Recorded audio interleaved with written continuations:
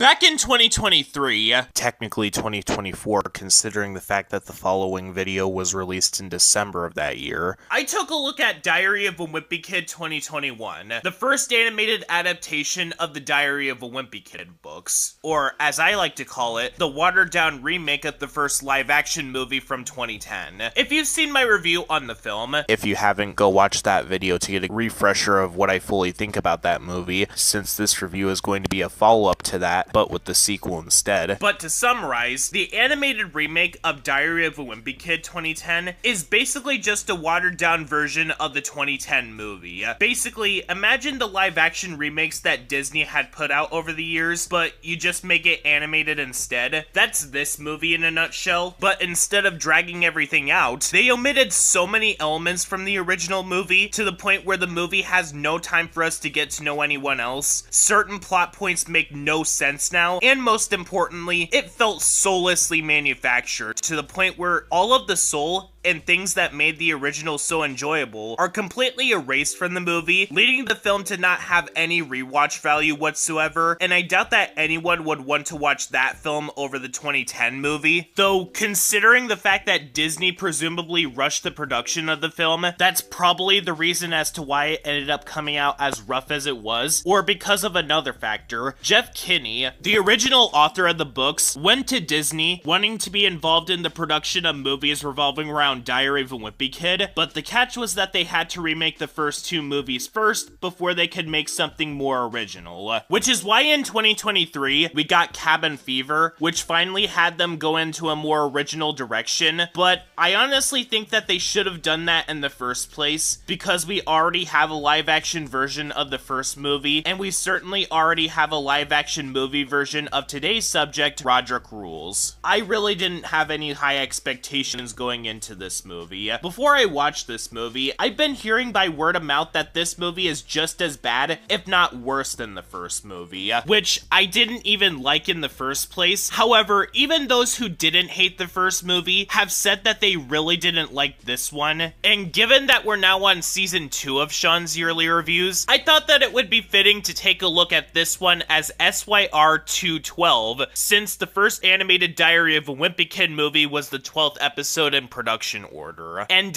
yeah, this one is very, very bad. Full disclosure, in this review, I'm not going to touch upon the animation because I already touched upon it enough in the review of the first movie, and, nothing about the animation in this movie has changed at all, presumably because this movie was in production immediately after the first movie wrapped up its production, and guess what? This film came out less than a year after the first, meaning that Disney gave them very tight deadlines. And it shows that they were able to get this movie done in under a year, because just like the first movie, this film literally does nothing but take elements directly from the original while not understanding what made the original work. Just like the original movie, this film omits so many aspects from the original live-action film, which results in this film to feel very incomplete, which is incredibly baffling because this movie is 14 minutes longer than the original. While it has been a while since I watched the live-action version, if you watched this movie with the most basic knowledge of what happened in the live-action version, you'd see that something is up immediately. Want to know how this movie begins? They start off the film by jumping immediately into the parents going away for the weekend, instead of simply building up to this. In the original film, the reason why the parents left them alone for the weekend was because Greg and Rodrick didn't get along with each other very well. This especially came to a head in the sequence where Greg gets humiliated at church because Manny left his chocolate bar in the car, which Greg sat on, making it look like he pooped his pants. And Rodrick basically puts his foot on the sweater to reveal the poop-like stain, causing Greg to attack Rodrick. So, as a result of this, Greg and Rodrick were left on their own. But in this movie, there's literally nothing. Please tell me, Mr. and Mrs. Heffley, why do you trust Rodrick exactly? You guys have seen the kind of stuff that he would do. And you guys have zero reason at all to even trust him because he doesn't seem at all like he's someone who is very responsible. And when they proceed to have Greg and Rodrick stay with their grandfather, the question is then raised, why didn't they have Greg and Rodrick go there in the first place? Oh, it's because they wanted Greg and Rodrick to get along with each other. Gee, maybe if you showed that they didn't get along with each other, I'd buy it. I mean, he was barely even present in the first animated movie because they spent most of it focusing on Greg and Rowley's friendship. The live-action version did this after it was found out by the parents that Greg and Rodrick threw a party. Them having the reveal done after they were forced to stay with their grandfather just destroys the plot, because this moment proved that the parents couldn't trust Greg and Rodrick to be on their own, and the parents making them stay there emphasized this. And at least in the original version, Greg and Rodrick were on the same page until the liar reveal storyline came in, resulting in Greg and Rodrick going back to being on bad terms with each other as soon as both of them get grounded. Meanwhile, in this movie, Greg and Rodrick were on bad terms with each other for most of the movie. It starts off with Rodrick locking Greg and Rowley in the basement all night, leaving them with nothing to eat. And when Greg basically gets back at Rodrick by threatening to tell their parents about the party, he basically guilt trips Greg into keeping things under wraps, but yet he still treats Greg like absolute garbage after he decides to clean up the mess that was entirely Rodrick's fault in the first place. Now, I know I've gotten onto Greg during the review of the first movie for how he treated Rowley, basically using his best friend's injury so he could get a table with him at lunch, but it actually goes into the opposite direction this time around. Greg tries to do the right thing, but gets guilt-tripped by Rodrick not to tell the parents, despite the fact that Greg has every reason in the world to not feel sorry for Rodrick. I mean, when Greg and Rodrick are forced to stay with their grandpa, Rodrick deliberately spits milk onto Greg's pants and then forces Greg to change his pants down in the lobby, despite the fact that he'd get publicly humiliated as a result. And he also gets called a peeping Tom because he accidentally walked into the girl's bathroom. Yeah, because the only thing that men think about is wanting to look at other women, apparently. Also, these grown women are chasing after a child over a misunderstanding. Just wonderful. I mean, at least in the live-action version, it was shown that Greg was voluntarily only wearing his underwear when he tried to chase after Rodrick, who was staring in his diary. Here, though, he was forced into this position. And in the live-action version, Rodrick only started acting like a jerk to Greg again after both of them get grounded. And by the way, in that movie, Greg actually did snitch on Rodrick. However, Greg was also trying to keep the events in the dark about what happened. It was only revealed that they threw a party because Greg and Rodrick took pictures and forgot to delete them from the camera. Here, though, Greg already took pictures, and because they randomly decided to have Greg be an idiot, he decided to not put the pictures in his pocket and just let them be in plain sight. The party gets discovered because Greg wasn't watching where he was going. He bumps into his mom, causing the pictures to fly into the air as she discovers the pictures. And while we're on this subject, while Greg is not as dislikable as he was in the first movie, he does a lot of stupid things that it would even make Patrick Star say that what you did was dumb. For instance, when Greg and Rowley had this one assignment due, which was this lifeboard project, Greg begs Rodrick to give it to him, and then gets mad when Rodrick wasn't truthful with him, even though you should have looked at the project first before you took it to school with you, Greg.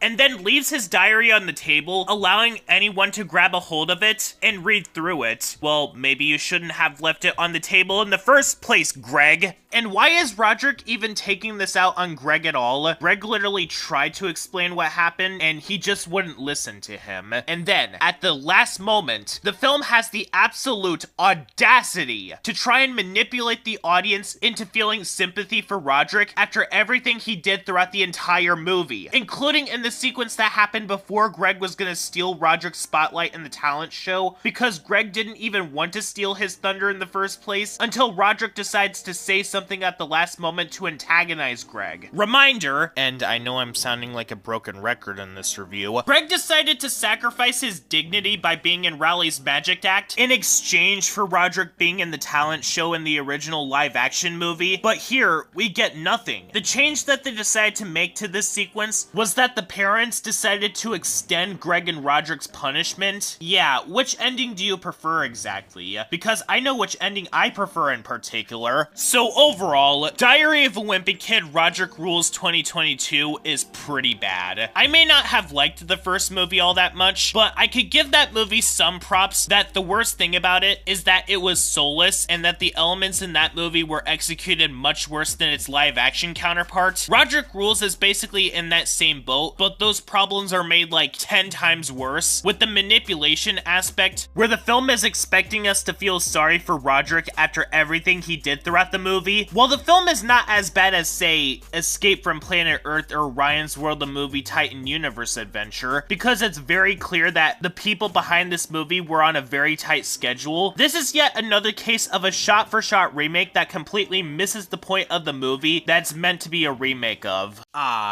The Lion King. What is there to be said about this movie at this point? So far in Sean's yearly reviews, we have reached the point where things have peaked tremendously. As in, The Lion King is one of my favorite animated movies of all time. Not just from Disney, but of all time, period. The movie is fun, emotional, has a bold message about either running from your past or learning from it, has fantastic musical numbers for the most part, and is timeless in every sense of the word, where you could show this movie to anybody, and they wouldn't be able to tell when this movie was made. Needless to say, The Lion King is the definition of an animated movie where every decision made was flawless, except for Can You Feel the Love Tonight, which was pretty much a generic love ballad, and people have taken issue with the climax of the movie, saying that Simba got absolved of everything, but I highly disagree on that. Scar basically gaslit Simba into thinking that he was responsible for Mufasa's death, and given that he was a child when this happened, he was obviously going to believe that this was the case. And this is a movie that in every single way does not need to be remade, because it's fine just the way it is. But it's too bad that Disney didn't get this memo. To begin this review right now, the original Lion King is an easy 10 out of 10 movie, and is definitely the best animated movie that I covered in Sean's yearly reviews so far. But much like what I did back during my review of the Lilo and Stitch remake, I decided to go ahead and get my thoughts on the original movie out of the way so they could basically talk about what this review is actually about, and that is the remake of The Lion King.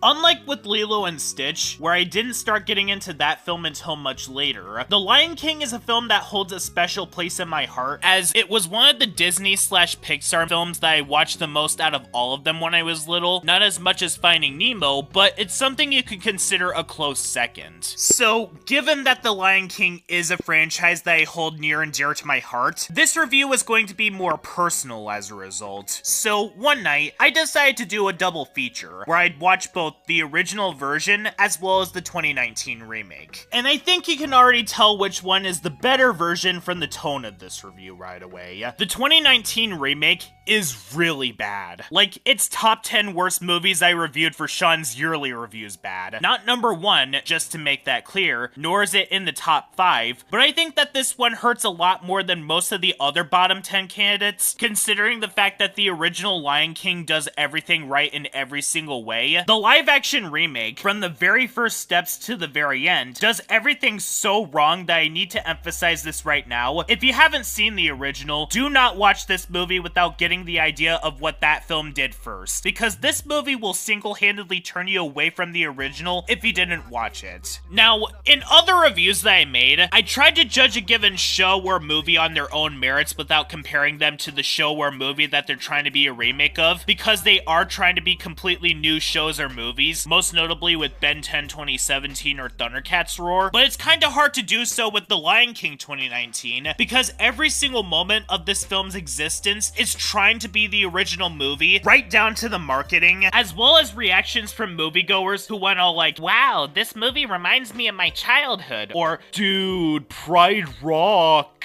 And so, because this movie is trying so desperately hard to be the original movie, I have to judge this movie exclusively as an adaptation of the original. And good God, this movie is a very soulless adaptation of the original film. If Lilo and Stitch 2025 felt like it was made by someone who actively hated the original movie, The Lion King 2019 feels like it was made by someone who was apathetic and didn't care about what they were making, so no passion was put into it whatsoever. If this movie was made by a low-budget studio who was trying to cash in on the original movie's success, like those cheap animated mockbuster movies, I honestly wouldn't care one bit. But since this movie is from the face of the entertainment industry and made over $1 billion at the box office, which was quite frankly undeserved, this movie is absolutely deserving of me being harsh on it because Disney is doing nothing but setting a bad example for their peers. Let's start off with what is the obvious problem with this movie, and that is the animation. Oh, I'm sorry. According to Jon Favreau, this is actually a live-action movie apparently because they used VR to make this movie, and used it to make the movie look extremely realistic, despite the fact that they still used computers to make this movie. Anyways, if the 1994 movie didn't exist, you wouldn't be able to tell how the characters were feeling in any sequences at all, because every single animal, no matter who they are, don't have any sequences where they're able to show emotion at all, because that's not realistic enough. So nearly every single sequence of this movie has them with this one blank expression on their face, even when they're supposed to be crying, even though in real life, animals do change faces when they feel a certain way. And if you really wanted this movie to be realistic, Sean, why did you guys have these characters sing then? Why did you not have Simba attack Timon and Pumbaa as soon as he woke up from his coma? And why did you have Rafiki use his stick in the climax? And the film having itself look all realistic actually hurts the movie rather than enhances it. Because the original movie was animated, they were able to do things that you couldn't do in live action, such as the Broadway music video scene in Just Can't Wait to Be King, and many of the locations seen in that movie were based off of real locations that the filmmakers took pictures of in Africa, and when brought into the animation, they made all of these locations look gorgeous. And even sequences like Simba, Timon, and Pumbaa eating bugs is just kind of there because they are exaggerations of what bugs look like. The exact same reason as to why the bug designs in A Bug's Life are appealing. Bugs in real life are incredibly disturbing up close, and seeing many of them move at the exact same time always made my skin crawl, and listening to their buzzing sends shivers up my spine. So you could imagine how I felt when seeing them move in herds in this movie. Also, Pumbaa's design in this movie, because he's an actual warthog, looks incredibly disturbing, and because most of the lions don't look too different from each other, it's incredibly difficult to tell who is who. Nala's adult design in this movie doesn't look too different from Sarabi's, as opposed to the original movie, where all of the lions had these distinct features that made them stand out from each other, where because Sarabi is Nala's senior, she looks older than Nala. And when Simba becomes a young adult in that movie, he has these facial features that make him look younger than Mufasa. But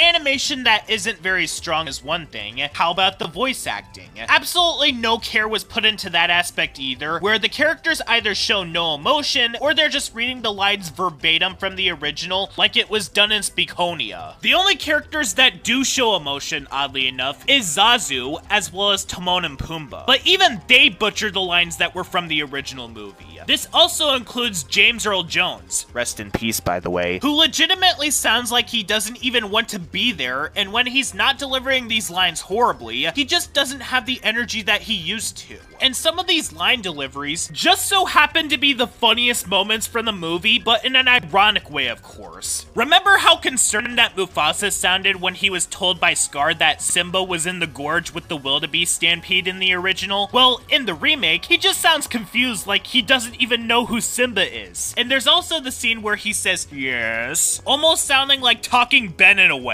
And because of the fact that absolutely no care was put into the voice acting in any way whatsoever, and they utterly butchered what they said in the original movie, this results in the characterizations indicating something else about them entirely. Which leads me into saying that this is one of the worst adaptations that I've reviewed so far for Sean's yearly reviews. Tom and Jerry Willy Wonka and the Chocolate Factory understands Willy Wonka and the Chocolate Factory more than this remake understands The Lion King. And that film went out of its way to butcher scenes so that Tom and Jerry would be there with the rest of the characters. I would ask if the filmmakers even watched the original movie that they're doing a remake of, but considering the fact that this movie has zero identity of its own, outside of having no passion, emotion, or flavor compared to the original, the filmmakers did watch the original movie and went out of their way to butcher nearly every single aspect from the original movie in an attempt to try and stand out from the original, but it failed miserably. Despite the fact that this movie is even longer than the original film, there are incredibly important sequences sequences that are removed from the film entirely. They changed Be Prepared, which was the best song from the original movie, into this lame chant that Scar does with the hyenas, and the original film had this very powerful message about either running from your past or learning from it. Yeah, they cut that sequence out entirely, but yet, they left in sequences that just linger on unimportant junk, like the beginning sequence with the mouse, where they decide to have him enter Pride Rock, or one that gets very disgusting. They decide to show the journey of Simba's hair traveling to Rafiki's place, and during the journey, a giraffe eats the hair, resulting in it popping up in a literal ball of giraffe poop. Someone actually approved of this. Yeah, the crucial development that got our main character to realize that earning his rightful position as king is not important, but a sequence with this dung beetle pushing a ball of feces is important to show our audience. And all sequences that aren't straight up butchered either don't make any sense now, or they are downright ruined. There are way too many of them to mention here, so here are the egregious ones. Remember in the original movie, where Mufasa was a responsible leader that also cared about his son? Well now, he's characterized to look like he doesn't care about anything. I mean, near the beginning of this movie, he wanted to hear the morning report from Zazu before proceeding to encourage Simba to pounce on Zazu, rather than Simba trying to pounce on something first before having Mufasa put that to the side so that his son would be happy. And in this remake, he cares less about the fact that his son could have gotten hurt by the hyenas and is more worried about the future of Pride Rock. They also made it to where Simba has no reason to feel as if he was responsible for Mufasa's death, because in the original movie, Simba thought that his roar was what caused the wildebeest stampede. Like, the only thing that he was told to do was to stay put, while Scar said that he was going to get Mufasa. Here though, Scar literally told him to roar, thus taking away that sense of responsibility that Simba thought was on his shoulders. I also really hate what they did to Zazu in this movie. They basically turned a character that, while got pretty sarcastic in the original movie, but still took his job seriously, into a stand-up comedian that does nothing but crack these stand-up comedy bits that destroys the mood. Muscle Man from regular show is a better comedian than Zazu is in this movie. The only characters that aren't butchered in this movie in some way are Timon and Pumbaa, but even then, they're just not the same characters without Nathan Lane or Ernie Sabella playing them. Though, them being in this group of animals completely misses the point of their characters, because Timon and Pumbaa were considered outcasts in the original movie, and that's not even getting into some of the other baffling decisions in this movie that I'm surprised didn't get this movie pulled from cinemas in order for these issues to get patched up. The Just Can't Wait to Be King sequence just has the characters running. There is no effort or creativity put into this sequence whatsoever. The only thing that was clever and creative about this was the standing in the spotlight bit, because it kind of looked like they were standing in the spotlight, but no, them having effort by having what the original movie had wouldn't be realistic enough for this movie. Also, the Can You Feel the Love Tonight song doesn't even take place at night anymore. How did you miss something this blatantly obvious, John? But yeah, if you couldn't tell by the tone of this video, I am going to make the exact same recommendation that I did at the end of my review of Lilo and Stitch 2025, and tell you guys to stay as far away from this piece of lion excrement as possible, and just stick with the original movie. Not only is the original movie a lot more appealing to look at, but it has something that The Lion King 2019 could only dream of having: voice actors that actually cared about their freaking performance. And if you really want any other Lion King media to fall back on, you'd be better off watching Simba's Pride 1.5, as well as the Timon and Pumbaa TV show. And even though I didn't really get into The Lion Guard because of that pilot movie, you'd be better off watching that show instead. Meanwhile, for The Lion King 2019, I am going to follow the philosophy that Timon and Pumbaa go by, and use Hakuna Matata to not worry about this movie for the rest of my days. Saving Bikini Bottom, the Sandy Cheeks movie, is a 2024 Netflix animated movie,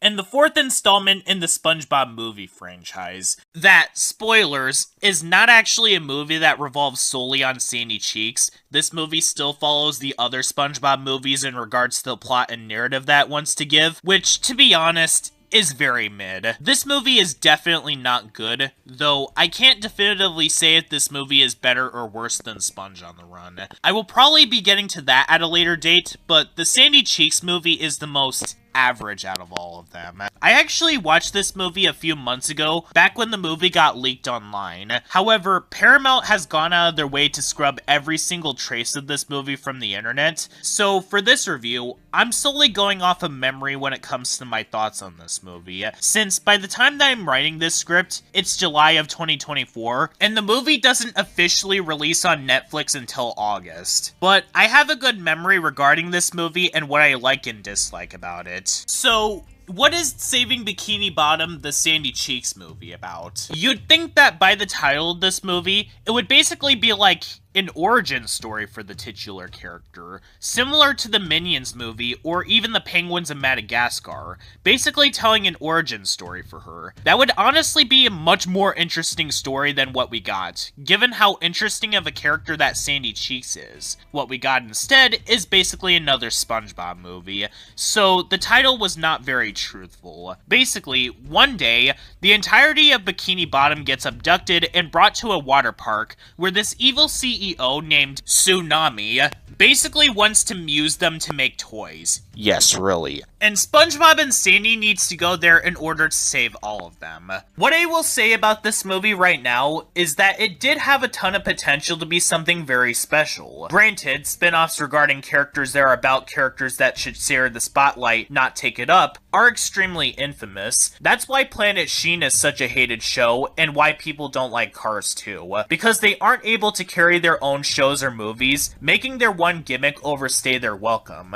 But Sandy Cheeks is actually very different. I can see a movie revolving around Sandy working just fine. The show itself had even made episodes where it's just Sandy on screen for a few minutes, and she was able to work just fine on her own. You don't even need to make this an origin story. You could just have Bikini Bottom get kidnapped, and Sandy would have to find a way to save Bikini Bottom. Problem solved. And it would also fit with the title of the movie, since the movie is supposed to be about Sandy Cheeks. But there's one specific issue with this. The movie, instead of being focused on Sandy, is basically just another SpongeBob movie. And in fact, I'd even say that this movie is no different than any of the other 3 SpongeBob movies. In fact, I'd say too similar to one of them. You know how one of the common criticisms that people have given Sponge on the Run was that it was too similar to the first movie? SpongeBob and Patrick team up to save Gary from Poseidon, leaving Plankton behind for him to be able to get the Krabby Patty secret formula? That is the exact same thing that this movie does,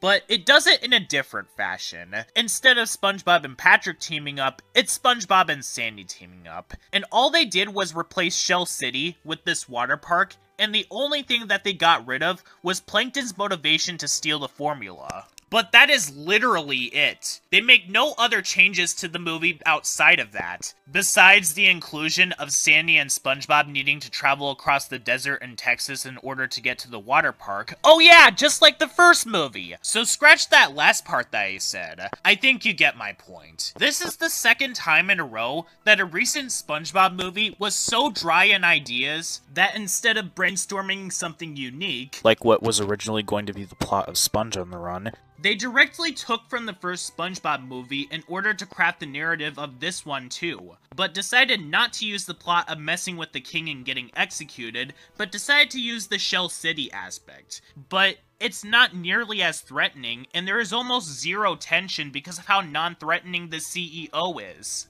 Give Sponge Out of Water some credit. That movie at least crafted its own story, with its own narrative, and the only reason the characters went out of water, given its title, was because the antagonist of the film was that. Out of water! It's debated whether people find that film to be better or worse than the first movie, but Out of Water was at least still trying to be its own thing. These past 2 SpongeBob movies were either made to make a quick buck or just reek of running out of ideas. And while we're on the subject of the Sandy Cheeks movie, it's honestly inoffensive. There isn't anything that I really hated about it, though the sequence where SpongeBob cries that he wasn't able to stream any of his shows on demand anymore, and the villain's song were very cringe-inducing, and I can see those moments dating this movie terribly. And this might be because I watched this movie back in January 2024, and I'm currently forgetting about a few aspects, but there was a moment that I found absolutely disgusting, but I'm forgetting about what it was at the moment. But besides those 3 things in this movie doesn't do anything too egregious, whereas from what I've been hearing, Sponge on the Run had a lot more sequences like that and felt corporately manufactured. Though, what I will say right now is that Sponge on the Run has the better production values in every single way. What I will say about this movie right now is this. The animation in this movie is nice. It's not Sponge Out of Water or certainly Sponge on the Run levels of quality, but the textures still look nice and still captures the charm of the third movie's 3D look just fine, even though granted, at times, the animation can get very unpolished and feel like I'm watching a video game cutscene. Still leagues above Camp Coral, but still. No, the point where the movie's production values falter heavily is in the film's special effects. Good God, the effects in this movie during the live-action parts are absolute garbage. Why couldn't they have had this be a Spider-Verse 2.5D kind of film, instead of whatever this garbage is on display here? Let me put it this way. The effects on when SpongeBob and Patrick ride on David Hasselhoff's back in the first SpongeBob movie look way better and are way more technically sound than whatever the truck this movie is trying to do. The effects on this evil CEO look like they're green screen throughout the entirety of the film, and these effects look and move in a way that are absolutely terrible. Not only do these sequences not look convincing in the slightest, come on, that's not a child! All you did was Photoshop her head onto a child's body! But also, whenever these sequences show up, it's when the production values get really trucking bad. If the film really wanted to show that the CEO woman is actually a cyborg, fine. And if the film wanted to have a climax where she becomes attached to a monster fish, that's also fine. But the special effects are puke-inducingly bad, and it's also when the frame rate of the film gets really choppy.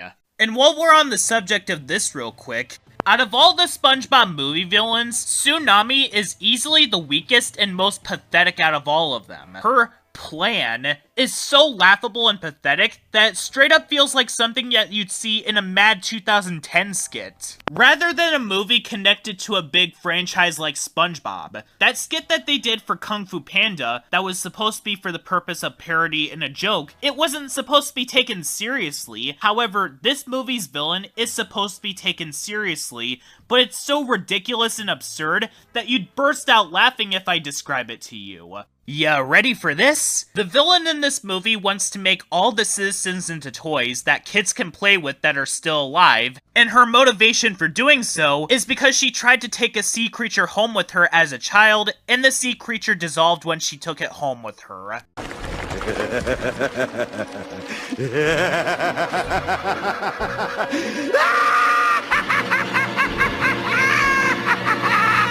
Let's compare this villain to the villains from the previous 3 SpongeBob movies real quick, and come right back to this one. The first movie. Plankton steals the crown from King Neptune so that he could steal the formula from Mr. Krabs and take over Bikini Bottom. The second movie.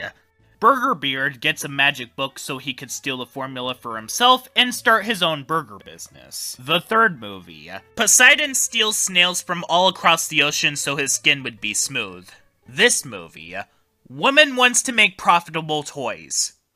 You see the problem yet? And the worst part about this plan is that it's not even threatening in the slightest, nor is there even all that much urgency to really stop her outside of the main sea creature that she's cloning not being able to live anymore. And her motivation to why she's doing this makes no sense whatsoever. So, she wanted a sea creature that she could have in the comfort of her own home. Okay, well, you know what we call that, right?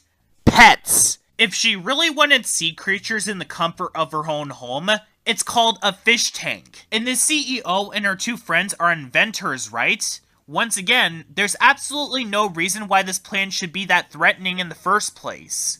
Because they could have just made a machine where all the cloning process needed was a sample of the fish's DNA and it would have turned out the same. She's not holding any one of them against their will, and the movie doesn't make any sort of other indicators of their life being on the line that badly. Honestly, I think a better alternative should have just been to have a machine that clones fish by their DNA, and she'd milk them against their will and blackmail them with the possibility of feeding them to this monster fish if they don't comply with their demands. But nothing is ever really at stake all that much, so I'm just thinking to myself, lame!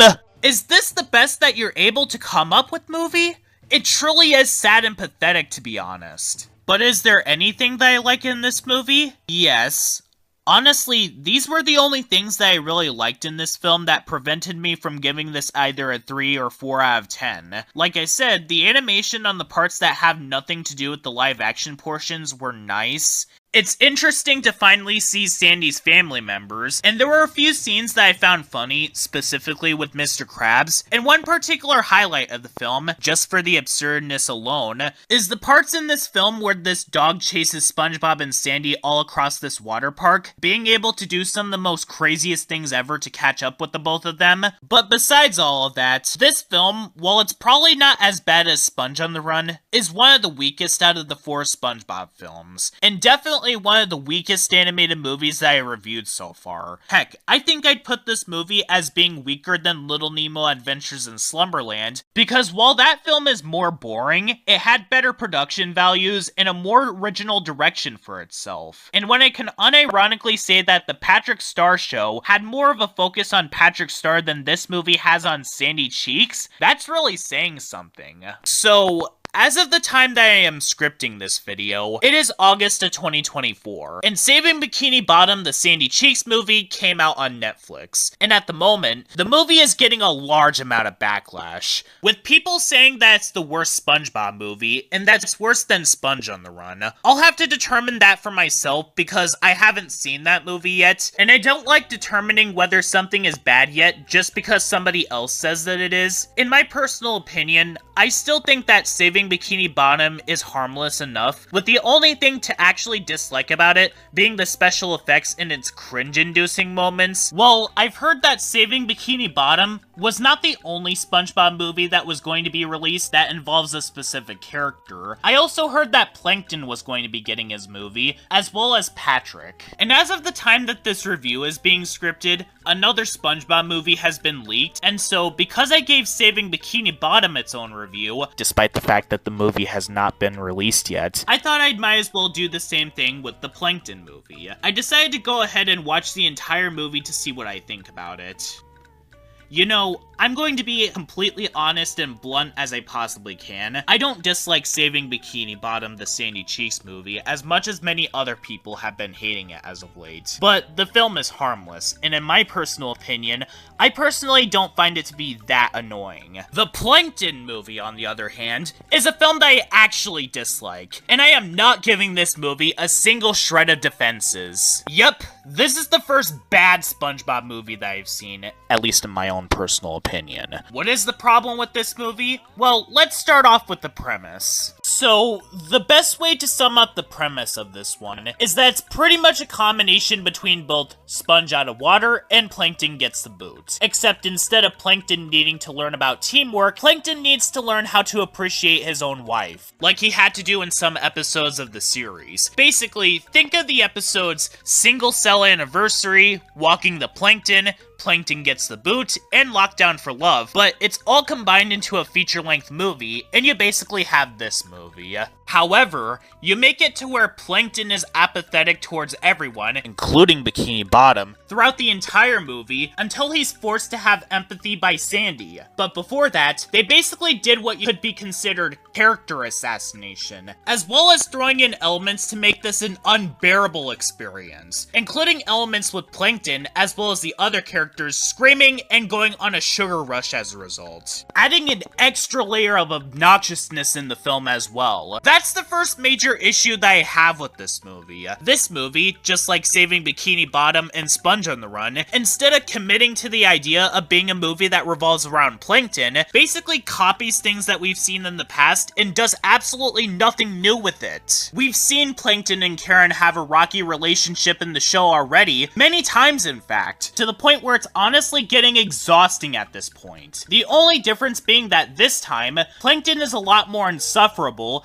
and Karen has been pushed far enough to the point where she ends up becoming the antagonist of the movie. Though, while Tsunami from the fourth movie was more pathetic and lame, Karen in this movie is extremely sympathetic, and that Plankton ends up being the one who pushed Karen into this. Though, if there is something that you could at least give Saving Bikini Bottom credit for, it's that the film at least did things. Granted, the effects in that movie are absolutely atrocious, and the film was the first movie set in Texas, but it did things. The Plankton movie has filler for the first 40 minutes of its runtime, and the film doesn't go anywhere with what it's trying to do until literally over 40 minutes in. The first portion of the movie is focused on the plotline of SpongeBob and Plankton getting their hands on the equipment from the college that Plankton went to for the older version of Karen, but it ends up being a waste of time anyway, because as soon as Plankton puts the old version of Karen back together, it ends up being useless anyway, because both of them end up merging anyway. So, the purpose of SpongeBob and Plankton getting the old version of Karen was all for nothing! Absolutely nothing!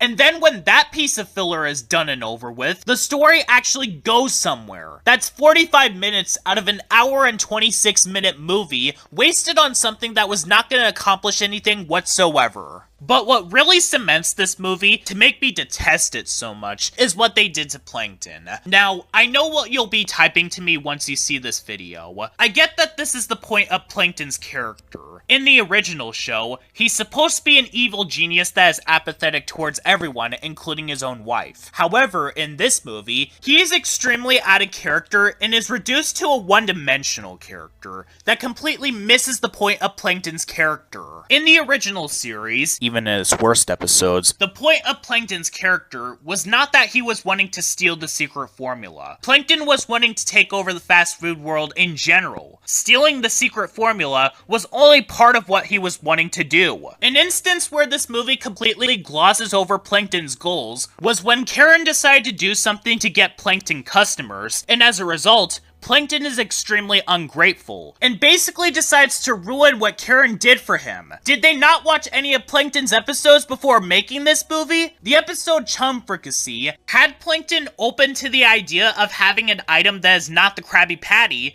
and what this movie is doing is literally the exact same thing. And there are also other points, even in some newer episodes, where Plankton temporarily gets customers through other things outside of Krabby Patties. And on top of this movie turning Plankton into the one-dimensional version of himself, they also make him a much bigger jerk than he was beforehand. To put this in perspective, this movie not only rips off the second movie, but they also rip off the episode Plankton Gets the Boot. In that episode, Plankton and Karen have a falling out that results in them splitting apart, leading Plankton to have to look for a way to get her back. And they also take from the episode Karen 2.0 by having Plankton build a new version of Karen to replace the old one. But in all honesty, this is definitely the worst thing that showed Karen and Plankton's relationship in the entire franchise, because Plankton is freaking insufferable in this movie. I'll get to what he does in this movie in just a second, but allow me to clear up what some people are going to say. Now yes, I understand that Plankton was also like this in the show. There are times where Plankton and Karen would argue with each other, to the point where Plankton cheats on her and enemy-in-law, but Plankton did still care about her, even as late as the recent seasons. And even at his worst moments, disregarding Lockdown for Love, he did still have a heart in the end.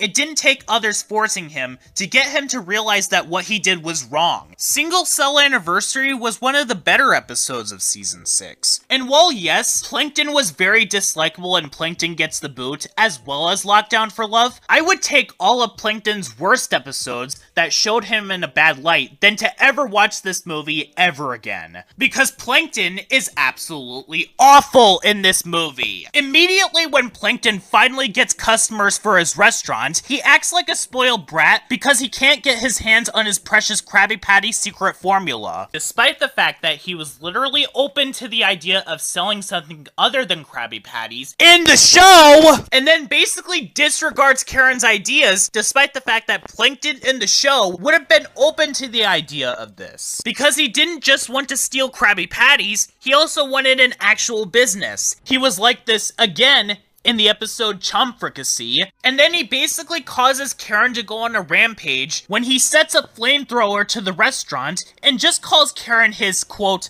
assistant. Again, missing the point of his character. Plankton in the second movie cried when he had to get rid of Karen when he and SpongeBob had to make the time machine, and in the Season 9 episode Plankton's Pet, he's worried sick for Spot when he ends up going missing. In this movie, he straight up doesn't care about anybody. Even during the pointless Act 2 breakup between him and SpongeBob, where he sings a song that is sad at first, but then near the end, before it gets interrupted by Karen, he sounds proud and confident about himself being a jerk, and then sounds ungrateful when Sandy, Pearl, Mrs. Puff, and SpongeBob saves him from getting frozen. Yeah, he ends up getting empathy for Karen near the end of the movie, but this still massively misses the point of his character. He shouldn't have had to learn this lesson in the first place, because this is something that he already knows! Sorry, I just needed to let off a bit of steam right there. Let's just move this along before I go crazy. And as a movie that is based off of an animated series, this movie fundamentally misses the point of SpongeBob, right down to how this movie retcons things. Just like what I said back during my review on Camp Coral, this movie once again, just like Kitchen Sponge from that show, rewrites how Plankton wants to steal the Krabby Patty's secret formula. Plankton and Karen see the Krusty Krab from across the street, he tries a Krabby Patty, and makes it his life goal to steal the formula. Even though Friend or Foe already gave us an origin on this, and it's already bad enough that this movie fundamentally disregards Friend or Foe, it also disregards Camp Coral, because Mr. Krabs and Plankton should already know each other by this movie's own logic. But anyways, I think I did enough rambling for this review. What are my overall thoughts and opinions on this movie? Well, if I didn't already make this clear, I despise this movie a lot. Would I go and say that this is the worst SpongeBob movie? Not yet, because I've yet to have watched Sponge on the Run, and I'm not judging that movie yet until I see it for myself. But what I can say is this. While yes, Saving Bikini Bottom, the Sandy Cheeks movie has the worst effects, I hate this movie more because it's a lot more insulting and infuriating than that movie is. And let me be as clear as I can. Better visuals does not mean that a movie is better. And this movie is a prime example of that. And in terms of movies reviewed for Sean's yearly reviews so far, this movie is still better than Raya and the Last Dragon because it's more harmful. The Tom and Jerry 2021 movie is better than this movie because it's less insulting and could have worked without Kayla. So overall, Saving Bikini Bottom, not worth the bashing. The Plankton movie, on the other hand, worth all the bashing indeed. The Loud House. What can be said about this show at this point? During the 2010s decade, Nickelodeon was in the roughest period of its existence that it's ever been. While yes, there was the occasional time where Nick was able to get things right, like The Legend of Korra, Teenage Mutant Ninja Turtles 2012, Harvey Beaks, or even Rise of the Teenage Mutant Ninja Turtles, it was the worst period to be a watcher of Nickelodeon. With things like The Fairly OddParents continuing to implode on itself, Nick barely giving any of its shows a chance to stand on its own, rather than be the next SpongeBob, and get so desperate for new ideas that they decide to look to the internet for new shows. But then The Loud House premiered, and at first was an immediate success, being the first Nicktoon since The Fairly OddParents that actually beat SpongeBob SquarePants in its ratings, which honestly showed Nickelodeon that not every new show had to be as successful as SpongeBob in order to become popular, and they seem to have started to go into a brand new direction until they trucked over Harvey Beaks, and The Loud House itself began to go into seasonal rot, after Chris Savino got fired from the show for entirely justifiable reasons. And to make it clear, Chris Savino is an absolutely horrible person, and Nickelodeon had every reason in the world to get rid of him. But knowing Nickelodeon's history with running beloved shows into the ground, with the middle seasons of SpongeBob, and especially Rugrats and Fairly OddParents, as a result of its creator getting fired from Nickelodeon, the show has jumped the shark in ways that are so noticeable that even hearing about what the show has been doing in recent years are enough to see how far the show had fallen. Implementing fantasy elements into a show that started off being down to earth to the point where there's an episode that actually has zombies in it. Not the kind of zombies that you've seen in One Flew Over the Loud House, where the zombies are exaggerated to match someone who is sick, actual real-life zombies. And the first Loud House movie has a dragon in it. And it goes right back to the problems that the show had at the beginning with its treatment towards Lincoln, which the show has started to phase out of in seasons 2 through 4, eventually devolving into pulling a Teen Titans Go with the taunting hour, where it uses the other characters having critics as a metaphor for critics of the show. And I've also heard that the first movie was really not good, and I don't know what people think of No Time to Spy, so this review will act as me going into it as someone who hadn't watched any episode episode of the show in years. Because the last time that I watched the show was in 2020. The last episode that I watched was Ghosted, for the record. That's because I started becoming hyperfixated with making videos, drawing, and watching shows and movies for Sean's network and yearly reviews. So I ended up dropping the show, and honestly for the best, especially given that the current showrunners really do a poor job at taking criticism, basically telling critics that if they don't like the fantasy elements thrown into the show, to just not watch the show, despite the fact that the Loud House started off being down to earth, and your job of working on a show like this is to try as hard as possible to keep that vision intact, the exact reason as to why Kennedy cartoons got fired from Tiny Toon Adventures, constantly going off model against Steven Spielberg and Tom Ruegger's wishes, leading to episodes having to be reanimated. Though, I decided to make an exception with this review because a friend group of mine sent a link to the movie, and I took the time to watch it. And wow, this movie is not good. And no, I'm not saying this because of the fact that I hate the Loud House, and was just going in to hate watch this movie because of some kind of bias. I stopped watching the show back in 2020, right after the show started going through seasonal rot, and I haven't kept up with anything that they've done since. So, I'm going into this movie with a fresh mindset. Full disclosure, I am going to be simultaneously talking about the issues with both the show and this movie during this review.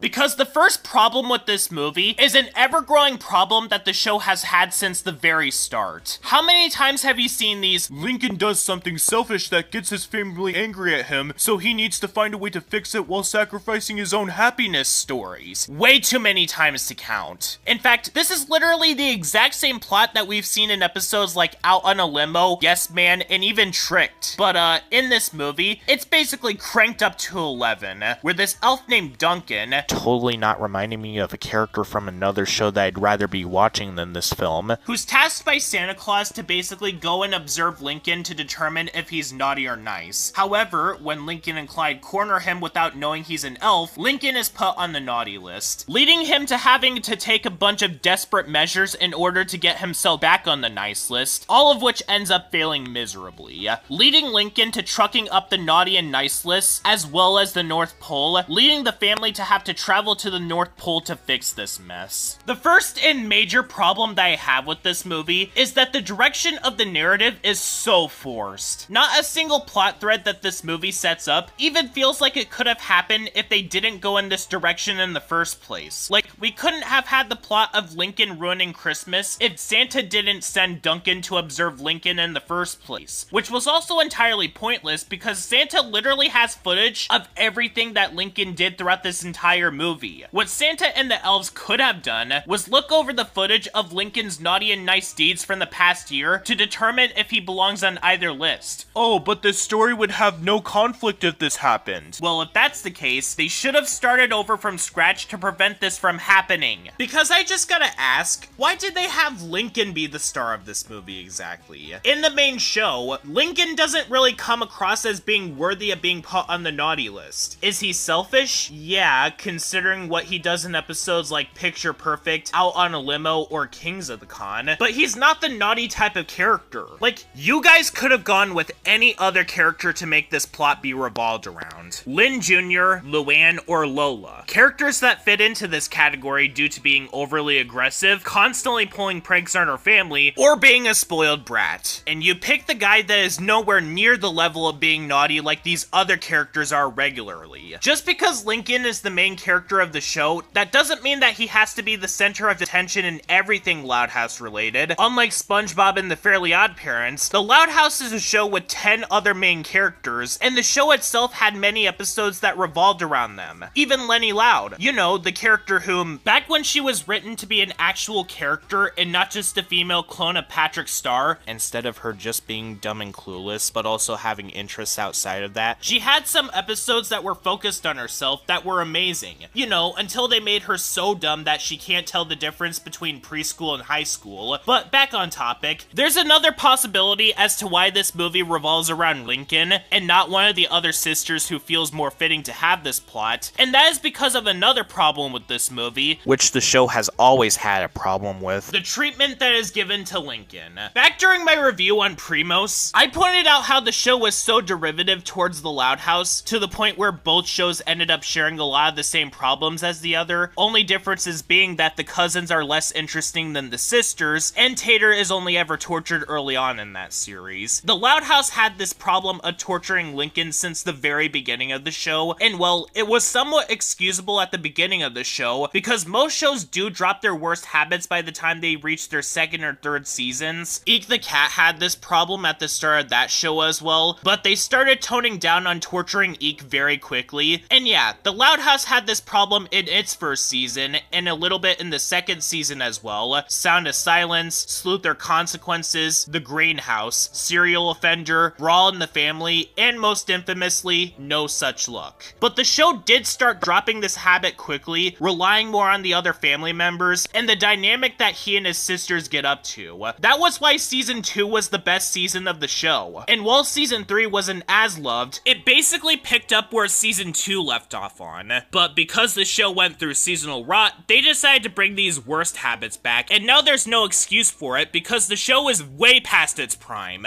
And with this problem of the show bringing the Lincoln torture back, we have to go through the Lincoln torture with this movie. I understand that in the movie, Lincoln and Clyde did corner Duncan, which did cause Lincoln to receive a bunch of naughty points, but that was by complete accident because Lincoln and Clyde didn't know that they were holding an elf hostage. They thought that some random person was spying on them, and that's a completely normal reaction for a person to have if they are being spied on. But Duncan decides to not give Lincoln a chance at all to prove that he didn't mean to hold him hostage. If anything, Duncan's attitude while he's observing Lincoln comes across as dismissive, as if he wants Lincoln to be naughty just so he could get home instead of giving him a chance. And while I don't think that it was right for Lincoln to go with the decision to hack into the North Pole so that he could get himself onto the nice list, resulting in the naughty and nice list being swapped completely, at the same time though, if Lincoln didn't do this, he was gonna be put onto the naughty list unfairly, especially considering all the torment that Lincoln is constantly subjected to in the show, and them picking the wrong character to make this story revolve around. And while we're on the subject of this movie dunking on Lincoln, the reasons for Lincoln getting onto the naughty list feels so forced. Not to mention, it also shows a sense of favoritism on this movie's part. So, part of the reason why Lincoln is on the naughty list is because of a prank that he pulled on Principal Ramirez, and because he tricked his class into getting ice cream. Okay then, so in that case, why is Luann not on the naughty list then? If we were to play it by this movie's own logic, she plays pranks on other people that are far more severe than what Lincoln did. I mean, she is the same girl who had a bunch of stunt doubles of the family go around and had them ruin the family's lives. Plus, I don't even think that Lincoln would be callous enough to do these things, given how beaten around that he is most of the time. And what about Lola or Lynn Jr.? And there's even Lori, whom outside of teaching Lincoln the lesson that when a girl picks on you, that means they love you, she has several moments where she threatens her brother, including the fact that she has Lincoln go on a date with his bully to get Bobby to date her again. Even Lenny had done worse than anything that Lincoln had done in the show, in spite of the fact that she's one of the show's nicer sisters, basically trying to ruin Lori's chances of getting into college because she wouldn't be able to do her activities with Lori again. But then I remembered that this universe is just out to get Lincoln. That is the only solution that I could come up with, which could explain why the naughty and nice list has favoritism.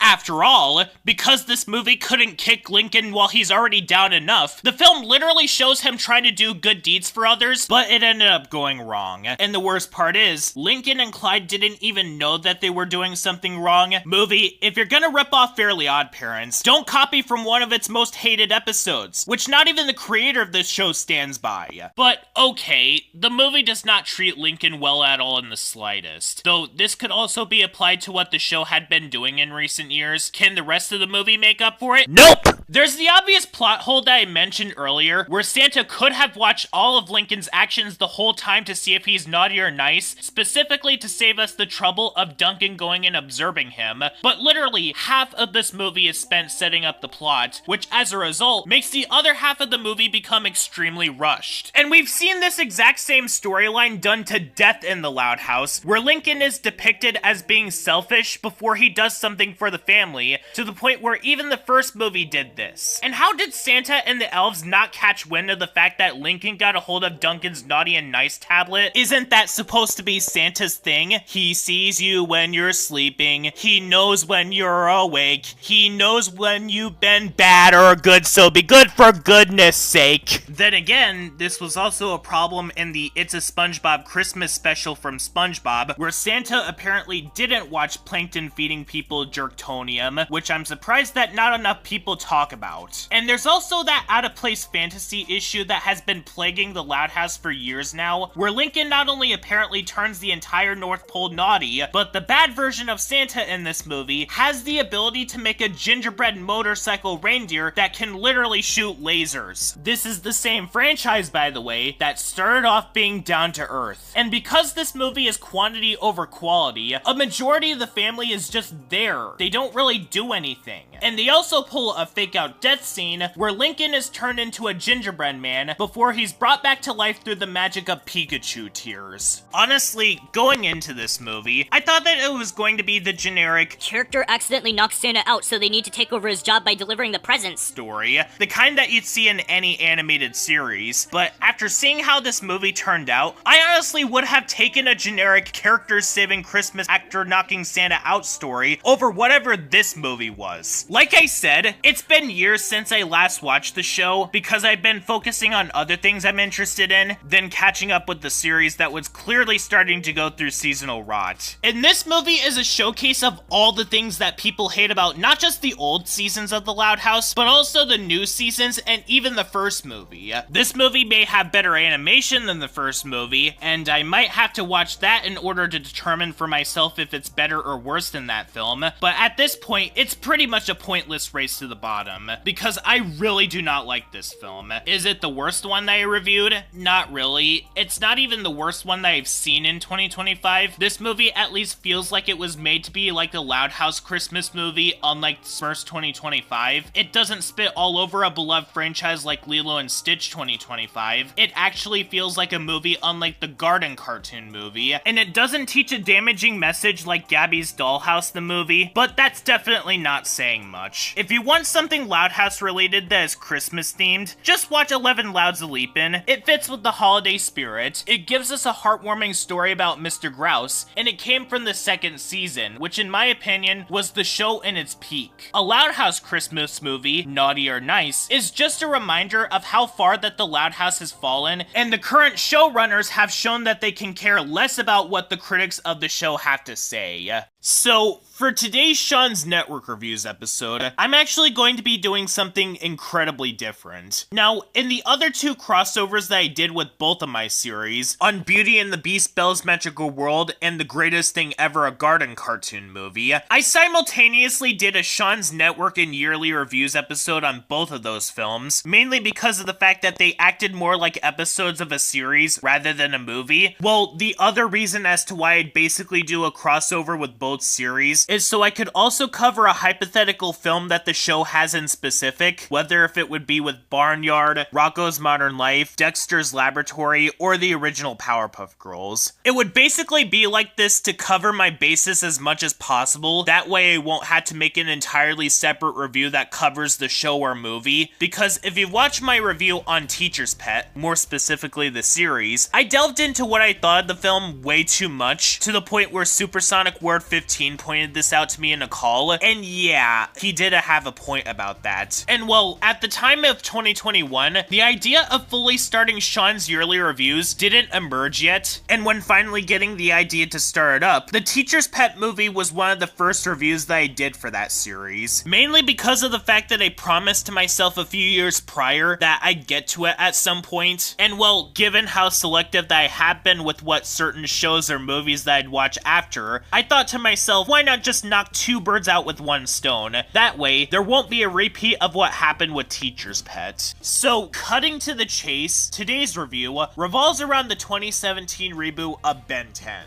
I am going to be straight up honest right now, when I was younger, I didn't really get into Ben 10. Around the time that the show came out, I didn't really watch Cartoon Network all that much. I remember watching Nickelodeon a lot more, and even then, my memories from Cartoon Network at the time were with either Foster's Home or Camp Lazlo.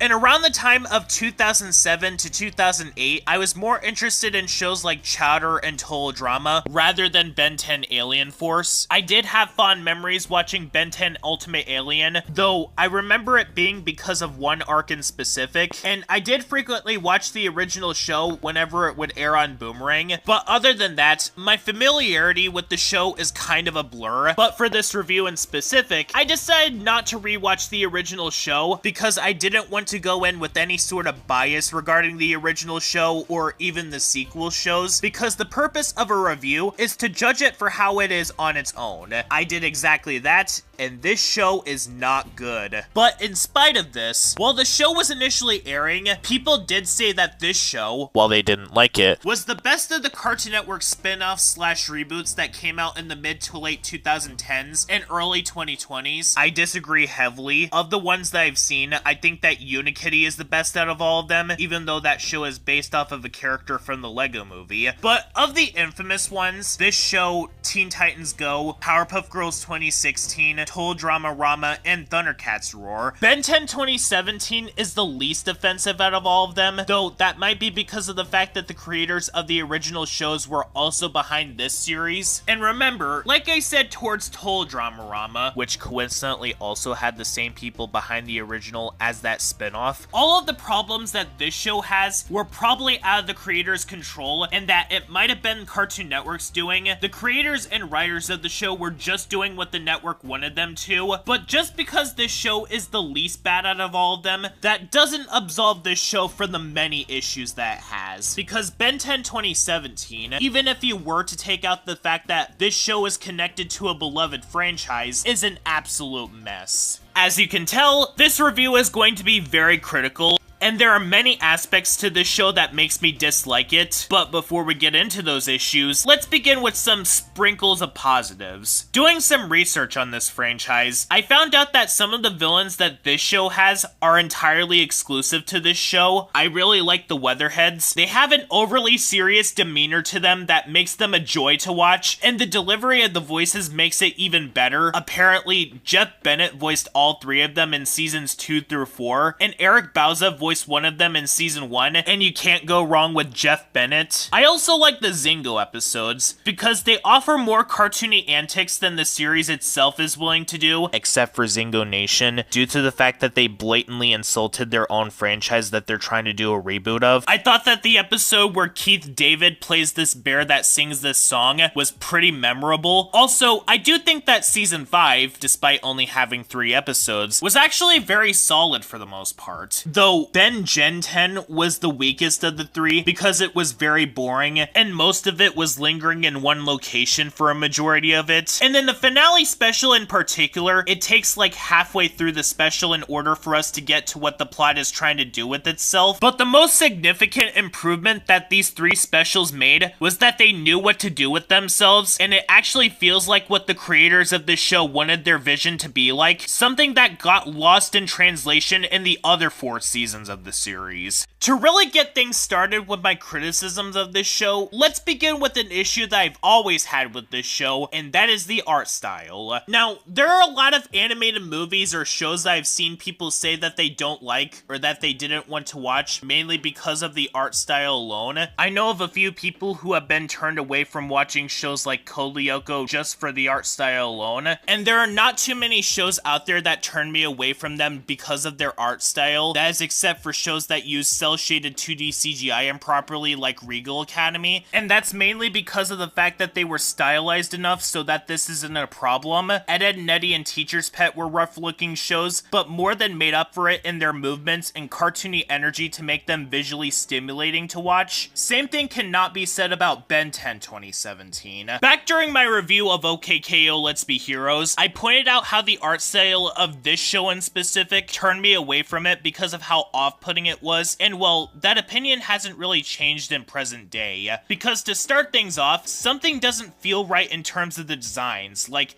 the aliens and otherworldly creatures that appear in this show look fine, but not so much on the humans. And I think I know exactly what is wrong. The designs feel like they want to go for a more subtle and detailed approach, similar to the other incarnations of Ben 10, while also trying to blend it with the cartoony direction, but because they don't want to go all the way with it, at least leaves the designs in this awkward middle ground where it leaves you with a weird feeling like something doesn't feel right. And it also doesn't get any better with some of the background characters, as well as some of the characters that were not even made for this show in specific. Their facial features are way too small, and for some of the younger characters, they feel the need to make their pupils way too big, and because this show doesn't follow the animation principle of appeal with the human characters, they very easily fall into the uncanny valley. But the worst aspect of the art style is whenever the characters open their mouths. Whenever the characters speak in any sequence of this show, they always feel the need to show these huge gaps on the sides of the teeth. What cartoon does that? It just looks so awkward and off-putting. I know that a lot of people take issue with what they call the heel art style, which the correct term would be the bean mouth style. In those shows, at least the designs were appealing, and whenever a character spoke in those shows, they talked like how you'd expect that a character would talk in a show like it. Ooh, so you expect this show to play things safe now? Not at all. I mean, considering what we've seen from OKKO or Rise of the Teenage Mutant Ninja Turtles, I'm all for a show that tries to do its own thing because of how unique and risk-taking they were. But that's actually the other problem with the art style of Ben 10 2017, and that is in regards to the animation itself. Like, the animation in motion is fine, and I really do like the background art of the show, but whenever the series is not putting me off by the designs, and whenever the characters open their mouths, this show plays things way too safe most of the time. I know that there are a lot of people who have gotten onto certain Cartoon Network shows for how they constantly went off model, such as Steven Universe, and yes, that was definitely a problem with that show, because it was a lot more story-driven in comparison to other shows that were running at the same time as it, and I've certainly gotten onto shows like Powerpuff Girls 2016 and Thundercats Roar for how way too far they went with it, but Ben 10 2017 has the opposite problem. It honestly gives me the same kind of vibes as Schnookums and Meat, as this show often feels like it wants to go into a more cartoony direction, but it's too afraid to do that at the exact same time, which is a major problem. Because this show is apparently supposed to be a comedy show where the jokes are indicated through its visuals, or barring that, you should be able to use the dialogue to indicate that you are doing some kind of joke. In contrast, Mighty Magiswords came out less than a year before this show came out, and while that show does have its own problems, even when separating it from what the creator had done, they were able to go all the way with their visuals. Same thing even applies to OKKO, which, bear in mind, is an action show that aired on the exact same network, and that show came out less than a year after this show came out as well. In fact, the design that Ben was given in the Crossover Nexus special was a lot better than the design that he has in this show, because whenever he did emote in that special, it actually felt like he was able to express himself, including the fact that his facial expressions were actually able to go all the way with it.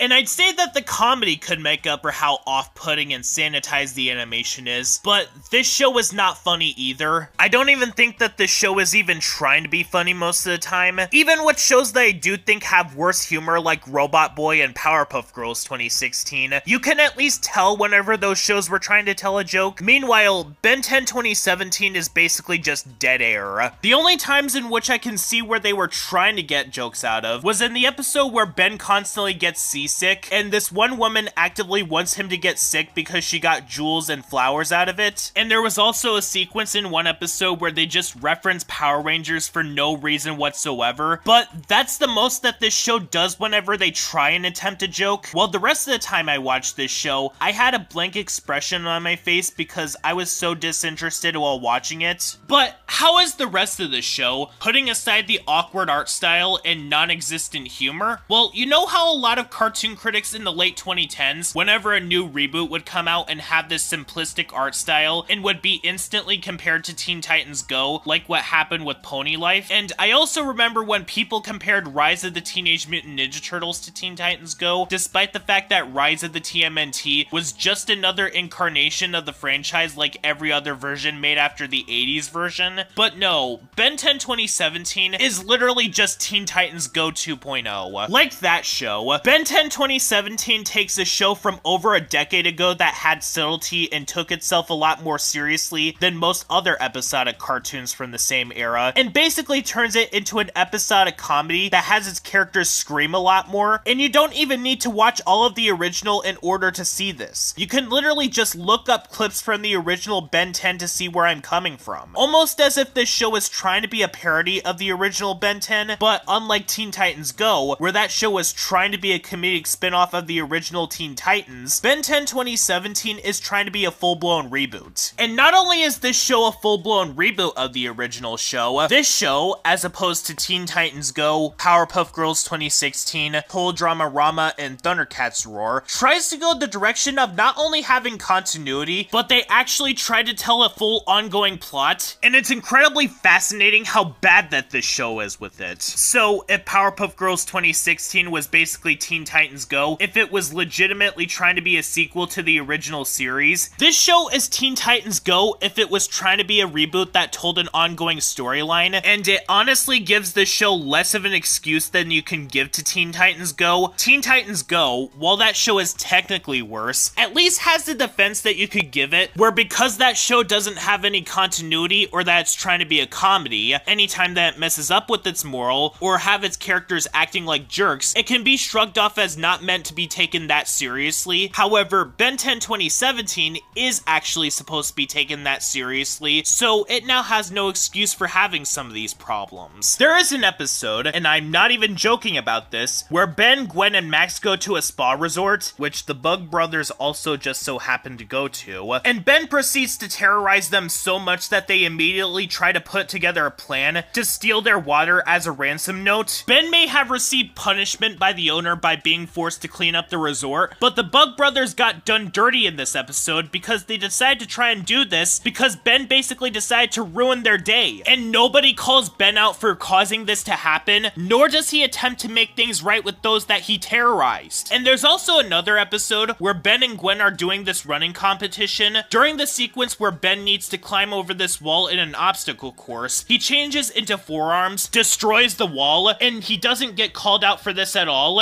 And while we're on this subject, I think that people were sleeping on this show way too hard because season 1 was just kind of forgettable, but not the worst thing ever. However, the show's worst traits started showing by season 2. Getting this out of the way, Safari Sabad is the worst episode of the entire series. Now, I've been saying so far that this show is the least bad out of the spin-offs slash reboots that came out on Cartoon Network in the mid to late 2010s decade, because unlike the other ones, the show is not annoying, and most importantly, the show doesn't have any alarming content, but this show had at least one time in which they had this. Remember Painbow from Powerpuff Girls 2016? I do, and I certainly want to forget about that episode. Well, this episode is literally the exact same, where Timbuktu uses a voodoo doll of Ben to have him do whatever he wants, including the fact that there's a sequence where he forces Ben to twerk in front of a bunch of people. And when watching this episode for the first time, I went all like, "Why, show? You were doing so well with how harmless you were being until you threw this in." Sure, this only happened for a few seconds in that episode, but at the exact same time, Painbow also only had this happen for a few seconds, so yeah, this episode gets to join the unholy trinity of Cartoon Network shows from the 2010s decade that had that one extremely alarming moment. And the show is also terrible with how it tells its ongoing storylines. Watching through season 3 was one of the most tedious experiences that I had while doing Sean's Network reviews so far, and bear in mind, I sat through the entirety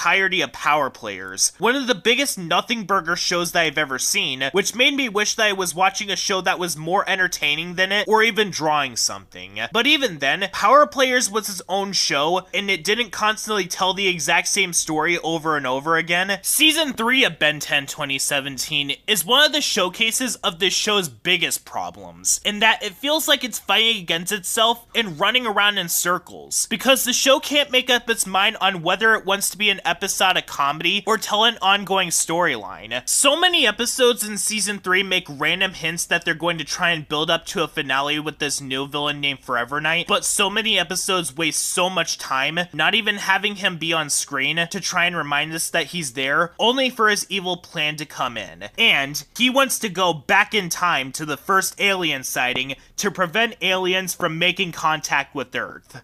That's right. He wants to go back in time to the first alien sighting to prevent aliens from making contact with Earth. To the point where Steven Universe is looking at this show and blushing in embarrassment. Almost as if Man of Action originally wanted this show to be a story-driven show, but Cartoon Network was constantly discouraging them from doing that, leading there to be as many filler episodes as there are. Now yes, admittedly, shows like Adventure Time, regular show, Steven Universe, OKKO, and Amphibia also started off like this, starting off being episodic before attempting to tell an ongoing plot, but those shows at least had plans to tell an ongoing plot from the beginning of those shows, especially in the case of Amphibia. They weren't just gonna have Anne be stuck with a family of frogs forever, and they basically started off like this because they wanted to ease their viewers into their world. Ben 10 2017, just like the other aforementioned Cartoon Network spin-offs slash reboots from the 2010s decade, just throws us into the show immediately. Literally, the first episode is about Ben being forced to clean the RV after he makes a mess in there. They didn't even bother introducing any of its characters to newcomers who might not have seen the original Ben 10 shows, and considering the fact that this is a reboot, not a sequel series like Alien Force, Ultimate Alien, and Omniverse were, that just makes the issue even worse. And the other reason as to why I have such a distaste towards Season 3 is because so many of the episodes are just repetitive. Did you not get the fact that Ben and Kevin hate each other the first time? Well, let's repeat this exact same story 20 times more, as if you didn't get it the first time. And there are even moments where they just tell the exact same story again and again and again. That story being about Kevin joining up with the villain of the episode to help with his evil plan, only for the villain to backstab him at the end of the episode. And considering the fact that this show has actual continuity, that only makes this problem even worse. Kevin never gets punished for this, by the way, nor does he ever get called out for actively working with the villain. And considering the fact that in Ben's worst appearance, Buggin' the Bugs, the show knows what the term guilt by association means, it's kind of counterintuitive that this show never calls Kevin out for actively going out of his way to work with the villains. And there are also other problems with the show as well, such as how incredibly boring it is. The series honestly feels like one of those filler shows that Cartoon Network played during the daytime in the 2000s or 2010s. The series really is that forgettable. The only difference being that Cartoon Network played those shows during the day when not too many people were watching, while the shows that people actually watch the network for would come on later in the day, and those shows were at least their own things. You wouldn't be able to get those kinds of shows anywhere else. You could literally get the exact same experience from this show with the original Ben 10. The only thing that separates this show from that series is the art style. The show is broken up into 11-minute segments, and the show is a lot more loud than the original show. Also, this new character named Simon is such a wasted character. He has an interesting concept to him, which I think could make for a pretty interesting series, having a backpack that allows him to control a giant robot, but they do literally nothing with him. He's just there as a way to say to the audience, hey, doesn't this seem familiar? Wink wink, nudge nudge. And the best way to describe him is that he's basically just Caillou if he had a backpack, and he only has like 5 major appearances in this show. 2 of them are not important, and one of them is another one of my least favorite episodes from the show, because during a traffic jam, he puts the lives of several people in serious danger, and he receives no consequences for it at all, and he barely has any other major appearances in the show afterwards to make up for this. Then again, this isn't the first time that I come across this problem for a Sean's Network Reviews episode. Hello, Bobby Blobby from Power Players. As for the Ben 10 versus the Universe movie, the film is surprisingly solid. This movie does have its rough moments, such as the mean-spirited tone with Ben getting accused of being Vilgax, as well as the Grey Matter Yoda knockoff being apathetic towards what would happen to Ben and his family. But like the final 3 specials of this series, this is the closest that the reboot of Ben 10 had ever gotten to feeling like it knows what it wants to do with itself. And to be honest, when people said that the series started improving towards the end, this movie and Season 5 are what they were referring to. Though, while these 4 things were not enough to save the entire series, they made things worth it in the end. So, if I were to give out any sort of recommendations for this show, I'd say that only Season 5 and Versus the Universe are worth watching. While Ben 10 2017 is not the worst animated show that I reviewed for Sean's Network Reviews, I mean, I'd rather sit through this show than either Powerpuff Girls 2016 or Thundercats Roar. That's definitely definitely not saying much, because to give you an idea of how disinterested I was while watching this show, I first started watching the show in August of 2025, and at the time that I'm scripting this review, it's January 2026. In that time, I watched through shows like Total Drama Rama, Oshi no Ko, and Shirley, Rent-a-Girlfriend, Tom and Jerry Tales, and Tying the Knot with an Amagami Sister, shows that did at least get a reaction out of me for better or for worse. The only reaction that Ben 10 2017 got out of me was boredom, and all it did was remind me of shows that I'd rather be watching. How this show managed to last as long as it did, even surpassing Omniverse in episode count, will always remain a mystery to me.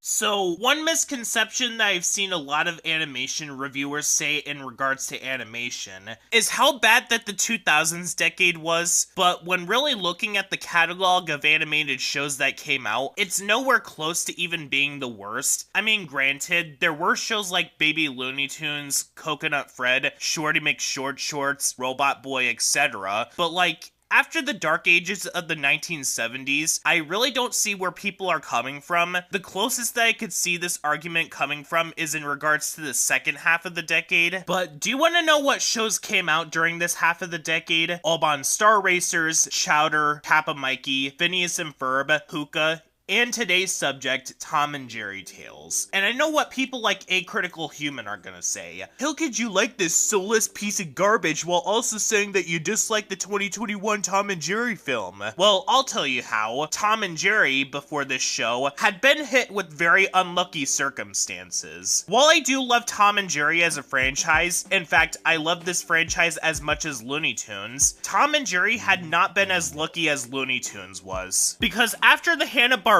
era, it feels like the franchise has not been able to find that second spark, whether if it's the brutal Gene Deitch shorts, the overly safe 70s show, or the incredibly rough Filmation show. The closest that this franchise has ever gotten to recapturing the franchise's roots was Tom and Jerry Kids or the Chuck Jones era. Even though they had problems, the Chuck Jones shorts felt incredibly sluggish in comparison to the Hanna-Barbera ones, and Tom and Jerry Kids misses one of the fundamental aspects of making slapstick funny, that being that slapstick is funny when it happens to an adult, and in kids, they had this aged down version of Tom get beaten up like his adult counterpart, and their movies have fared even worse. The 1992 movie admittedly has that so bad it's good charm, with the "we've got to have money" becoming a meme, but Tom and Jerry Willy Wonka in the 2021 film don't have this, with the Willy Wonka one being the worst of the two, but that doesn't mean that the 2021 film gets off scot-free, with its horrendous comedy in Kayla. In comparison, what's the worst that Looney Tunes have ever gotten?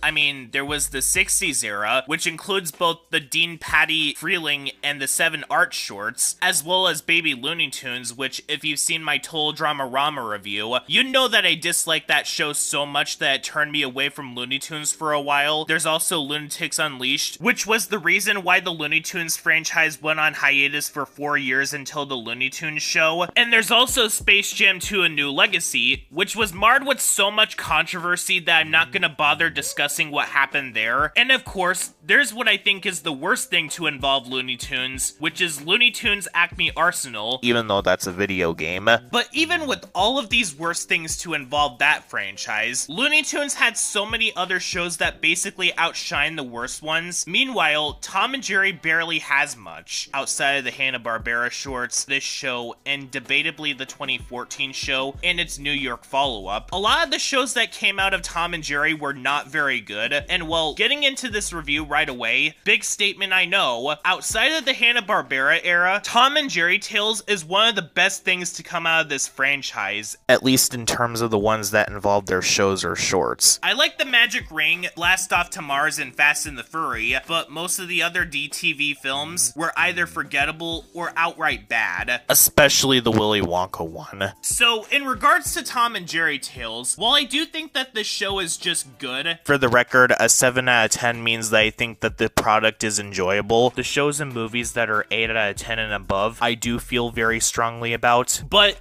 In comparison to so many other Tom and Jerry things that came out, a 7 out of 10 kind of series is amazing for this show in particular, and in comparison to last show that I reviewed in production order, Rent-A-Girlfriend, this show is an absolute breath of fresh air. So, what makes Tom and Jerry Tales so good? Well, similar to SpongeBob seasons 9B to present, yes, I do like those seasons of that show, outside of season 14, don't at me, Tom and Jerry Tales honestly feels like a love letter to the franchise. There's a lot of callbacks that this show makes to the original Hanna-Barbera era, but at the same time, they do it in a way that makes this show have its own identity as well, as opposed to the 2021 film, which basically steals jokes directly from the original era. This show comes up with its own material. I just love this one joke in Game Set Match, where Spike says that if Tom messes with his boy, that he was gonna do a bunch of stuff to Tom, while also doing these things to him at the exact same time. And when you really pay attention to the credits of each episode, a lot of the people involved in this show is why a lot of the aspects of the show feel as special as they are. There are a lot of people that worked on the original Ren and Stimpy that are also involved in this show, such as Richard Purcell and Jim Gomez. A lot of them are clearly passionate about Tom and Jerry, so a lot of episodes come across as them trying to do their own spin on this iconic duo, and it can also explain this show's frequent adult jokes that they threw in, such as Tom writing his phone number for Miss Shapley in A Life Less Guarded, or even in the episode Freaky Tiki, where this fire element woman named Peely has an appearance that somehow flew past the censors. That is except for Asia, where her scenes are entirely cut out. But this does make sense when you think about it, because the original shorts were for adults, but they were tame enough back then to where they can be considered family friendly now, and this show came out long after Animaniacs, and all of the adult jokes that flew past the censors there, and there are even some status quo changes that this show does that also give this show its own identity as well. The show has a lot of episodes where Tom and Jerry are either on the same level, or Jerry flat out loses alongside Tom.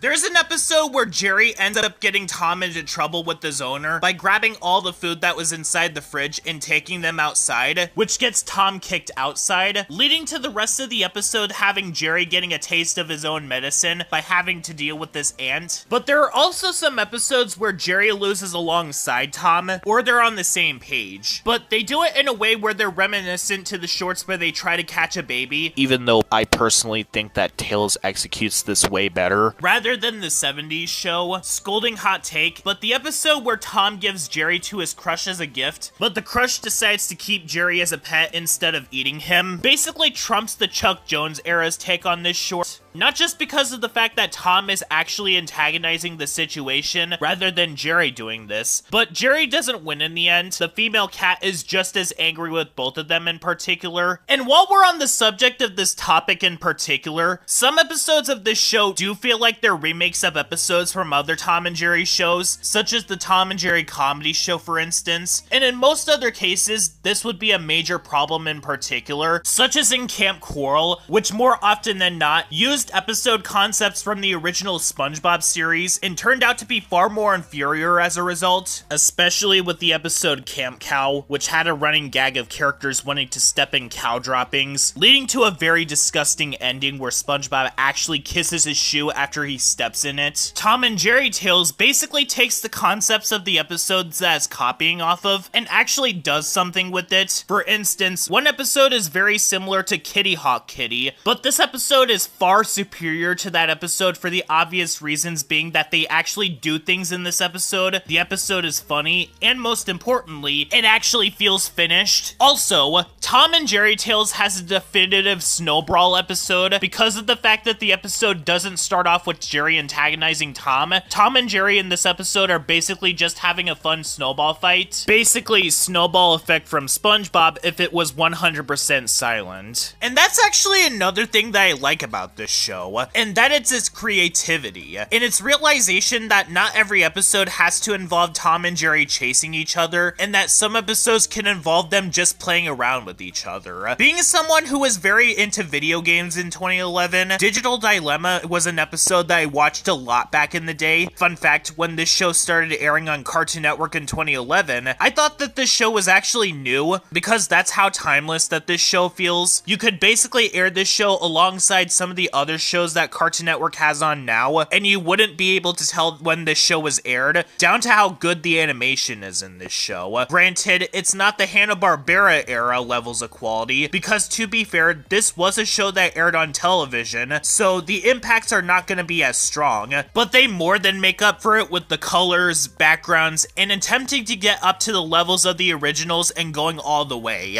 But with that said, there are some bad episodes that you are gonna find in this one, I guarantee it. Granted, these episodes are nowhere near as bad as the worst episodes from either the Gene Deitch era, or especially the Tom and Jerry comedy show, and I don't know if they're bad enough to make it into a worst episodes of good cartoons list, though admittedly, the Hanna-Barbera era did have bad episodes too, such as the one where Tom's owner refuses to let Tom eat until he'd catch Jerry, despite the fact that Tom did nothing wrong, and Tom and Jerry Tales' worst episodes have this problem too. The episode Feeding Time, where Jerry actively tries to get Tom into trouble because he heard Spike threatening Tom about not feeding the animals, or the episode where Tom is on a date with this other female cat, and when he wins a piranha, the piranha in particular starts to stalk him throughout the episode, and the cat that he's on a date with in particular gets mad at Tom for literally no reason, choosing to take out her anger on Tom instead of the piranha. But these episodes are far and few between, because Tom and Jerry Tales is a very fun show for the most part. Though, it is very devastating that this show was as short-lived as it was. And why did this show only last 26 episodes? Well, like I mentioned before, a lot of animation reviewers like to stick to this notion that the 2000s decade was one of the worst periods in animation history. And while I agree that the second half of that decade had a lot of bad shows and movies, not every show from the second half of that decade was bad. Chowder and Puka are great shows, and I will stand by that. But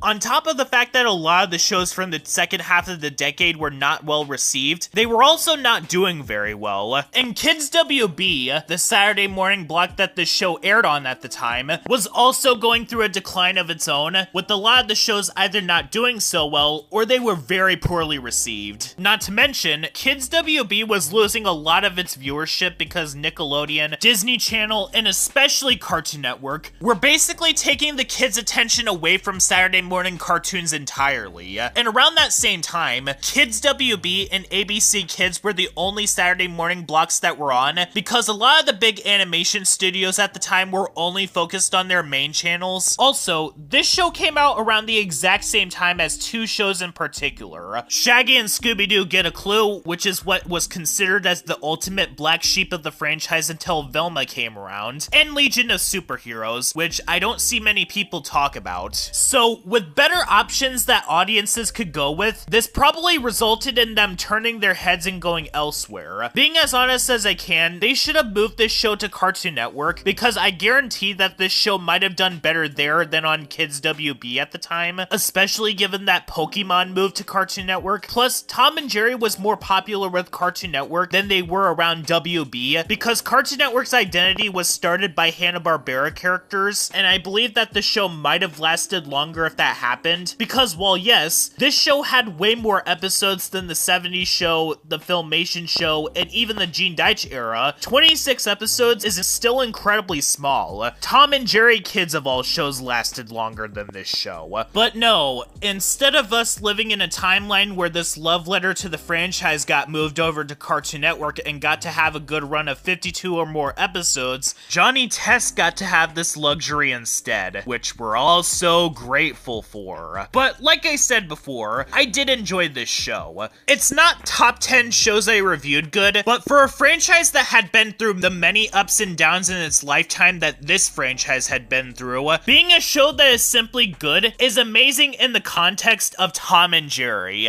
Welcome to the second season of Sean's Network Reviews, as well as Sean's Yearly Reviews. For the season 2 premiere of both of these series, I actually thought about doing something a little different. Today, I'm going to be doing a crossover crossover review between both shows. In case you're new to either one of these series, because generally speaking, I've noticed that Sean's Network Reviews episodes have done better than the Sean's Yearly Reviews episodes. Sean's Network Reviews is a series where I generally give a retrospective review of various animated shows, and Sean's Yearly Reviews is basically the same thing, except it's done for animated movies instead of TV shows. And I'm basically making this review a crossover between both of them because of the fact that the subject of this review, Beauty and the Beast Belle's Magical World, was basically advertised as a sequel to Beauty and the Beast, but in actuality, it's a compilation of TV show episodes put into one movie. You see, similar to a lot of other Disney animated movies that were released in the 1990s, which got an animated series, like The Little Mermaid and Aladdin, there were plans for Beauty and the Beast to get an animated series, to the point where they had a few episodes of the series done, but because those plans fell through, Disney Toon decided to take what they already had, put them together, and advertise it as a sequel to Beauty and the Beast, which is a big fat lie. And because I already review animated shows anyway, I think that this review will fit more as a crossover, because I don't think that it's fair to solely judge this movie as a movie, given what happened during the production. So this review will also be judging this on how this is as an animated series. And just wow, this one is bad. Not just as a movie, even though I can't judge it as that, it's also bad as a show. Why is that? Well, to put it into perspective, this show, which I'm going to be calling it that for the rest of this video, acts as a midquel to the original Beauty and the Beast, which is why in this show, the Beast in particular is still a beast. The Enchanted Christmas also basically did this, for the record. So when you basically do a midquel to the original movie, anything that you throw into the show will end up being incredibly risky and will result in fans of the original product getting alienated by anything that you do.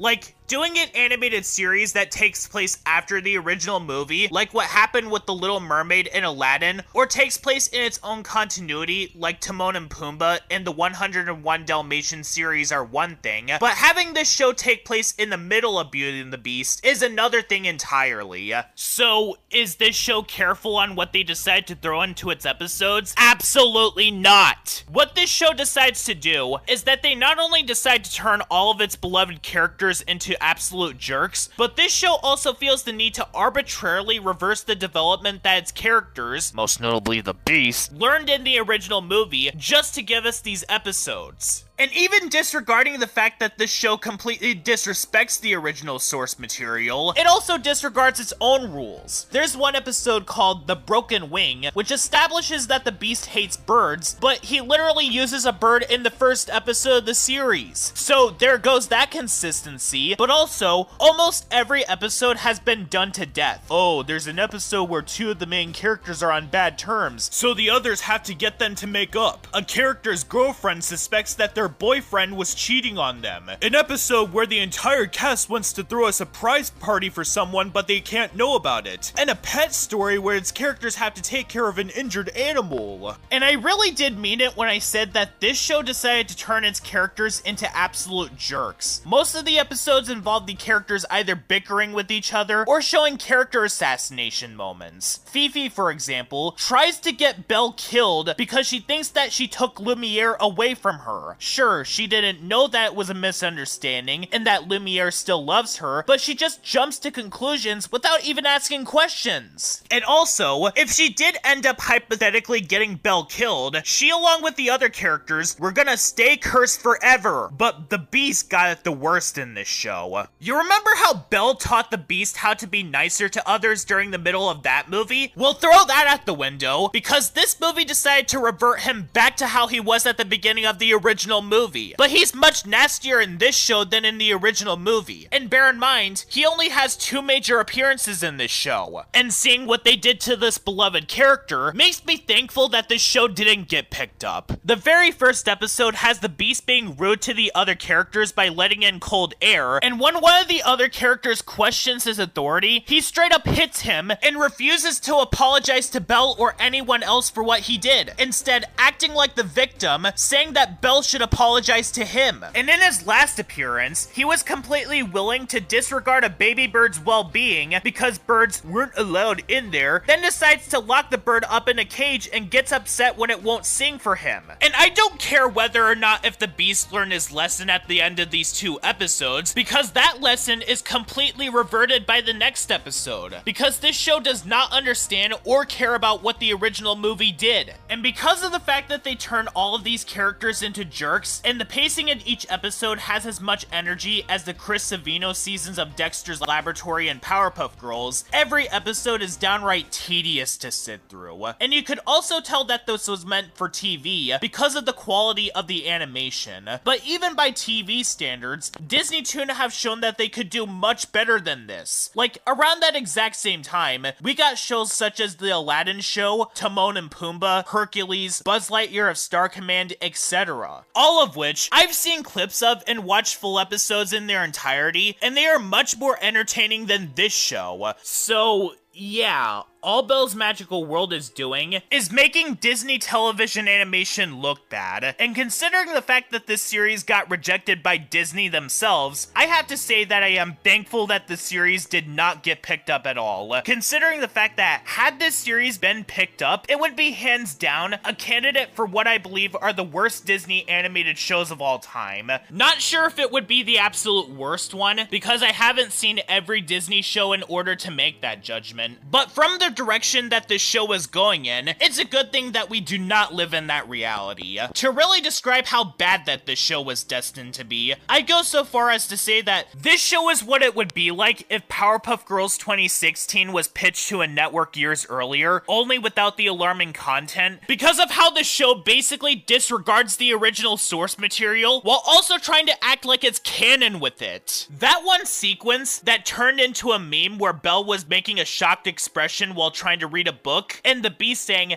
"I will never apologize," which is what I think Disney should do for making this, are not enough to salvage this piece of garbage. Would I say that this is bottom 10 material for Sean's yearly reviews? I honestly don't know, considering the fact that there are a lot of movies that I reviewed in that series so far that are on this movie's level, but they have no excuse for being the way they were, with some of them even being theatrical. But for Sean's network reviews, this show is absolutely in the bottom 10 for sure, in spite of the fact that it only has 4 episodes and it got rejected. But still though, my recommendation is to avoid this one at all costs. All this series would do is taint any sort of good feelings that you had towards the characters from the original movie. If you really want your fix on anything Beauty and the Beast related, watch the original movie, or if you want to watch an animated series based on an animated movie that is worth watching, just watch the TV shows based on The Little Mermaid, Aladdin, Hercules, Tarzan, etc. Because I am definitely not going to be this movie's guest anytime soon. Hello, Dorothy.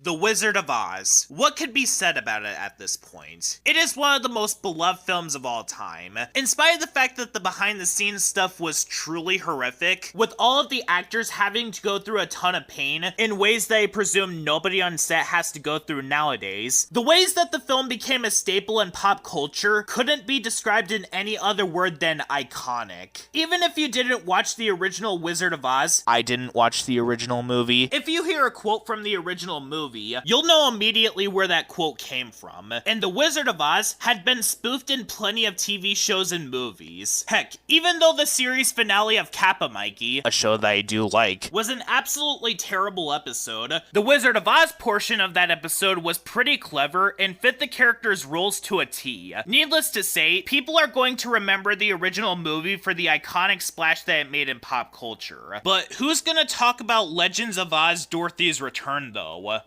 That's what I thought. So, back in the day, I remember that this one was advertised a lot. Like, if you had Nickelodeon, Cartoon Network, or Disney, advertisements for Legends of Oz: Dorothy's Return was pretty inescapable. But very quickly, the movie fell into obscurity. The very same year, in fact, I remember when I was at a grocery store with my mom and saw the DVD for this film on display to buy. And bear in mind, usually releases of newer movies are at Walmart before they end up being sold at that kind of store, especially in 2014 when this movie came out. Now in 2025, newer releases are often at smaller grocery stores, mainly because people don't really rely on DVDs anymore. In fact, I bought DVDs of the Mario movie and Spider-Man Across the Spider-Verse at one of these Dollar Generals that I went to before it got shut down and moved into another building. But getting back on topic, the discussion of this movie falling into obscurity, and even how the filmmakers basically ran off with the money, are far more interesting than the movie itself. You know how a movie like Return to Oz is so incredibly infamous for how disturbing it was, especially in contrast with the lighthearted tone from the original movie? Yeah, well, even though I haven't seen that movie, it's a sequel that gave itself a purpose to exist more than this film does. So, the first major thing that needs to be discussed regarding this movie is that the movie shares a lot of eerie resemblances to another film that tried to be a sequel to a beloved classic, Happily Ever After, a Filmation animated movie that was basically trying to pass itself off as a sequel to Snow White and the Seven Dwarfs, down to the fact that the antagonist was the brother to the main female protagonist from the original, rather than just being a new antagonist not related to them, and the movie was also completed years before its official release in theaters. But even though I haven't seen Happily Ever After, from watching reviews on that movie, and from hearing what the plot is about, at least Happily Ever After, regardless of what you think of its attempts of trying to prevent getting sued by Disney, was trying to be a sequel that was trying to separate itself from the original movie. Legends of Oz: Dorothy's Return didn't even try. I am not joking when I say that this is one of the most shameless rehashes of the first movie that I've ever seen in movie history. You'd think that movies like The Lion King 2: Simba's Pride, Cloudy with a Chance of Meatballs 2, Finding Dory, or The Incredibles 2 just do nothing but rehash their predecessors. Well, those movies are entirely no stories that separate themselves from the original movies compared to this, and they literally have no shame in it at all. Basically, this movie goes through the exact same events. Dorothy comes across a new character in the movie that joins her on her journey, and the cycle basically repeats until they come together to defeat the main antagonist. Except, the movie doesn't even know how to properly flesh them out. Like, we spend more time with the Cowardly Lion, Scarecrow, and Tin Man than these new characters, because all of them are either incredibly generic, forgettable, or absolutely hateable. Getting this off my chest real quick, I absolutely hate the China princess in this movie. She's basically just the generic archetype of the stuck-up princess that has everything she wants, and basically uses it as leverage to be a spoiled brat, and they don't even give her any redeemable qualities. Basically, Rarity from MLPFIM, but she doesn't have any redeemable qualities. Like, all this little brat does throughout the entire movie is act entitled, unjustifiably blames Dorothy for her getting her castle shattered, when that was completely out of her control, and most frustrating of them all, she whines throughout the entirety of the movie. And the movie actively wants us to feel sad when she ends up getting shattered, when, I'm sorry, her getting shattered was her own fault because she got out of the bag that they were carrying her in. And I actively despise the fact that they're trying to establish a relationship between her and Marshall Mallow because of the generally gross implications that come alongside it. Like, movie, why are you trying to put the image of this large marshmallow guy having kids with this incredibly small China princess in my head? Are you actively trying to compete with Benny and Bridget from the Wild and being one of the most incompatible couples in animation? If so, that competition is neck and neck. Yes, in this movie, both of them are around the same age, but they just don't work together because in terms of size, Marshall is way too big compared to her. Meanwhile, the China princess is around the exact same height as an actual doll. So the thought of trying to make this work between the two of them is just wrong. And the movie puts far more focus on trying to make them a couple rather than fleshing them out. I mean, the fat owl character named Wiser does have an arc where he learns to fly, but the conclusion to this arc comes right out of nowhere. And around the point when Dorothy goes to the Jester's castle to try and save the Cowardly Lion, Tin Man, and Scarecrow, there's an entire portion of the movie where the new characters are entirely sidelined, showing that not even the movie itself knows what it wants to do with these new characters. Showing that there was no point in introducing them at all. Like, you could take all of them out of the movie and have Dorothy go on this journey by herself, and the story would not change in any way whatsoever. Making me wonder, if all they're going to do is rehash the original Wizard of Oz movie, why not do your own adaptation of the original book if you just want to do that same same story again so badly. And no, copyright with the original 1939 film is not an answer, because the original book is in the public domain. It's just that the 1939 movie is not going to enter the public domain until 2035. So they honestly should have just made their own adaptation of the story instead of trying to make a sequel to the original movie. And how about the songs? Not a single one of them even stood out to me at all. And also, because of the fact that this is an animated movie from the mid-2010s, we of course had to have not just a fake-out death scene, but the equivalent of an Act 2 breakup where the characters go their separate ways before coming back in the climax. I know I didn't have a lot to say about this movie, but it gave me so little to work with to the point where I had to go ahead and make this another short episode. The only thing that is really interesting about this movie is that, similarly to Little Nemo Adventures in Slumberland and Escape from Planet Earth, where they went through production difficulties, this film was in production since 2006 and didn't get released until 2014. But also, the people behind this movie were given tons of money and promised a franchise out of this, only to then take that money and run away with it. But besides that, Legends of Oz Dorothy's Return is pretty bad. It's not offensively bad. I mean, I can think of several other movies that I reviewed in seasons 1 and 2 that fit that description pretty well, but I can definitely understand why this movie did horribly at the box office. It doesn't further the story of the original movie. The film dates itself with its musical numbers. The new characters are either forgettable or unlikable, and all it makes me want to do is say, if you want to watch something that tries desperately hard to be the original, why not just watch the original instead? Raw Toonage is a 1992 Disney animated series that is a series that hosted early shorts for what would eventually become actual animated shows from Disney. Those shows being Bonkers, and a show that was based off of a comic of the same name, Marsupilami, which is definitely one of Disney's most obscure animated shows of all time, outside of maybe Nightmare Ned. In fact, I didn't even hear about this show in particular until I watched Toon Disney commercial breaks on YouTube, and the only thing that is really making me remember this show in particular is that back in 2018 through 2020, I basically made a list of every animated series produced by Disney in chronological order. Don't ask why. And going through every single show produced by them, 3 of these shows in a row were released right after another, and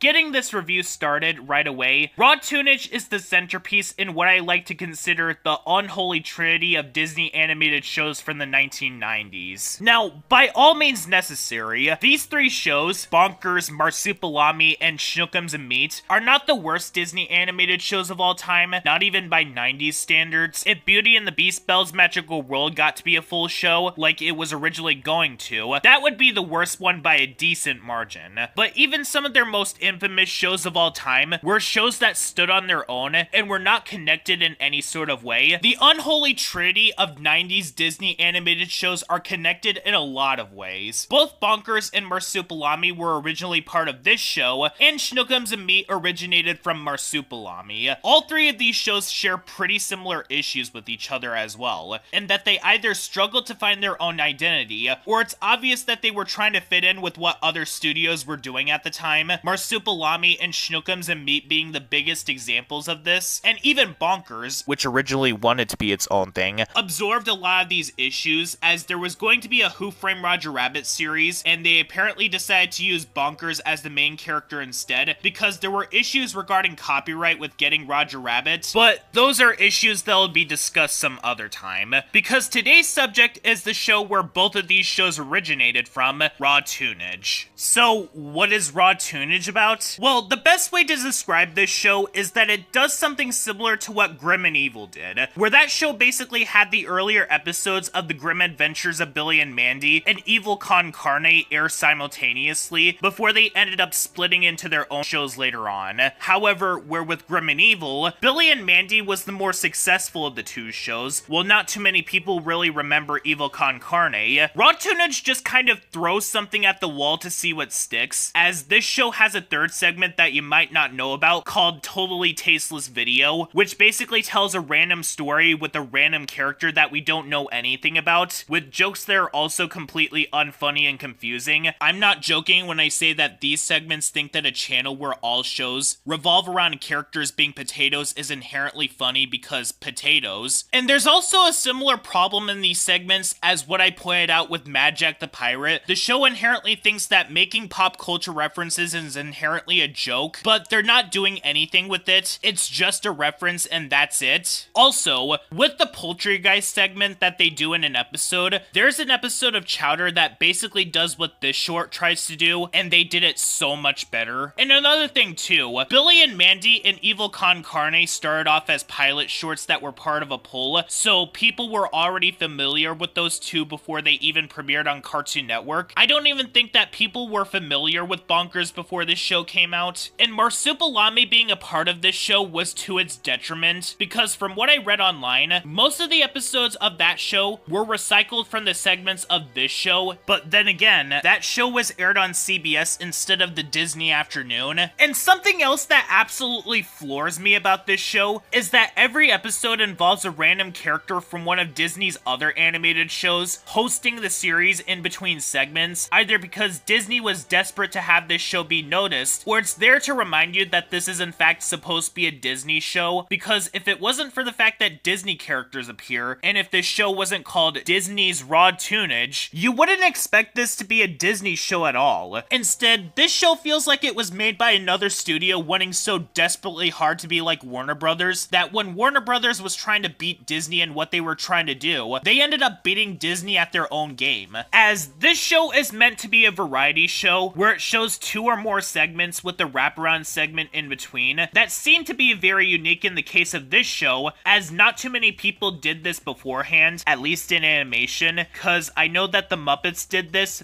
but that doesn't count. That's until a year after this show came out, when Animaniacs came out. That show basically did all of what this show tried to do, and they basically did this so much better. Just because of the quantity of different sets of characters who the short revolve around alone. Granted, I do believe that they were split in terms of quality. I like the shorts revolving around the Warner Brothers and sister, Pinky and the Brain, Slappy Squirrel, and Rita and Runt, but I don't like the ones revolved around Buttons and Mindy, Katie Kaboom, Chicken Boo, or the Good Feathers, while the Hip Hippos were in the middle. But those shorts had a specific flavor to them that made them stand out from the Warner Brothers and sister shorts. Meanwhile, both of the reoccurring shorts in this show have the same flavor to them. And well, it's really telling that Bonkers only started getting recognized more when it ended up morphing into a clone of Roger Rabbit, because without this aspect of the show, what else are you really left with? A show about an annoying bobcat that has an annoying voice by a talented actor that shows that he could do much better than that character, but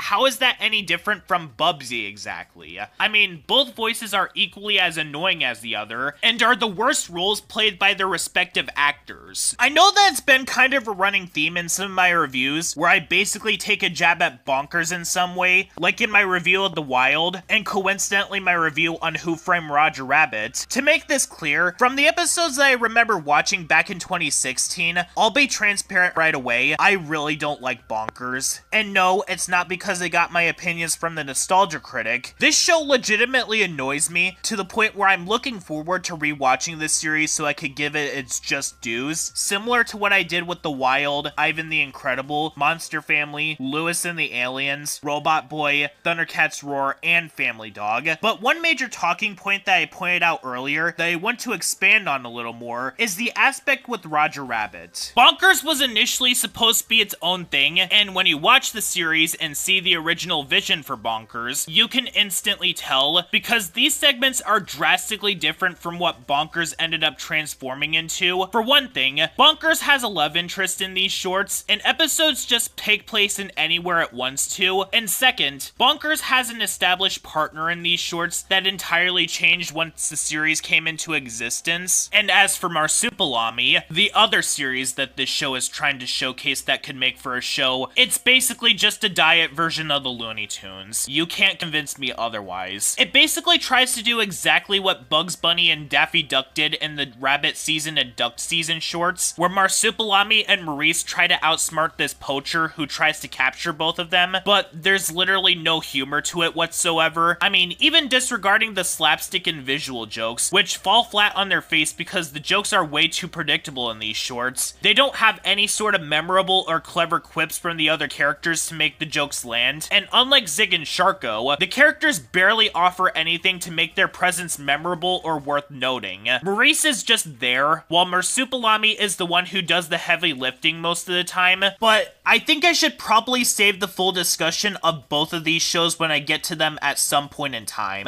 especially because apparently most of the Marsupilami shorts in this show are recycled into the full show. As for Raw Toonage, I won't say that this is Disney's worst show, because it is meant to be a test to see how Bonkers and Marsupilami would work for an entire series, but all this show is in a nutshell is a rough draft for a series that not only did what this show did, but they also did exactly what this show did way better. So, a few episodes ago, both in episode and production order, I took a look at the centerpiece in what I believe is the unholy trinity of 90s Disney animated shows, Raw Toonage. Today, we are taking a look at the actual first pillar, Bonkers. But in spite of the fact that this show is part of the unholy trinity of 90s Disney animated shows, it's the only one of the three where it actually has divided reactions that come alongside it, believe it or not. Some people like the show, though I'm pretty sure that's mostly due to nostalgia, and others really don't like it, writing it off as nothing more than a clone of Who Framed Roger Rabbit. And, I really hate to disappoint those who like this show and grew up with it, but I am in the latter camp in being someone who really doesn't like this show. In fact, it's in the category of one of those types of shows or movies that I specifically have a bone to pick with, that I've been wanting to talk about for a long time now. Basically an Ivan the Incredible type of situation, to the point where I've often taken jabs at this show in some of my videos, my reviews of The Wild and Who Framed Roger Rabbit being good examples of this, because there's a bit of steam that I've wanted to get off my chest for a while about this show. Way back in 2016, before I was able to critique things the way that I'm able to do so now, I watched a few episodes of Bonkers, since I had nothing better to do at the time, and I really didn't like this show back then, to the point where when I started coming up with ideas for what I could do for my Sean's Network Reviews series, Bonkers was one of the first choices where I said that I should rewatch this show and give it the justice that it deserves. So, when I was able to find this show and rewatch it all from beginning to end, the show has only soured upon rewatch. So, what's the premise of this show? This show revolves around a bobcat named Bonkers. He got fired from his job of being a cartoon star due to the studio chasing after trends. But after he accidentally saves Donald Duck from being killed, he gets hired as a cop, and is basically partnered up with the stick in the mud named Lucky, or as the chief calls him, Pickle, when he's actually named Pickle, and then later on in the series, when Lucky leaves the show, he's then partnered up with the woman named Miranda. Now, I know what some of you in the audience are probably thinking. Ooh, this is nothing more than a Roger Rabbit knockoff. Well, if there is one thing that I will defend the show on, I'll say that no, this show is not a ripoff of Who Framed Roger Rabbit. Because if you know about what happened with this show behind the scenes, this show was initially supposed to be a Roger Rabbit show, but presumably because of legal issues regarding Roger Rabbit's rights, given that Roger Rabbit is owned by Amblin, and Disney apparently didn't want to pay royalties in order to get as many of these cartoon characters from the movie into the show as possible, they had to settle with Bonkers being the main character in this show instead. That's why the final product comes across as being a Roger Rabbit clone, and it truly does show in the final product, because if you saw my review on Raw Toonage, Bonkers actually got his start on Raw Toonage in particular, and was actually planned to be something entirely different, basically being reminiscent to Looney Tunes or Mickey Mouse, with the characters being a lot more forgettable if I'm being blunt, and it didn't feel all that much different from the series that it initially shared the same show with, Marsupilami. Heck, some episodes of this show include shorts that are directly recycled from Raw Toonage. I'm guessing it was because they wanted to fill up that designated 65 episode quota that Disney did with all of its other shows at the time. But still though, the more you know about the behind the scenes stuff with this show, the more you could tell exactly what went wrong.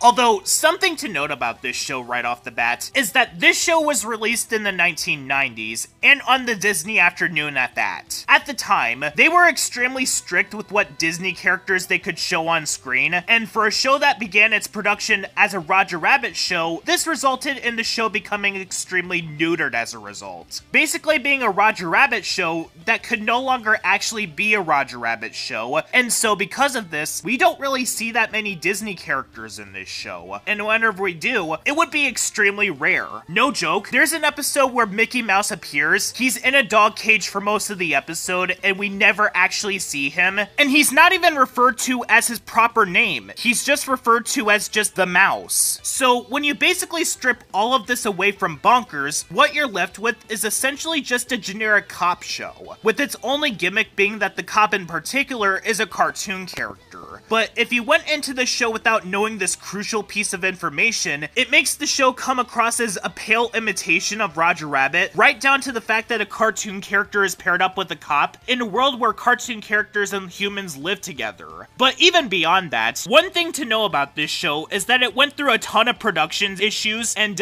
it truly shows. In other words, Bonkers is an absolute mess. Apparently behind the scenes, there were clashing ideas of what the showrunners wanted the series to be like. It initially started off with Bonkers and Miranda working together, but other crew members wanted Bonkers and Lucky to work together. So instead of just going with one idea, they decided to go with both ideas and tried to have a bridge between both eras where Bonkers gets teamed up with Miranda after Lucky leaves the show, which didn't exactly work out since that episode was banned for years before eventually being put on Disney+, complete with both directions of the show having an entirely different style and feeling to it, as if they were two completely different shows. Heck, even the locations changed, and the Miranda episodes even introduced reoccurring antagonists that weren't a thing in the Lucky episodes. The Lucky episodes basically acted as a villain of the week show, and unlike with SpongeBob, Dexter's Laboratory, Family Guy, or the original Powerpuff Girls, where they changed drastically because of new writers and a new staff, the Miranda episodes and the Lucky episodes were always planned to be part of the same show, even having the intro be interspersed with clips from both eras of the show. Although, a problem that Bonkers has, regardless of which set of episodes that you go with, Bonkers is a very poorly planned out show because none of the two eras feel like they even exist in the same world, down to how the police building looks in both eras, and Bonkers looks extremely different going from one era to the next. Though, that's because the Miranda episodes were produced first, and were expected to air later on in the show's run. Too bad that Disney didn't get the memo, because 9 out of 20 of the Miranda episodes were previewed on Disney Channel months before the series premiere, and given that this was the 90s, before Nick, Cartoon Network, and Disney fully stepped their toes into doing continuity-based shows, Disney didn't really take this show's continuity into mind at all, so they decided to air the episodes in whatever order they wanted. So,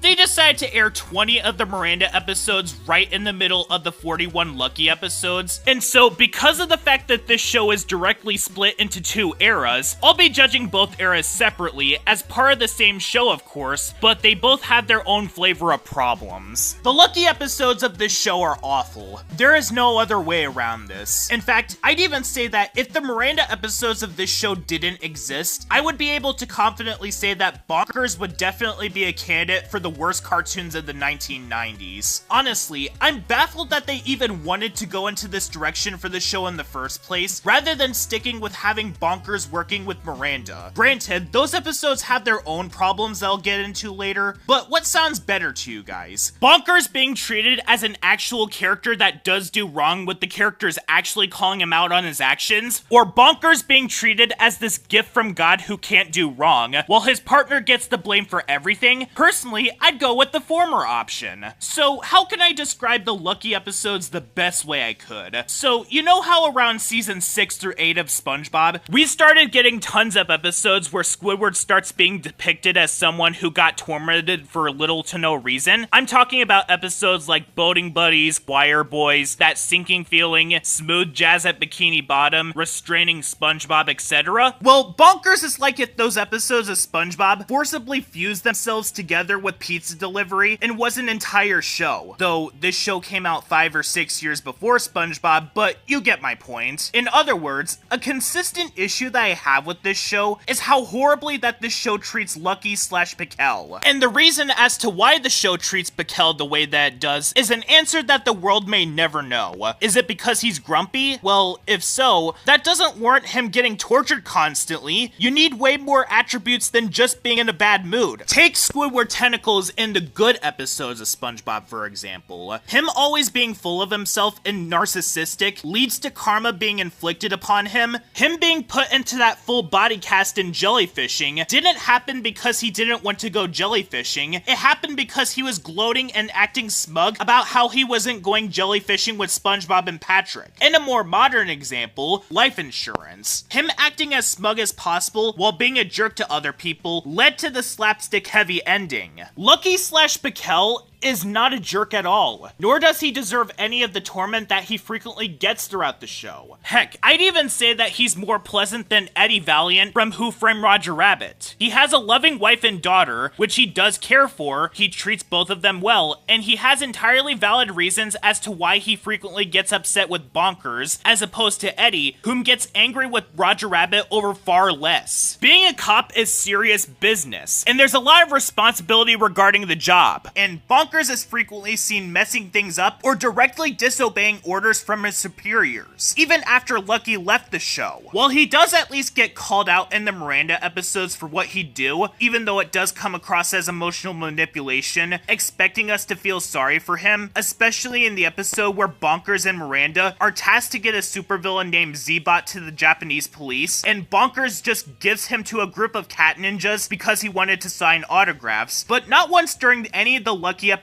does Bonkers get called out by anyone other than Lucky. In fact, all of them are enablers towards Bonkers. In the first episode, when Bonkers says that he doesn't have any experiences with being a cop, Lucky gets rightfully upset, and everyone actively tries to guilt trip him to let him be his partner, even though Lucky had this job for years, and so to find out that his partner is gifted when he never had any experiences with this job, he has every right to be upset. And the fact that Bonkers ends up messing up the case that they're trying to do in multiple episodes is an indicator of this. But Bonkers never has to worry about getting scolded, because the Lucky era of the show thinks that he's nothing but a saint who can do no wrong, even when he does do something wrong. And he's not even the one who gets the blame for everything. Lucky gets the blame for when things go wrong. On my rewatch of the show, I haven't forgotten about the fact that he basically grabs the chief's police car in an episode and gets no punishment for it. In fact, the chief literally congratulates him for doing this. And there are some episodes where it just spends most of its time tormenting Lucky for the crime of just wanting to relax or for absolutely no reason. The episode where Lucky is forced to look after this one toon that Bonkers is trying to hide is literally just a precursor to that one SpongeBob episode where the security system takes control of Squidward's house and begins attacking the city. But at least with Good Neighbors, you could make an argument that Squidward did something near the end where he got karma for getting a security system that took control of his house and started destroying the city, and that SpongeBob and Patrick were just ignorant. All Lucky wanted to do throughout this episode was have a relaxing weekend, but instead, he has to deal with this one clumsy toon who ends up destroying his entire home, which would have definitely gotten him into hot water with his wife. And Bonkers is entirely aware that Lucky wanted to relax, but sent the toon to his house anyway. And said toon was hiding from his old rival, making everything that Bonkers was trying to accomplish completely pointless. All being complete with an ending that just kicks Lucky while he's already down enough. There's also Once in a Blue Toon, where Bonkers directly lies to the chief about the process of how him and Lucky are doing with reforming this toon named Loose. Basically putting Lucky into this position where he would have gotten fired because of Bonkers. And when Lucky snaps near the end, because of how much of a loss caused that lose is, the episode literally expects us to sympathize with Loose, despite the fact that him and Bonkers were more than patient with him, and he basically took advantage of that patience before proceeding to act good at the end, and then kicking Lucky while he was already down by introducing more bad toons that he's tasked to reform. But the episode Stress to Kill is an amalgamation of everything wrong with these episodes, wrapped up in one package, where Lucky is constantly stressed out for the entire episode because of the constant looming threat of the chief firing him because he and Bonkers are having a hard time capturing this mole art thief. But the worst part is, the chief threatens that he's only firing Lucky. Bonkers is entirely ignored, despite the fact that he's literally Lucky's partner, And a lot like Getting Over Davy from Weirdos, the episode offers all of the worst solutions to calming someone down from being stressed out or having some sort of mental problem, for a similar reason as to why the panic attack sequence in Velma is so hated. Calming someone down from being stressed out requires them being in a quiet environment, or even being at the spa where they're given a massage. Being wrapped up like a pretzel at a beach or painting something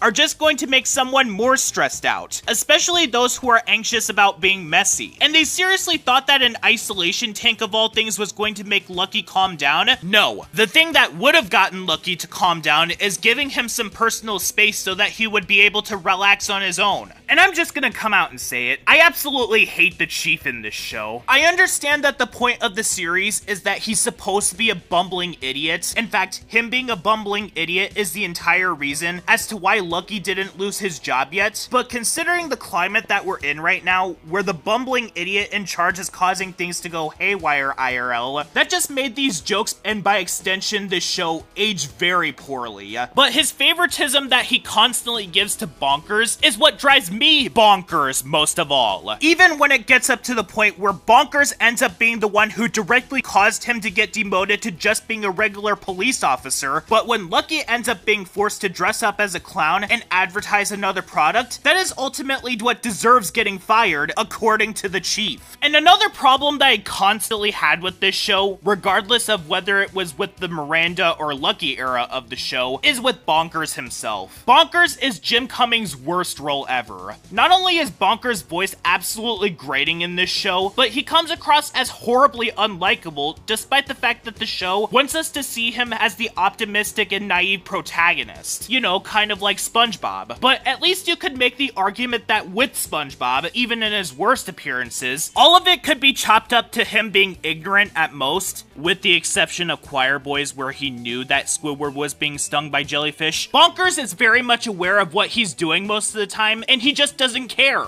Like the episode where Lucky is forced to be on a diet, and throughout the entire episode, he just rubs it in Lucky's face that he can't eat the foods that he gets to eat for the entirety of the episode. Or the aforementioned episode where Lucky just wants to relax for the weekend, and Bonkers is aware that Lucky just wants to relax for the weekend, and still, he just doesn't care. And he doesn't get much better when Lucky ends up leaving the series. One episode has him going on and on and on and on and on about his poems to Sergeant Grading. He knows that he doesn't want to hear the poem that he made about him and doesn't care.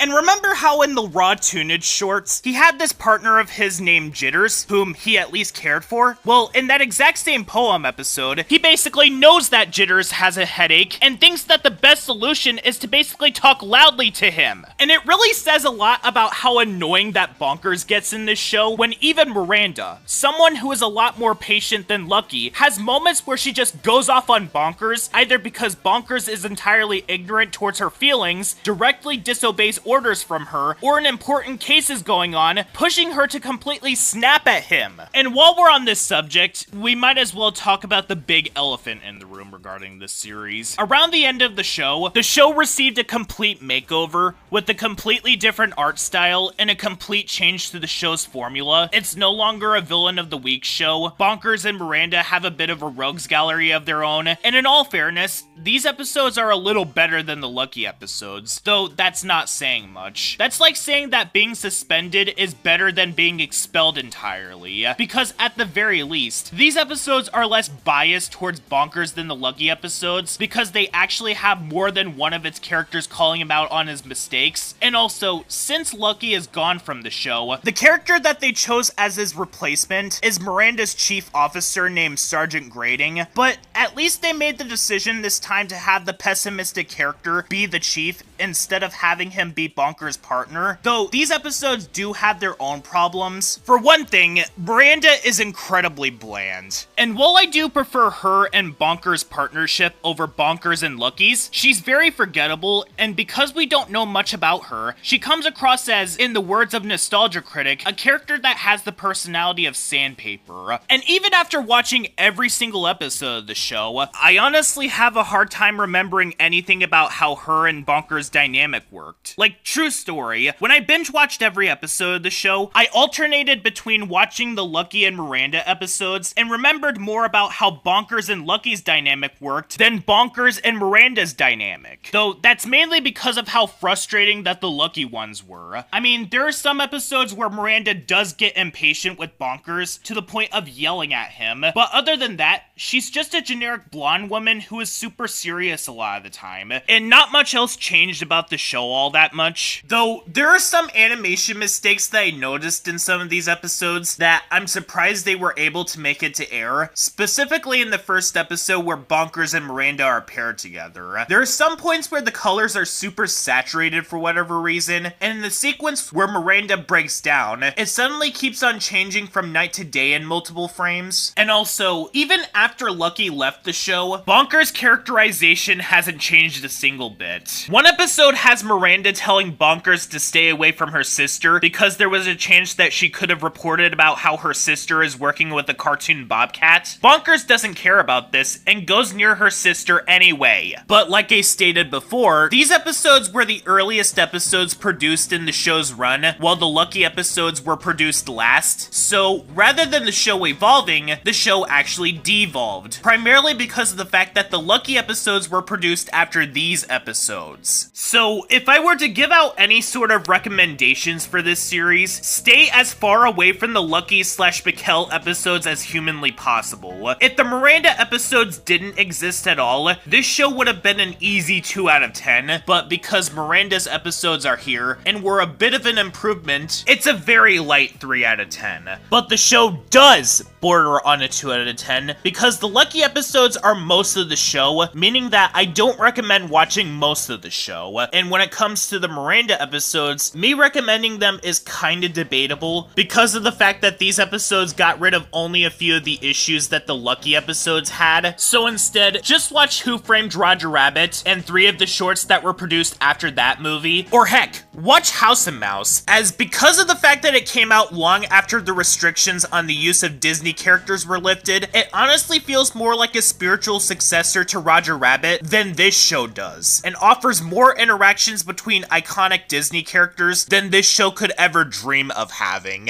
Oh, how the mighty have fallen. Today, we are going to be talking about the man of the hour, Butch Hartman. So, if you grew up with any of the big 3 networks back in the day, Nickelodeon specifically, you'd know that Butch's first show, The Fairly Odd Parents, was Nickelodeon's silver show right behind The Golden Sponge. While Fairly Odd Parents was not the best Nicktoon, I can think of plenty of other Nicktoons that do hold up better, to be completely honest. For a while, Fairly Odd Parents had a charm to it unlike any other. Admittedly, some parts of that show have not aged too well. I mean, after what happened with Fairly Odd Parents later on, the show's And then the opposite happens. humor does get noticeable to spot, even in its older seasons. But due to the fact that Fairly Odd Parents almost got canceled 5 times, the show repeatedly kept on finding new ways to regain high ratings by adding a new baby character named Poof, who was barely able to do anything for most of the series. Then there was Foop, whom, because of his presence, most of the anti-fairies kept on getting pushed to the side. Then there was Sparky, whom is just the show making the Itchy and Scratchy and Poochie show without any sort of self-awareness. And then there's Mary Sue Chloe, who was the final straw in the show's integrity, basically breaking the show's own continuity upon arrival, since in order to gain fairy godparents, the child has to be miserable, and Chloe is the opposite of miserable. Their only excuse for her receiving fairy godparents was that she sometimes makes mistakes. See?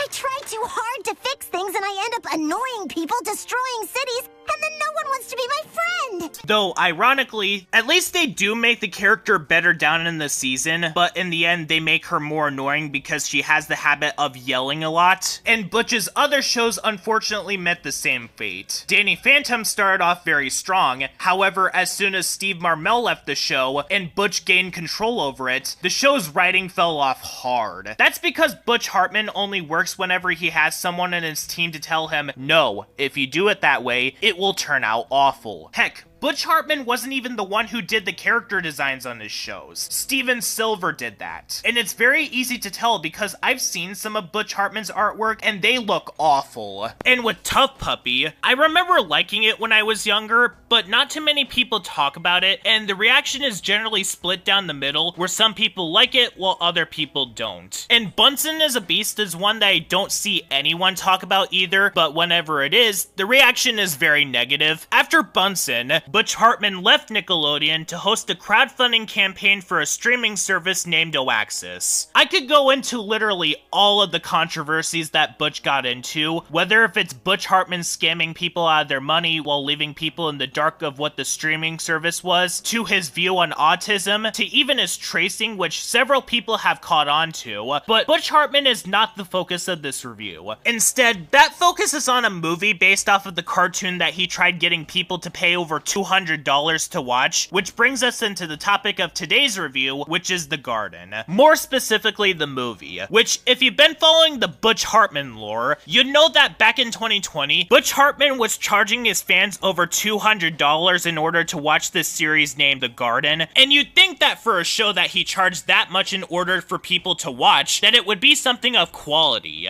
except it's not. The show has sort of this Newgrounds feeling to it at every turn. The backgrounds and props directly look like clip art that you find on Google, and the character designs of the main characters, Lenny the lion and Lucy the lamb, do not look like a lion or lamb in the slightest, to the point where if someone else or even the characters didn't say that they were, I wouldn't be able to tell what they were. Being as honest as I possibly can, Lenny looks like he belongs more in a show like Wow Wow Wubsy or Yin Yang Yo than in something that was made by Butch Hartman, and considering the fact that Fairly Odd Parents has shown that they can have lions that actually look like lions, there is absolutely no excuse for this. And Lucy looks like a stick that has wool stuck all over it. Did they have a hard time drawing a real-life lion or lamb into the Butch Hartman style? I mean, the show itself has this chicken character that actually looks like a chicken in some form, so you have all of these other characters that somewhat resemble the animal that they're supposed to be, next to the main characters that have this Breadwinners problem. But Butch himself should know better, because Breadwinners was based on a web short. Meanwhile, The Garden is coming from a Nickelodeon veteran whom has a ton of episodes of his own shows that shows that he could have animals that are competently designed to look like the animal that they are. Heck, Tough Puppy is an entire show that is comprised of animals living in the same world. But the subject of this review is The Greatest Thing Ever, a garden cartoon movie. And yes, that's actually the title of this movie, I'm not even joking. And for the record, this movie is far from the greatest thing ever. But you might be wondering, why did I decide to also label this as a Sean's Network Reviews episode? Well, that's because of the fact that it's just like Beauty and the Beast, Belle's Magical World.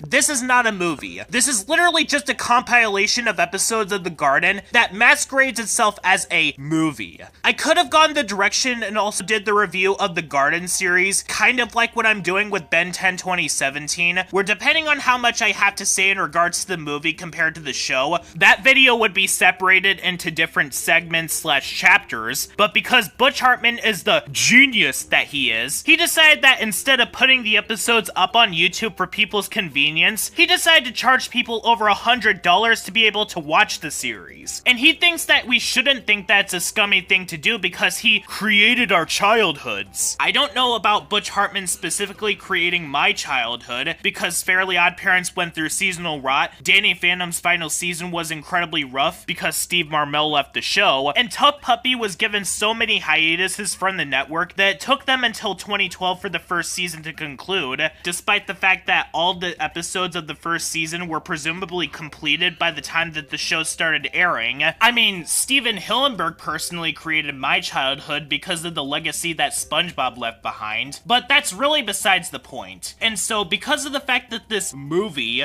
wants to act as if it's a bunch of episodes of a show, I'm going to judge it as such. To get this off my chest right now, I'm not a Christian. I mean, I do believe in God, but I'm not super religious, so I'm not in the know about whether or not if this movie executes any of its religious themes very well, but given the theme of this entire franchise, you know exactly what the twist at the end of this movie is going to be, and who the characters say that the greatest thing ever is. And the plots of each episode is some of the most generic plot lines that you'll ever find. It has the fame getting to a character character's head storyline, as well as the generic pet plot, where the pet ends up causing too much trouble for the main characters to keep, and a liar reveal storyline that also just so happens to be about racism. And those that don't do this are just straight up copies of episodes from other shows. The very first episode, at least in terms of this movie, is literally just a ripoff of the SpongeBob episode Arg, down to the fact that there's literally a sequence where the characters are arguing with the pirate character on who gets the treasure, but at least at the end of the SpongeBob episode, even though Mr. Krabs did not learn anything in the episode, he got properly punished at the end by only getting a plastic treasure chest. Meanwhile, SpongeBob and Patrick got gold doubloons. Meanwhile, Mr. Krabs' pirate alligator knockoff says that he's sorry for being greedy, only for him to reveal at the end that he's not actually sorry at all. But the second one is definitely the worst episode out of all of them, at least in terms of this movie, because I've never seen the Garden series. I may not be super religious, but Butch, doesn't the plot of this episode go against the Christian values that you want to teach the audience? Because even for a story that is essentially trying to be a fame gets to a character's head storyline, this one is very bad. Lucy in this episode tries to make an excuse for her behavior by saying, I was just caught up with all this power that I couldn't think rationally about what I was doing. Which is absolute nonsense, because she could have easily spoken up for her friend, given that she's in such a position of power, to the point where if she were to tell the others to go easy on him,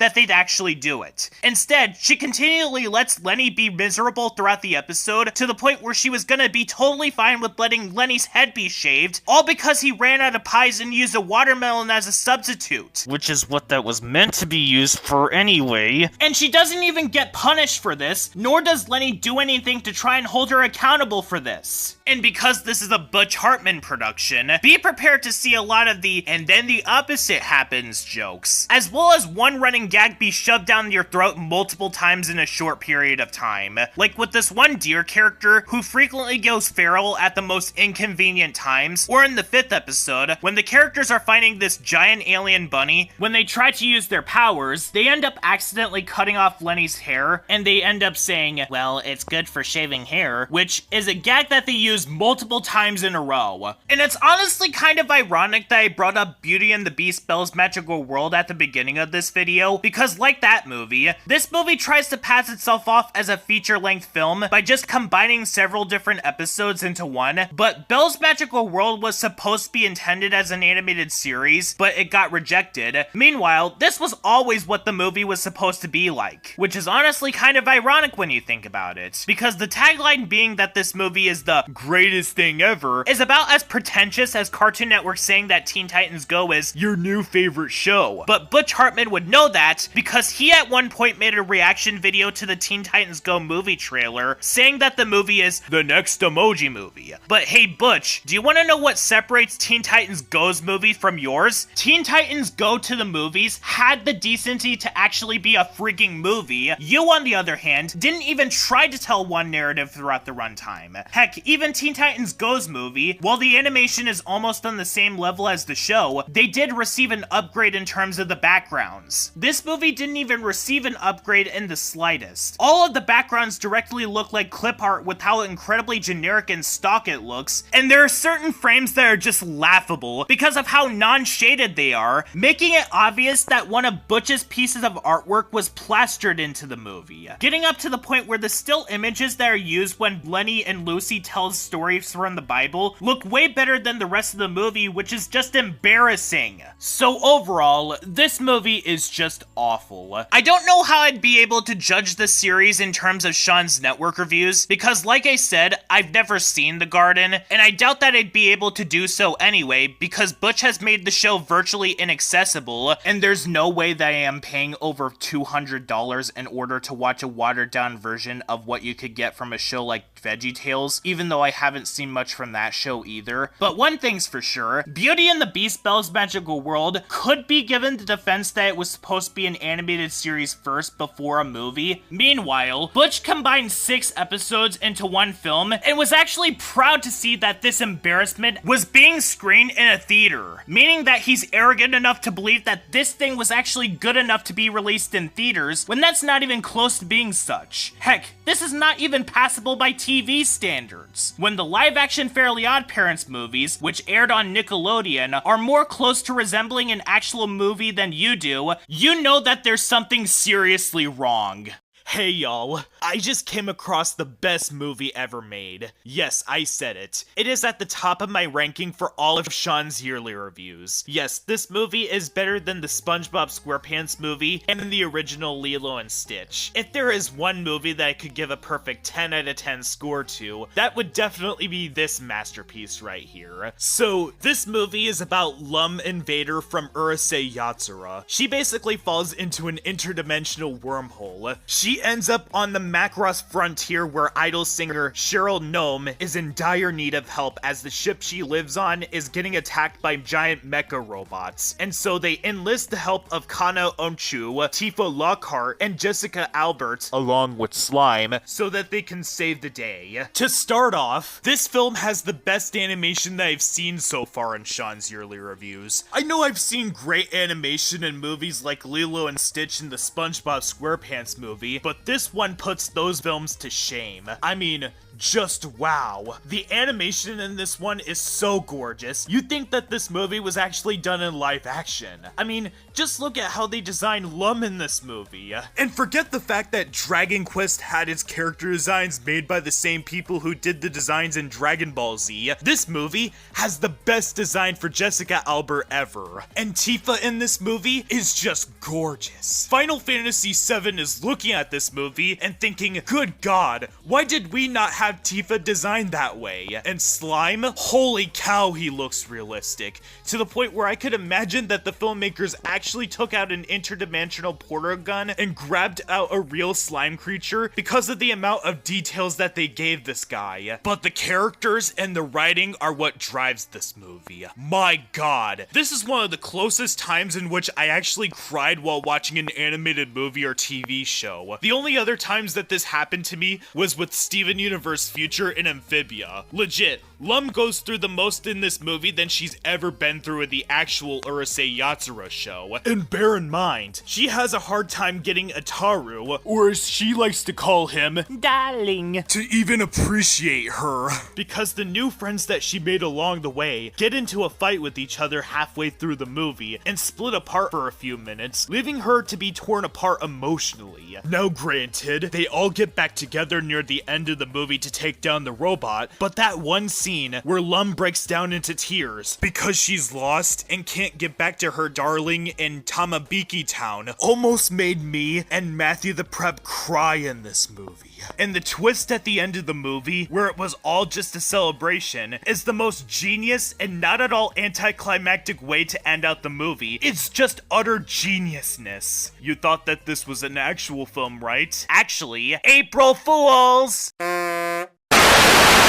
But in all seriousness though, this does get an 8 out of 10 for all of Sean's yearly reviews. The actual film basically has former YouTuber Miss Hannah Minx cosplaying as these characters, and it's pretty entertaining to watch. I mean, there's not much of a story to this film, but that's not what the film is setting out to do, as opposed to some of the other movies I reviewed like the Rodfellows movie or Lewis and the Aliens. It's a video where she cosplays as characters, poses as them, and does imitations as them, and for what it's worth, they're beautiful cosplays. So, which movie on the agenda is next? Back in 2023, I took a look at a German animated movie that goes by the name of Monster Family, otherwise known as Happy Family, based on a book of the same name. It was an animated movie that was so bad to the point where I genuinely consider it as not just one of the worst animated movies that I've ever seen, it's also one of the most unpleasant movies I've ever seen. Being someone who had sat through Chicken Little, The Nut Job, Wonder Park, etc. And this was the movie that I considered the most unpleasant one that I've ever seen. Outside of Ivan the Incredible, but everything in that movie was nearly irredeemable. And not only that, the first movie has a story that meanders along, a message that feels completely mismatched, given that this family acts like they don't like being around each other, and is rivaled by Robot Boy, and having the most unfunny comedy that I've ever seen in anything that I reviewed for Sean's network and yearly reviews so far. And for Sean's yearly reviews, despite the fact that we're currently 52 episodes into this series so far, Monster Family is still in my bottom 3 for this whole series. And I've yet to have gotten around to rewatching either Food Fight, Norm of the North, or the Emoji Movie. So it came to my surprise when I found out that a sequel to this movie was made, because out of every animated movie in the world that you could have given a sequel to, it had to be this one. But then again, considering the fact that we live in a world where Norm of the North, Rock Dog, The Nut Job, and Romeo and Juliet got sequels, pretty much any movie at this point could get a sequel. So since we're officially at the season 1 finale of Sean's yearly reviews, because I think that 52 episodes is a good way to wrap up a season, since we started season 1 of this series with the first Monster Family, it only makes sense to wrap up season 1 with the sequel to the topic of the first episode of this season, Monster Family 2, which was released in 2021, which seems to have been the year of unnecessary sequels the more I think about it. Rock Dog 2 Rock Around the Park, The Boss Baby 2 Family Business, The Addams Family 2, I could go on. And a lot like Planet 51, I watched this movie with Matthew the Prep, who was also watching this for the first time. He also never seen the first movie, and thank goodness for that. And so what are my thoughts on the sequel? Well, it's a little better than the first, but not by a whole lot. All this movie did was promote itself from bottom 3 material to just barely making it into the top 10. That is until I come across any other nasty surprises in season 2.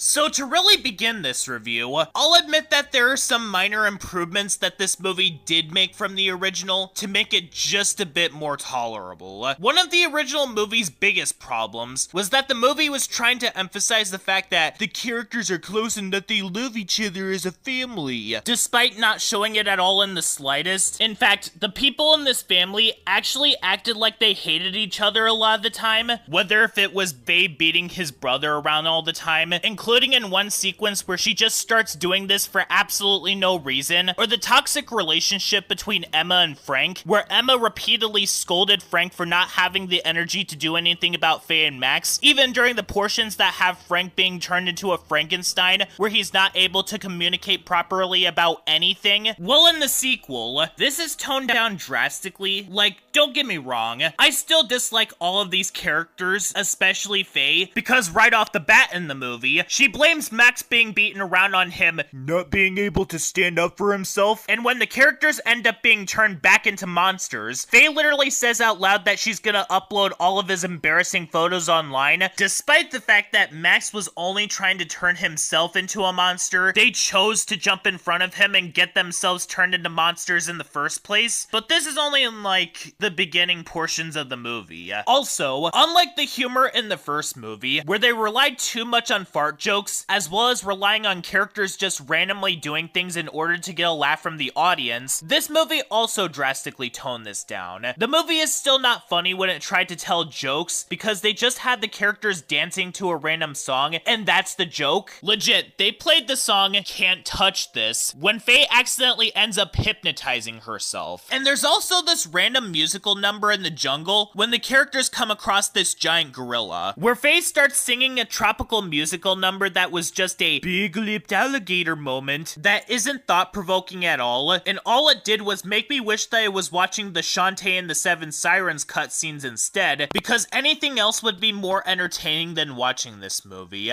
Which actually brings me into getting into the problems that I have with this movie. While the movie does tone down on the worst aspects from the original movie, just like what I pointed out with Rock Dog 2 Rock Around the Park and Boss Baby 2 Family Business, this movie improves upon the most minor aspects from the original movie, while also retaining the exact same problems. And one major problem that this movie has is its pacing. Don't you just love how sequences like the action sequence taking place at a wedding, where the new character, Mila, tries to capture Baba Yaga while the other characters are trying to stop her, is slogged for an extended period of time? Or how the entirety of the movie's climax, no joke, takes place in an elevator? No? Well, too bad. That's what you're gonna get. Stop complaining about how slow this movie is and start being patient, you reincarnations of Sonic the Hedgehog. And it's honestly insane that this movie still has sequences that drag out for an unnecessary amount of time, because unlike the first movie, where there was barely a story to really speak of, this movie has a story where the sympathetic villain goes around trying to find 5 immortal monsters, and the other characters need to stop her. The movie would often stop constantly in order to goof around, and some of the filler in this movie is even provided by the Batminion ripoffs from the first movie. But unlike the minions from Despicable Me, who at least served their purpose in those movies as Gru's right-hand men, the Batminion ripoffs only ever exist as pointless filler or as Deus Ex Machinas. They were like this in the first movie when defeating Dracula and being nothing but unfunny filler in every other scene they appeared in, and they're like this in this movie. There's a sequence where they're on the ship with the other characters, and as soon as they land in Antarctica, they basically slowly slide off the entrance in a sequence that I swear was lifted directly from the Angry Birds movie too. And they're literally the reason as to why Mila's parents get defeated in the climax. They conveniently got their hands on the shrinking device just because.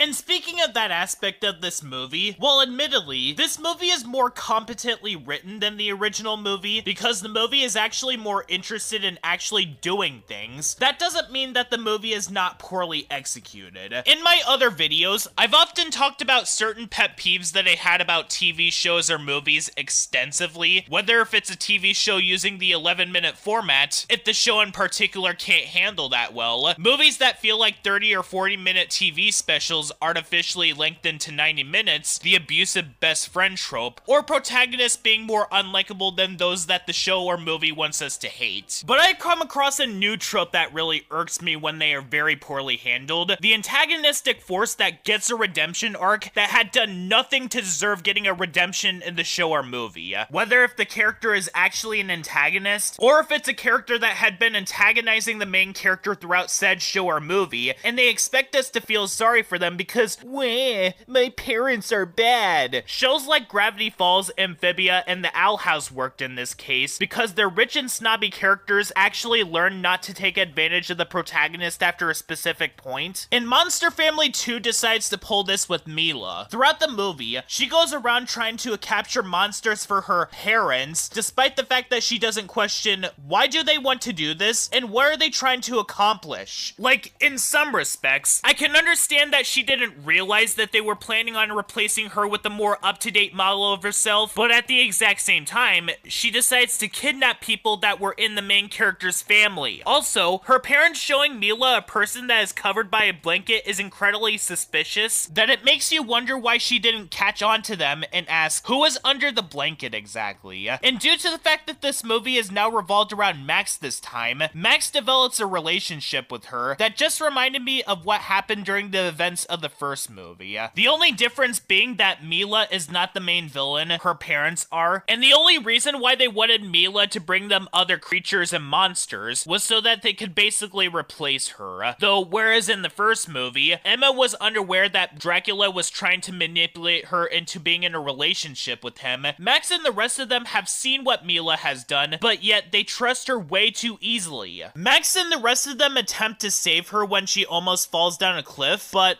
why? I mean, she basically uses this as an opportunity to escape, and she gets away with capturing Baba Yaga and Renfield, not even giving her an offer to either give both of them back to us, or we're not gonna help you at all. And it took her taking the gorilla away from them to realize that she was untrustworthy. But like, wasn't she untrustworthy already? What changed about her so much that you needed to blindly put all of your faith in her? But overall, like I stated before, while Monster Family 2 was a lot better than the original, similar to the Nutjob 2 Nutty by Nature, all this movie did was remove every element that made the original movie so awful, and then basically left us with something that lacks substance instead. I don't know if I'd say that this movie is bottom 10 material, especially with the movies on the horizons that I've yet to have gotten to, but one thing is for certain, I would definitely rewatch the first 3 Hotel Transylvania movies, and watch the first and second Incredibles movies before watching watching this movie and the first Monster Family movie ever again. And with that, season 1 of Sean's yearly reviews is all done and complete. I could have gone the direction where I had the episodes go up to 99 episodes before going into the second season, given the production number on these reviews, but I thought that 52 episodes was clever enough. Now, just as a little reminder, Sean's yearly reviews has way more episodes than Sean's network reviews, so if I end up still being on season 1 of that, as I get started on season 2 episodes of Sean's yearly reviews, that'll be why. Because an upcoming episode of Sean's network reviews, Ben 10 2017, will be a crossover between these two series, and the movie portion will have the SYR20 production number. And speaking of crossover episodes, join me next season, where we started off by discussing a show that tried to parade itself as a sequel to a beloved classic that is actually rude to its guests. With that, this season is wrapped up.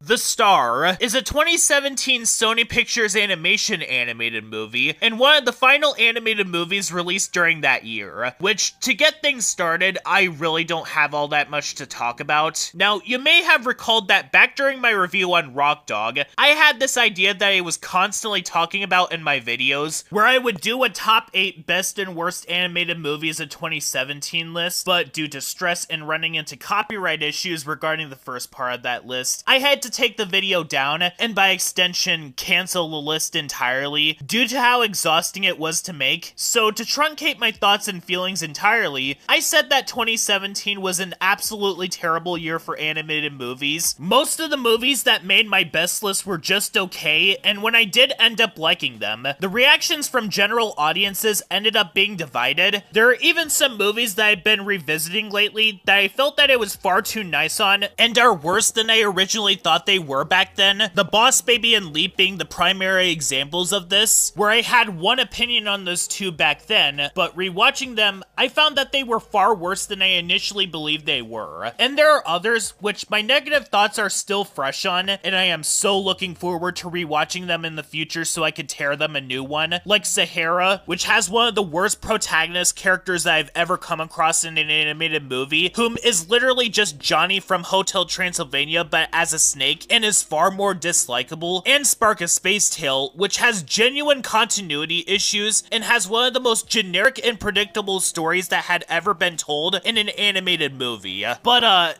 today, we're going to be taking a break from all of that, because the subject of today's review is The Star, which, to get this out of the way, is not good. Though, at the same time, I don't really have strong feelings towards this one at all, not even back then. In fact, this movie was initially going to be number 8 on that list, alongside Sahara, which I'll get to another time. Back then, I thought that this was one of the least bad out of all the animated movies that came out in 2017, for very simple reasons. The plot and narrative is coherent, you could see what they were trying to go for, the characters aren't hateable, and I can't really think of any egregious things that this movie does, and well, on my most recent rewatch of the movie, I can confirm that this is still the case. So, the movie basically tells the story about the birth of Jesus. Sounds simple enough, right? Actually, no. What this movie is actually about is this donkey named Bo. He and his friend, Dave the Dove, basically dreams of being part of a royal caravan. But who knew? He can't be part of a royal caravan because he's a milling donkey whose only purpose in life is to mill wheat. But on one fateful day, this other old donkey basically helps him to escape, as he ends up in the custody of a couple who's giving birth to the Messiah, Mary and Joseph. However, King Herod basically sends an assassin to kill Mary because baby Jesus is going to be the new king. And that's actually where the first and major issue that this movie has basically pops up. This movie technically falls into the category of being a Christian animated movie, basically having it tell the story of the birth of God. Sounds easy enough, right? Well, not in the case of this movie though, because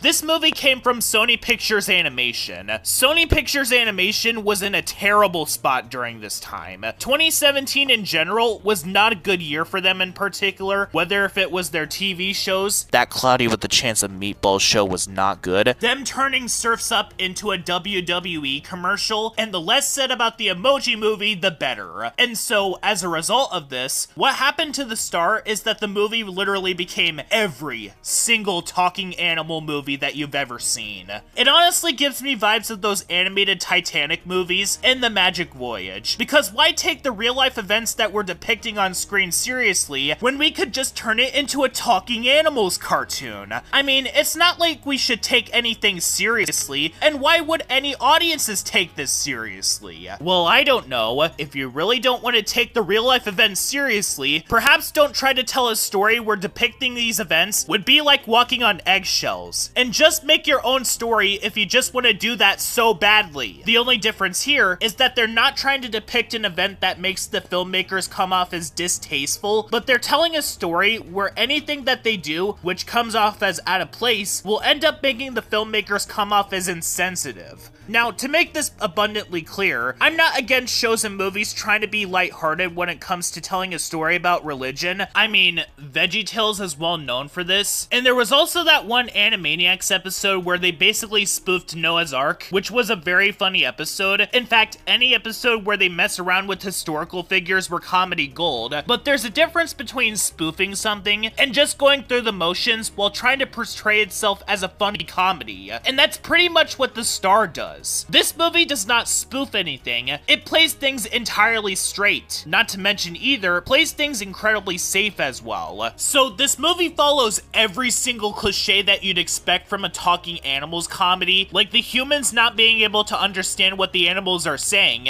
and they also throw in unfunny jokes, which pretty much takes away from the seriousness of what this movie is trying to convey. Like, there's a sequence in this movie where the assassin basically breaks into Joseph and Mary's home, while Bo and Dave are basically fearing for their own safety, but it's very difficult to take this moment seriously when it then immediately cuts to an extremely awkward and cringe-inducing sequence where Dave is dancing for the assassin's dogs to the point where he begins twerking, and the jokes are also very predictable, because most of them are basically shown off in the trailer, par for the course of animated movies nowadays. And not just that, but you can easily telegraph what jokes that they're going to tell whenever a character tries to break down a door of some kind. It results in the same slapstick joke being run into the ground over and over again, though, this wouldn't be the last time that a Sony Pictures animation movie would basically run a joke into the ground, given a certain movie that came out less than a year after this one. Also, you remember Bo, you know, that anime series that Cartoon Network aired on Toonami in the mid to late 2000s? They basically reference that in this movie, where this horse named Leah hears Bo's name, and she just starts repeating his name. Get it?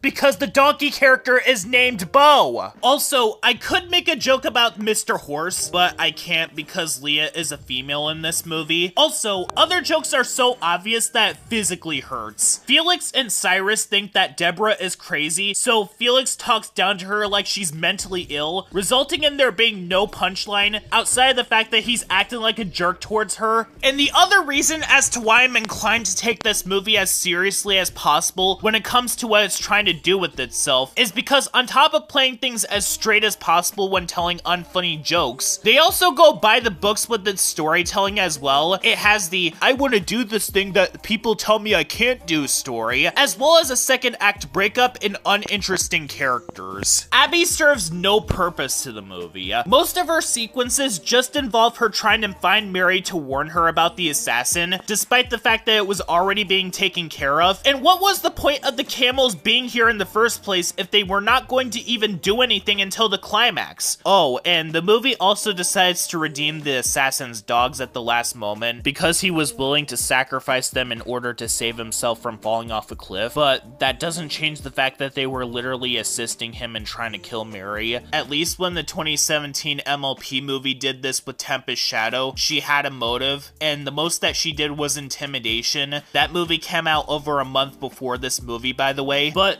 because this movie doesn't linger on these two getting redeemed as much as Namari from Ryan the Last Dragon or Chumsley from Gabby's Dollhouse the movie, I honestly just don't care about this as much as I should, despite this being one of my new least favorite cliches in films and TV shows. And honestly speaking, that's the best way I could sum up The Star. It's probably the least bad out of every animated movie that was released in 2017, because it at least feels like a movie, there's a purpose for why it exists, and there aren't any egregious moments that I can recall from this movie. Years ago, in my original worst 2017 animated movie script, I said that I had a problem with Joseph's attitude towards Bo in the sequence after Bo saved Mary from being killed, but no, after rewatching it, Joseph actually had a good reason to be mad because he didn't know that Bo was trying to save Mary, but what he was aware of was that Bo caused a big mess. The problem with the movie is that it's boring, the tone is inappropriate given the story that it's trying to tell, and it's unfunny. But that's small potatoes compared to being stuck on a road trip with a hateable character, making rock and roll boring, making a dance story unpleasant, being gross, just being an advertisement for WWE, making a sequel that had no purpose to exist, having writing and continuity issues, and just being an advertisement towards apps. The Star, in contrast, is just forgettable, and it's a movie that I'm probably going to forget about after this review is over. So, when I was young, there were many preschool shows that I grew up with. Blue's Clues, Wow Wow Wubsy, Arthur, despite being considered as a show for older kids, Little Bear, etc. They were shows that I liked a lot. Now granted, because I am someone who is in my 20s, I am too old to really be watching these shows nowadays. They are shows to appreciate, given that they are shows that did a lot for us in our youth, though shows like Arthur do hold up to this very day. And given that I did move on from watching these kinds of shows, I moved on to watch shows like SpongeBob, OKKO, Rocko's Modern Life, Chowder, the list goes on. But I am of the opinion that just because something is made for preschoolers, that doesn't mean that it shouldn't receive backlash of any kind, because lately,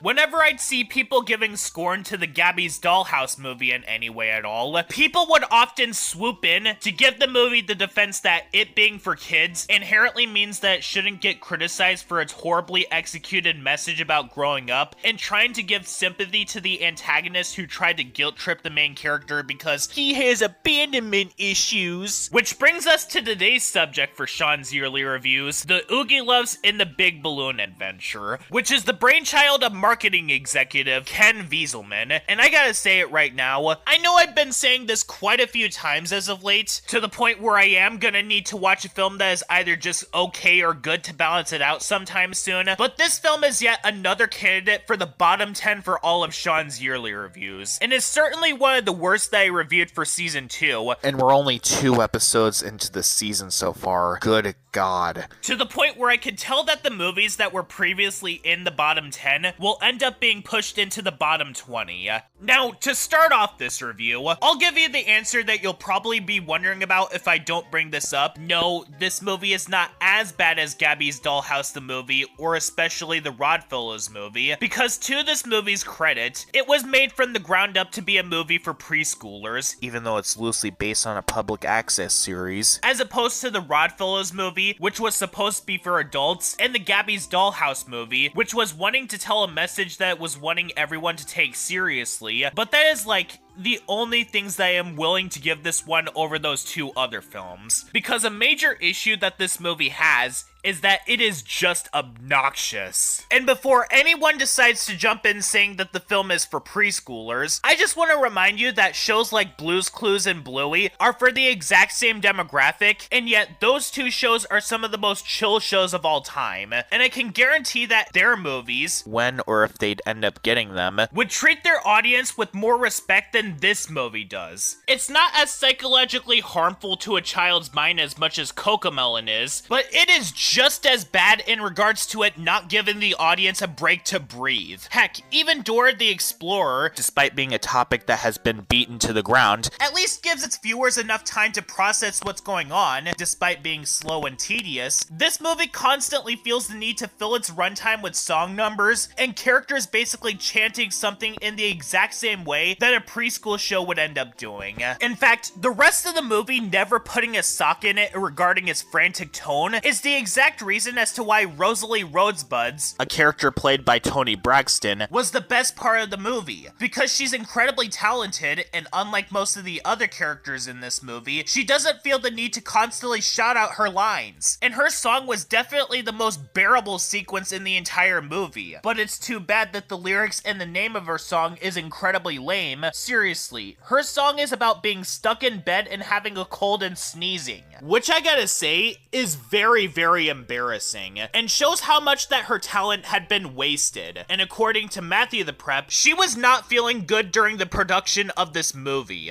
And honestly, maybe this was the reason as to why this movie ended up doing as badly as it did. Not only is this movie absolutely obnoxious, but also, given that this movie was released in theaters, there were a few parents who probably had very young children that were probably begging them to take them to see this movie. Over the course of the film, the Oogieloves constantly encouraged the children to get out of their seats and start dancing. The children that probably saw this in theaters presumably did exactly what they told them to do in this movie, which probably also encouraged them to start disrupting other moviegoers who also took their kids to see this movie, causing the parents to become miserable before angry word of mouth started spreading, causing the film to become a box office bomb. Not as disruptive as what happened during the screenings of the Minecraft movie, where people went crazy over the phrase chicken jockey being said, getting so bad that people actually brought a real-life chicken to the movie theater and started lighting fireworks in the theater. But it's on the level where this movie is constantly encouraging kids to disregard movie theater etiquette. Even a troll in Central Park had the decency to not do this, and that film is infamous for how sickly sweet it is. Like, it would be understandable if this movie was intended for television, because there's no harm in encouraging them to do this interactive thing at home, where they'd be in front of a TV, but doing this on the big screen would end up causing problems.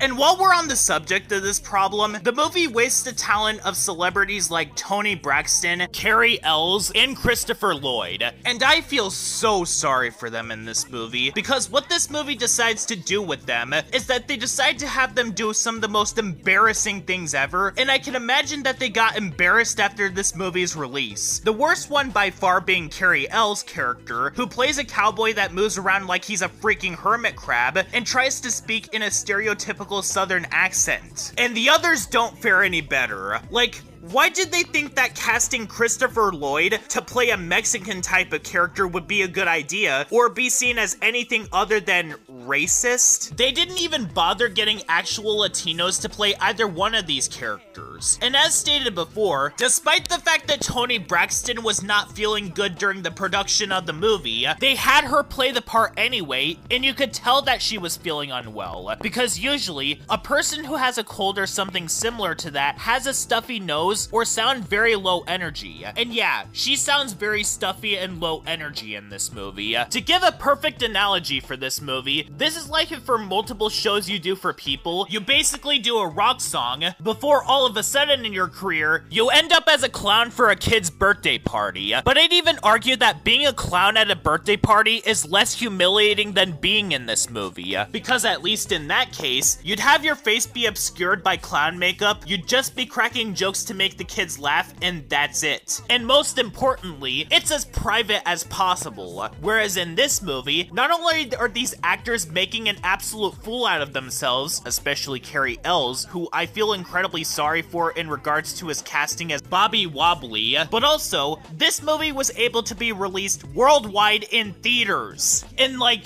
the question that I'm wondering is, was this even supposed to be released in theaters, or was it supposed to air on television? Because the way that this movie is structured makes the movie feel exactly like a long episode of a preschool show. It's ironic how a lot of people thought that Dora and the Lost City of Gold was gonna be like this, and while I haven't seen that movie, I've heard that the movie is surprisingly good, which is shocking because the original show was known for being incredibly annoying, and well, the Oogieloves in the Big Balloon Adventure is exactly what it would be like if you just took a preschool show episode and put it on the big screen, but at the exact same time, the movie constantly uses every single opportunity to stall its runtime. Like, This movie is more padding with the song numbers than Raggedy Ann and Andy a Musical Adventure. But all of the songs in this movie are awful because of how unbearable that the vocal performances are. And even when the characters aren't singing a song, they're doing the typical interactive chanting that you'd see in these kinds of preschool shows. Also, the animatronics on the Oogieloves themselves are just atrocious. All of them barely move their mouths in any kind of way, to the point where I've seen animatronics from Chuck E. Cheese that have better mouth movements than these guys. And it really says a lot when I say that Ruffy the Goldfish has the best puppetry out of every single character in this movie. In fact, aside from Tony Braxton's character, he's the best character in this entire movie because his reactions were exactly how I was feeling while watching this movie with Matthew the Prep. You must guide us, my little thin friend. Tell us when we arrive. Please, place him on the window. Will this day never end? So overall, the Oogieloves in the Big Balloon Adventure is just awful. But as I stated before, because this movie was intended to aim towards the preschool demographic, I am being a little more kind to this movie than what is in my bottom 6. That is definitely not saying much. For my recommendation, please do not show this movie to your kids, or if you don't have kids, your future kids. Just put on Blue's Clues instead. Even though I am too old to really be watching that show in particular, it really does hold up to this very day, because while that show is interactive, it's one of the most chill shows of all time, and it's actually bearable for anyone of any age to watch. And same thing even applies to Bluey, even though I've yet to have watched that show. All that the Oogieloves movie does is give the parents an absolute headache, as well as make talented actors feel like they're in a circus that is public for the whole world to see. Anyways, what's the next one? I feel like I need to watch a movie that would put me in a good mood because of how not good that the last couple of films have been.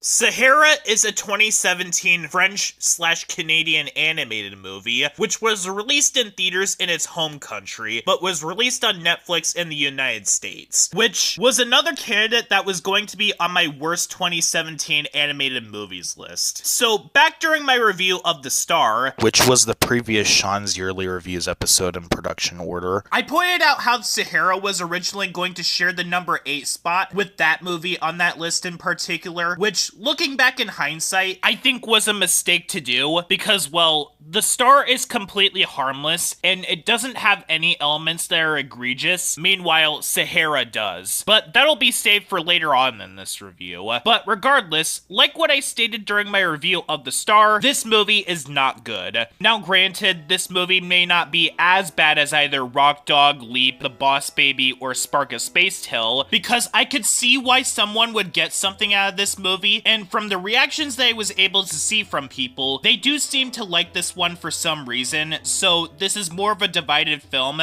rather than something that I have an unpopular opinion on, like Rock Dog or 9. But this film has literally nothing going for it. So, what is the premise of this film? This film revolves around a snake named Ajar and a scorpion named Pit. Ajar decides to roll around in this green stuff to pretend to be a green snake, so he could sneak into an oasis and live there.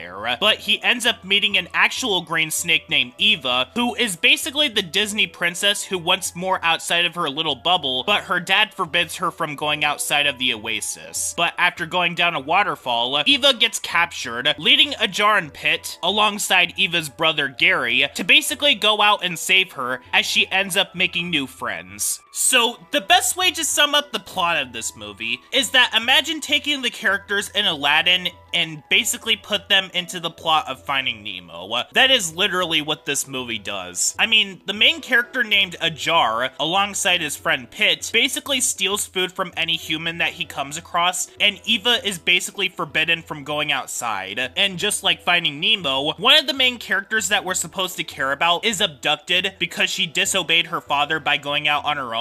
Though, the problem that this movie has is not that it has similarities to Aladdin or Finding Nemo. The problem is that the pieces just don't go together at all. Like, this movie has the same structure structure as the Pixar film, but it has that one piece which makes the entire thing collapse. Say, did you ever hear of a romance story where the character that the protagonist falls in love with is captured right away, leading them to be split apart for most of the movie? Because I sure haven't. In spite of the fact that Ajar and Eva literally just met, they still get together at the end of the movie, in spite of the fact that they didn't even interact that long before they got split apart entirely. Reminder, Ajar is supposed to be the Aladdin, while Eva is supposed to be the Jasmine. In Aladdin, before both of them even fell in love, they had several sequences where they bonded with each other, so it was very believable as to why Aladdin and Jasmine wanted to get together with each other. Ajar and Eva get together because the plot demands it, not because they actually got a chance to bond with each other. And now that I think about it more, why didn't they just have Ajar and Eva get captured and then have Pit go on a buddy road trip with Gary? Even though he's awful for reasons I'll get to later. It would have served the exact same purpose as a result, because all of what Ajar does and say in this movie could have also been done by Pit. That way we could have been given more time to see Ajar and Eva bond together. Wanna know why this worked more on Finding Nemo? Nemo got abducted in that movie not too long after he got into a fight with Marlin. So over the course of that film, Marlin had to learn to not let fear cloud up his judgments, as opposed to getting development for a relationship taken away from the audience, which is what this movie does. And in spite of the fact that it's been years since I last watched Finding Nemo, I remember more about the other fishes that Nemo met than these characters. Even though I only watched this movie once beforehand. Because all of them are that forgettable, and they are not given enough screen time to make their presence memorable. And rewatching the movie after all of these years, all of them can be described by their one trait. The leader snake, the handsome snake that tries to flirt with Eva, in spite of a huge age gap that is problematic, given that he says that he was in the dance group for 11 years. The twin snakes that are hyperactive, and the seductive snake that wants Eva gone. And unlike in Finding Nemo, where the characters being fish was integral to the plot, I have to ask this question now: why are the characters in this movie snakes and not humans? Because outside of the sequence where Ajar, Pit, and Gary are in the car and the other humans basically get terrified, you could basically change the characters into humans and nothing would really change at all. This includes the way that they'd be able to get the snakes to any given location, given that camels can apparently transport a wagon, and the snakes could also basically be changed into dancers and that's it. But then when going through this movie, I can honestly see why they changed them into snakes, because you cannot get away with a lot of this content if they were humans, in more ways than just the fact that the sequences where Gary is addicted to pollen being a metaphor for drugs. There's a sequence where the security birds try to outright kill Ajar and Pit when they trespass into the oasis, and considering the fact that this movie is literally set in the Sahara Desert, if you've seen how dancers are like there, you'd know. But why do I really not like this movie exactly? Well, a lot like Planet 51, the problem that Sahara has is that it's very bland and forgettable, and without this one aspect of the film, it might have gotten a 5 out of 10, but it sits where it is now because of one aspect of the film, and that is Gary, quite possibly one of the most insufferable characters that you'll ever come across in an animated film. So, did you like Johnny from Hotel Transylvania? I could assume not. So, what executive thought that it was a wise decision to just take that exact same character and just make him into a snake? Some people argued that even he was pushing it at times, but even in Hotel Transylvania, you could make the defense that all of what Johnny did was completely harmless. Some could say he was annoying because of how cool and hip he tried to be, but he never did any harm to the other characters. And the moments where he was pushed to be dislikable was never because of him by himself, it was more because of bad writing showcased in Transformania. That's all that Gary does throughout this entire film. He serves no other purpose to this movie other than constantly spouting out pop culture references, which makes zero sense given the location that this movie is supposed to be set in.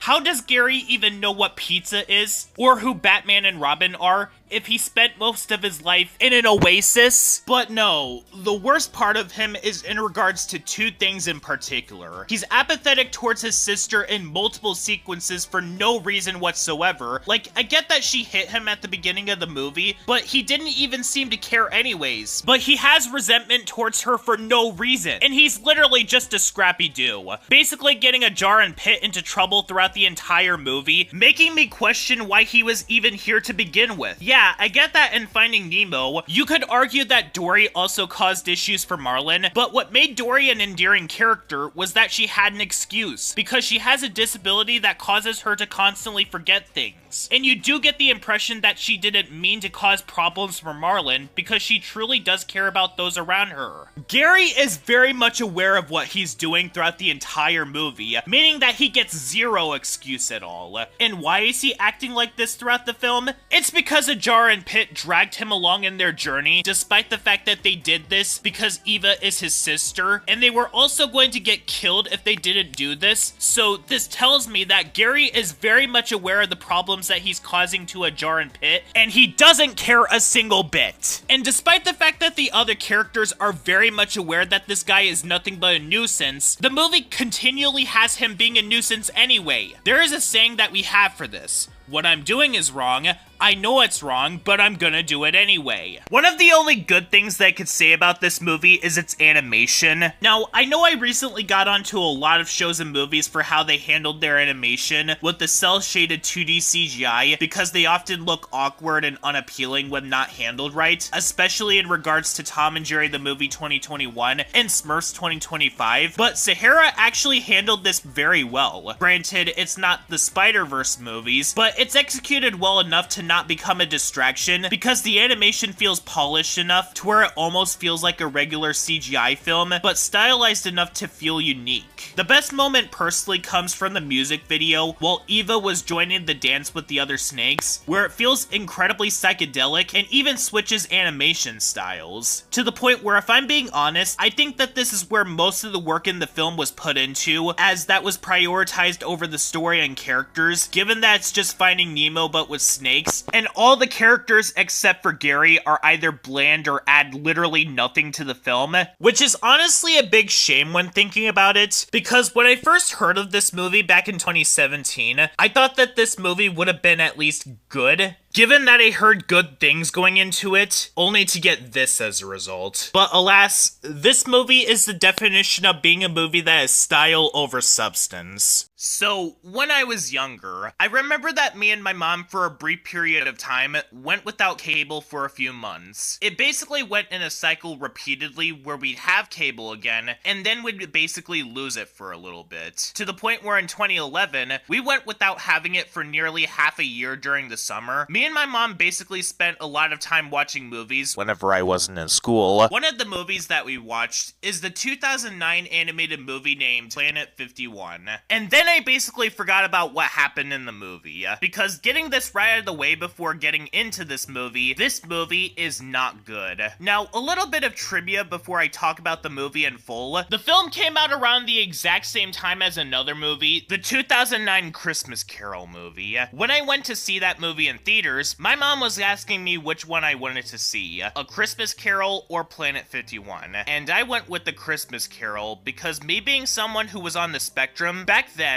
I was very picky with what I watched, and I thought that Planet 51 looked a little too weird for a reason that I don't exactly remember. However, me now being an adult who is on the spectrum, I crave very weird things. Ren and Stimpy, Rocko's Modern Life, the newest seasons of SpongeBob, Teacher's Pet, OKKO, I could go on. So, going back and revisiting this movie as an adult, I went in and gave this movie as much of a chance as I possibly could. In spite of the fact that many people cite this movie as being the worst animated movie of 2009, but that was going to happen regardless, because 2009 was an amazing year for animated movies. It was the exact same year that gave us movies like Coraline, Up, Cloudy with a Chance of Meatballs, The Princess and the Frog, etc. Having a movie like Planet 51, which definitely feels like it would have fit more in either 2006, 2007, or 2008, come around the tail end of the 2000s decade, next to these other movies, would be like having a fancy party with mostly sophisticated guests, being joined by someone who is a regular citygoer, who is not quite as fancy as them, but is mostly well behaved, but has a few qualities that ends up getting him kicked out. Like, something about that just feels a bit out of place. But regardless, I went in expecting this movie to be kind of average, but boy was I wrong.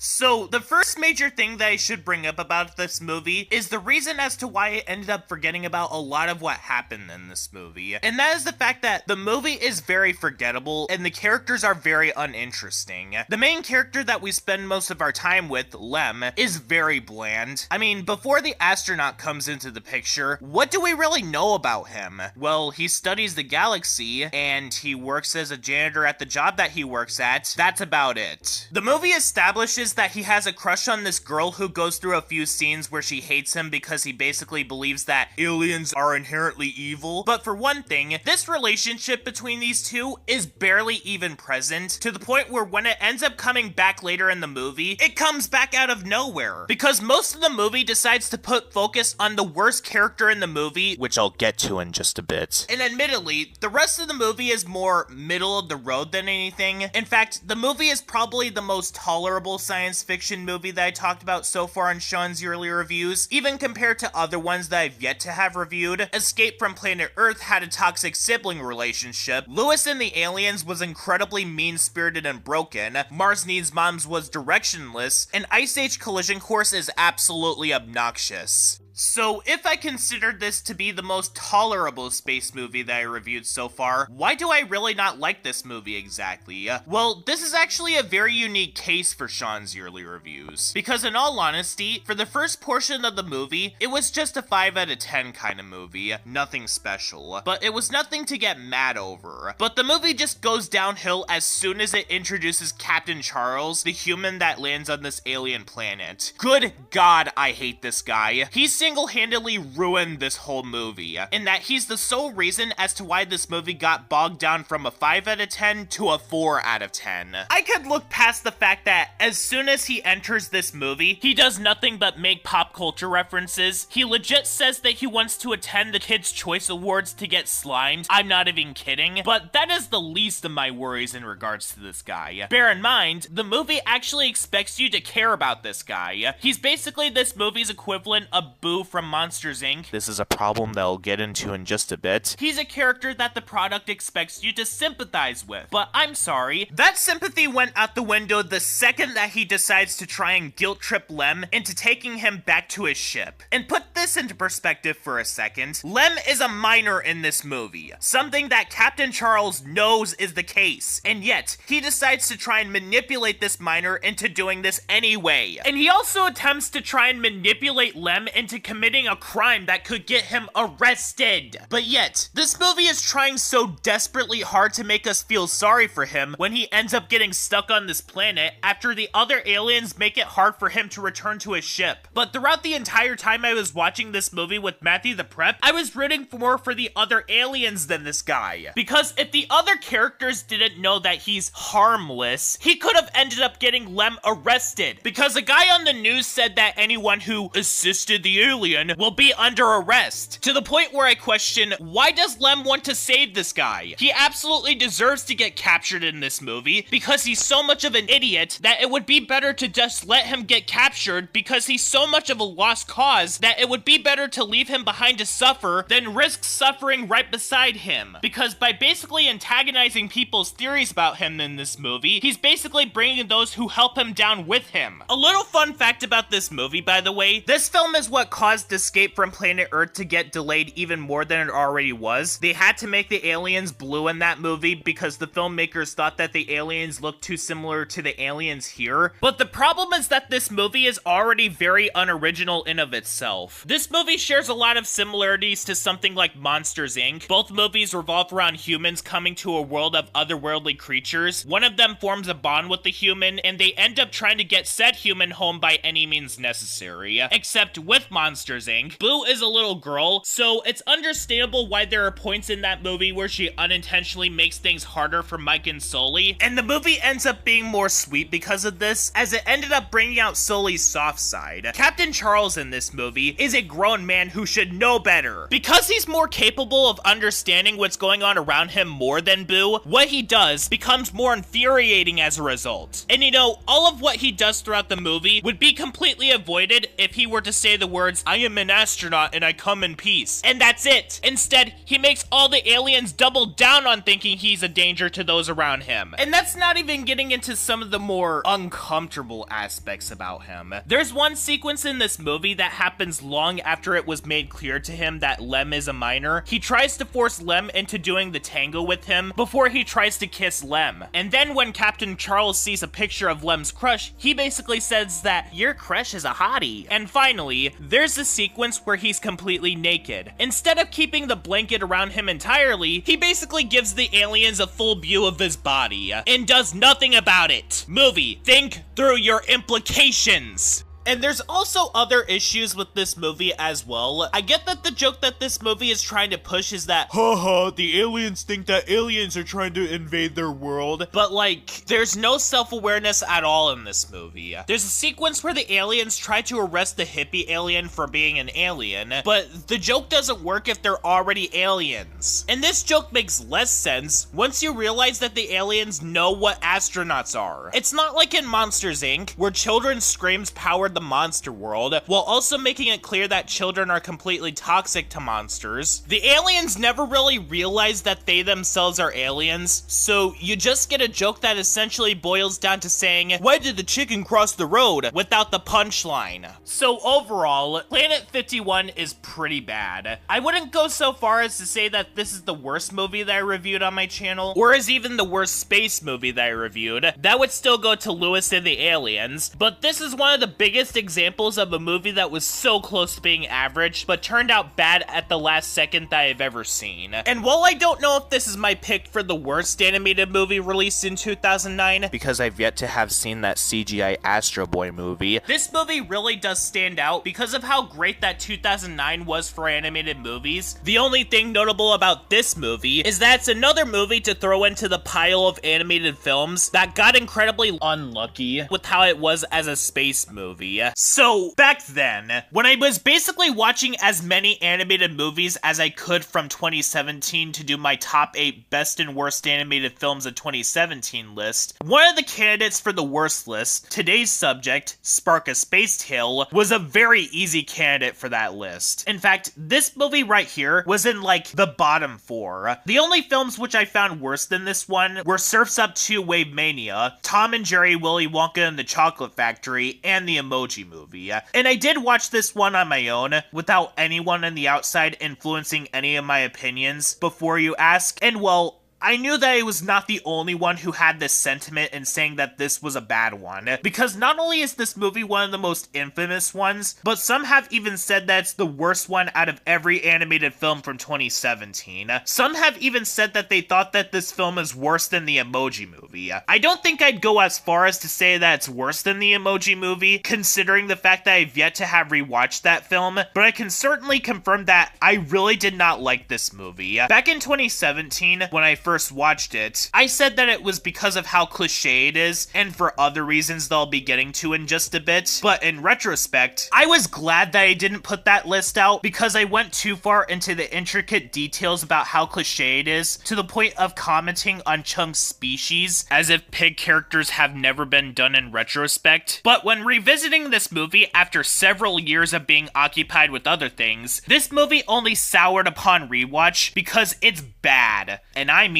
really, really bad. Do I think that this is the worst one I reviewed? Far from it, actually, because this one feels more broken rather than actively malicious, which is why I find this movie better than Escape from Planet Earth or Ryan the Last Dragon, but that's definitely not much of a compliment, because while I do think that the Emoji Movie, Tom and Jerry Willy Wonka and the Chocolate Factory, and Surf's Up 2 Wave Mania are worse, because they are more lazy or just feel like a commercial for WWE or apps, Spark a Space Tale is the most broken and incoherent out of all of them. So, what is the premise of this movie? Well, this movie is basically what you'd get if you took Star Wars and just replaced everyone with monkeys. The plot revolves around this kid named Spark. He basically dreams of being this noble warrior who goes on missions, in spite of the fact that he has a lack of experience when it comes to this. But oh no, his guardians say that he's not ready yet, and that he can't become a warrior yet. But after Spark basically goes behind one of his guardians' back, and goes to the palace to accept victory Vixen Chunk's mission from the Queen, Spark ends up putting the entire galaxy at risk by leading a space kraken directly to the evil emperor named Emperor Zong, leading them to being thrown into a wormhole as a result.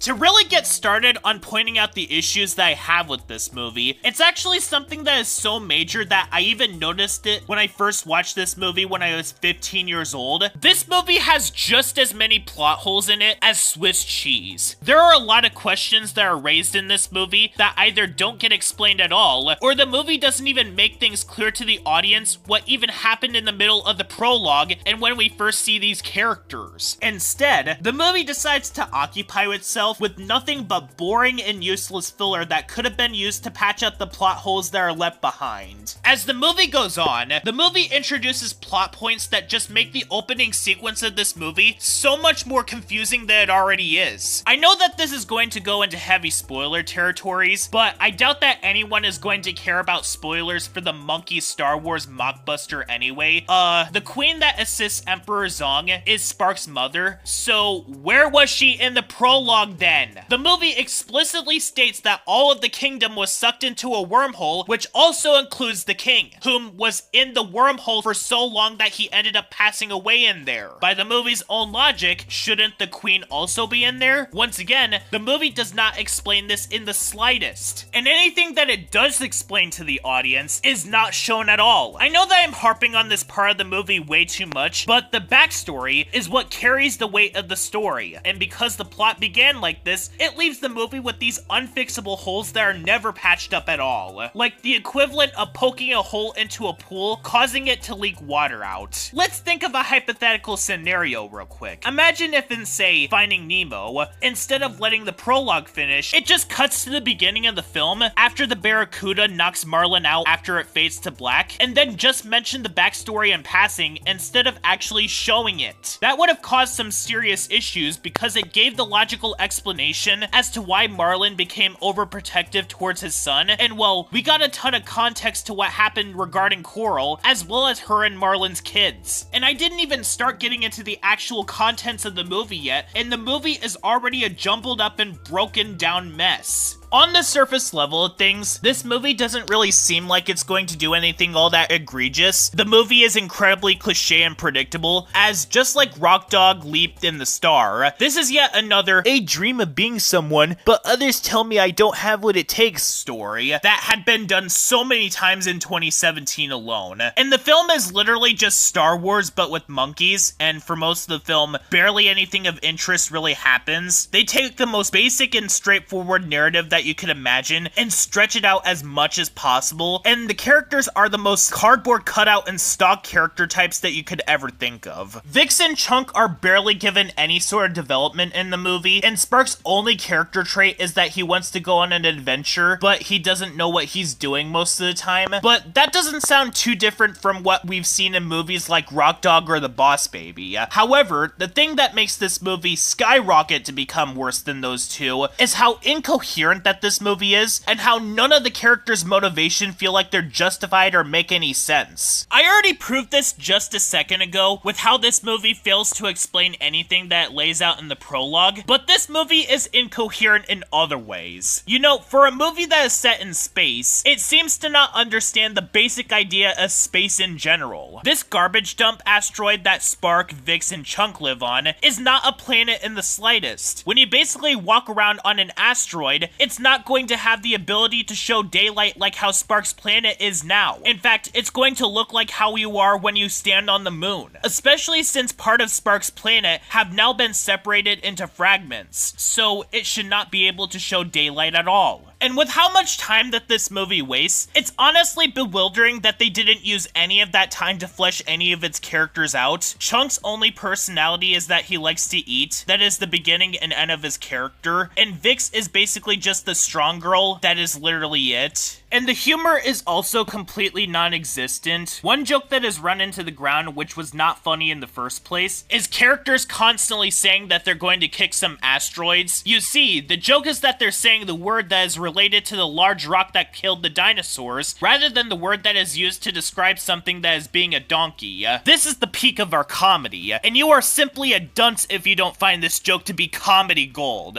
Also, like Shark Tale and Sahara, the movie has literally no reason to even star animals in the slightest. You literally could have just made the characters into humans and nothing would change at all. I mean, in this movie, Spark knows what a zoo is, but he's a monkey himself. Also, could we technically say that what Spark did in the sequence, where he taunts the kingdom's guards by saying that they belong in the zoo, classify as racism? Oh wait, if this movie starred humans, people would have only accused this movie of ripping off Star Wars more than it did before. But the worst part of the movie is in regards to how the film is structured, and how very poorly executed that the family relationship between Spark, Vix, and Chunk are. Spark's attitude and motivations are all over the place. His attitude switches from being the typical teen that just seems fed up with his loved ones, to suddenly being all naive and clueless when he rushes into doing this adventure in a way that could only be described as mood whiplash. I've seen a lot of people who have taken issue with this, saying that Spark acts like a brat throughout the film, but I don't really see that throughout the movie. Plus, the reason as to why Spark acts this way is because he's constantly left alone with the robot most of the time. No, the real issue is with Vix and Chunk. The beginning of the film gives us a very bad first impression of them, where it's literally stated that they left Spark alone during his birthday because they were busy working most of the time, and Vix has the gall to claim that Spark isn't ready yet during the training sequence, but maybe he'd be ready if you guys just took some time off to train him, because they don't seem to have jobs at all, and their absent-minded nature just gives me vibes of the parents from Rugrats, where they constantly just let their kids wander off with no parental supervision. Same thing even applies here. Vix blaming Spark for the fact that the world was put in peril was the worst part of the movie, because Spark wandering off was entirely their fault in the first place. Like, hey genius, he wouldn't have gotten the idea to go out on his own if you and Chunk did your jobs as his guardians and kept your eyes on him more. And because of how terribly paced and written that this movie is, Vix and Chunk, after they basically blame this 13-year-old boy as the reason why the universe was put in danger, they instantly go back on their anger towards him in one of the most unrealistic ways possible. This wasn't an anger in the heat of the moment thing. They literally regret snapping at him seconds later, despite the fact that this is not how anger functions with any person, or even a cartoon character. But at the exact same time, you can't really blame Vix for getting angry in this sequence, because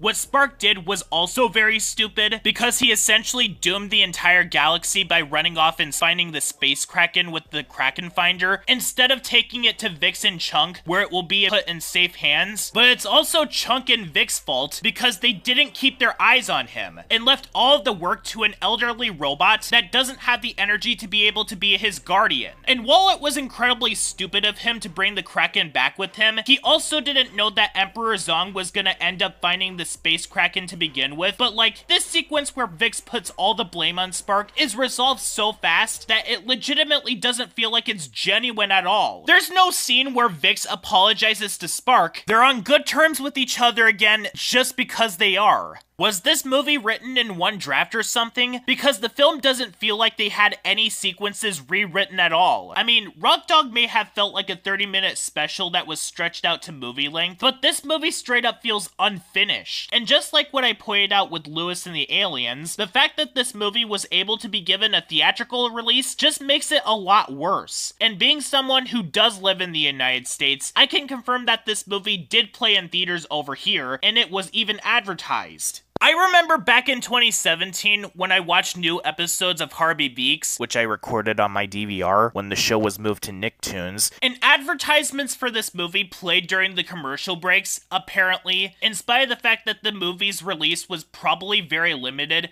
and pulled from theaters quickly, because I remember when me and my mom went to see Smurfs The Lost Village on April 22nd of that year, and it didn't play at all in that theater, and considering the fact that this movie literally came out 2 weeks after the Boss Baby, and a week after Smurfs The Lost Village. There were 2 other options that people could go with, but even then, Smurfs The Lost Village also didn't do very good, and The Boss Baby was also pretty bad. God, 2017 was not a good year for animated movies. And so, with 2 other options that people could go with, which were released in the exact same time frame, you could imagine how this movie did. Only making $1 million on a $40 million budget. And that was probably for the best, because if not for the Emoji Movie, this film would easily be the worst theatrically released animated film that was released that year, that is not a direct-to-DVD film. The film is incoherent, the characters' attitudes and actions change constantly like a light switch, the characters are flat and not given any sort of chance to develop, and the film generally comes across as a diet version of Star Wars, but broken and genuinely has continuity issues.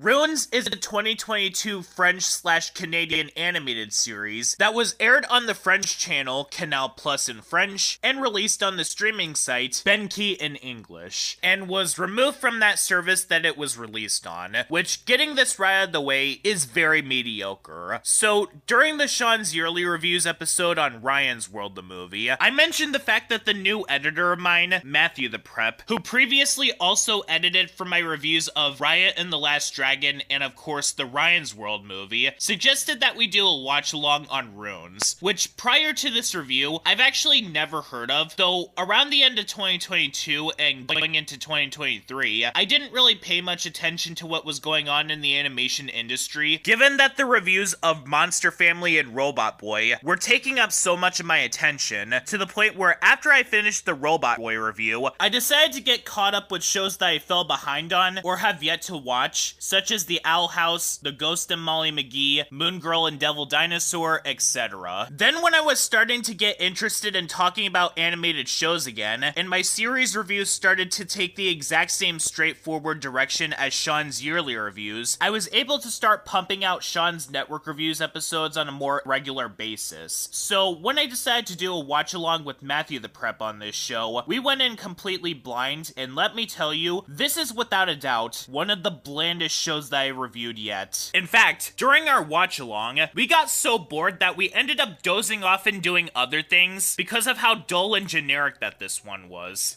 What is this show about? This show revolves around a kid named William. After he ends up getting evacuated from his previous home because he's the heir of the descendant of Rollo, he ends up hiding on a farm with other peasants while also going under another alias called Hugo. After he has a run-in with the witch lady named Algrith, who says that William needs to visit a cave, it's up to William, along with the cousin of his named Alice, and another friend of his named Thurston, to go around and collect these gemstones to keep out a god of chaos named Loki, but despite their best efforts, they're not able to keep him from escaping because of a goblin who betrays his own village, and a lot of other convoluted stuff that would probably make my brain melt if I were to describe all of them here. And to really get started with this review, the first and obvious problem with this show is that it's incredibly generic. A lot like Raya and the Last Dragon, this show tries so desperately hard to be the next Avatar: The Last Airbender, but never actually understands what made Avatar: The Last Airbender such a beloved series, down to the point where every episode of this show gives us a recap of the last one, despite the fact that from what I understand, Runes was able to be released on a streaming service during its run in the US, and we were able to get episodes all at once. Meanwhile, Avatar had its episodes aired weekly, so I guarantee that people were watching every episode all at once. And whereas with Raya, it didn't understand that the purpose of Avatar was to save the world, but rather, it wanted to preach a message about trust while also not being properly paced or having characters that were fleshed out properly, Runes doesn't understand that with the cast of characters, you need to give them a character trait that actually stands out, which was something that could be said about the original Avatar: The Last Airbender. All of the characters in this show are incredibly generic, and the most that could be said about them is that they have incredibly overused archetypes, like Alice, who is just the supportive cousin to William, and Thurston is a jerk that rushes into situations not knowing what he's doing, which is something that you can't say about Avatar: The Last Airbender. And this show provides me with yet another thing that I could go on a rant about for a little bit, bit, and that is this show's misuse of the secret identity premise. As I stated during my review on Zip Zip, unlike a certain star that is indeed giant, who still to this day has an issue with characters keeping a secret from their friends and family in of itself in cartoons, I don't mind the secret identity being used inherently, as long as the show or movie is able to keep it consistent throughout the entirety of the series. Some shows did this well, while others did this badly, and Ruins is another show that does not do this well. In fact, you may have remembered that back during my review on Zip Zip, I pointed out how the show did not handle the secret identity premise very well because the characters were barely even keeping their appearance a secret at all. So to remedy this, they made every single character in that show an absolute idiot. Well, take the issues that I had with that show and directly apply it to Runes, and you basically have the exact same problem here. But the only difference is that at least you could argue that Zip Zip had an excuse that it was episodic, and that it was intending to have the characters be stupid for a quote-unquote joke,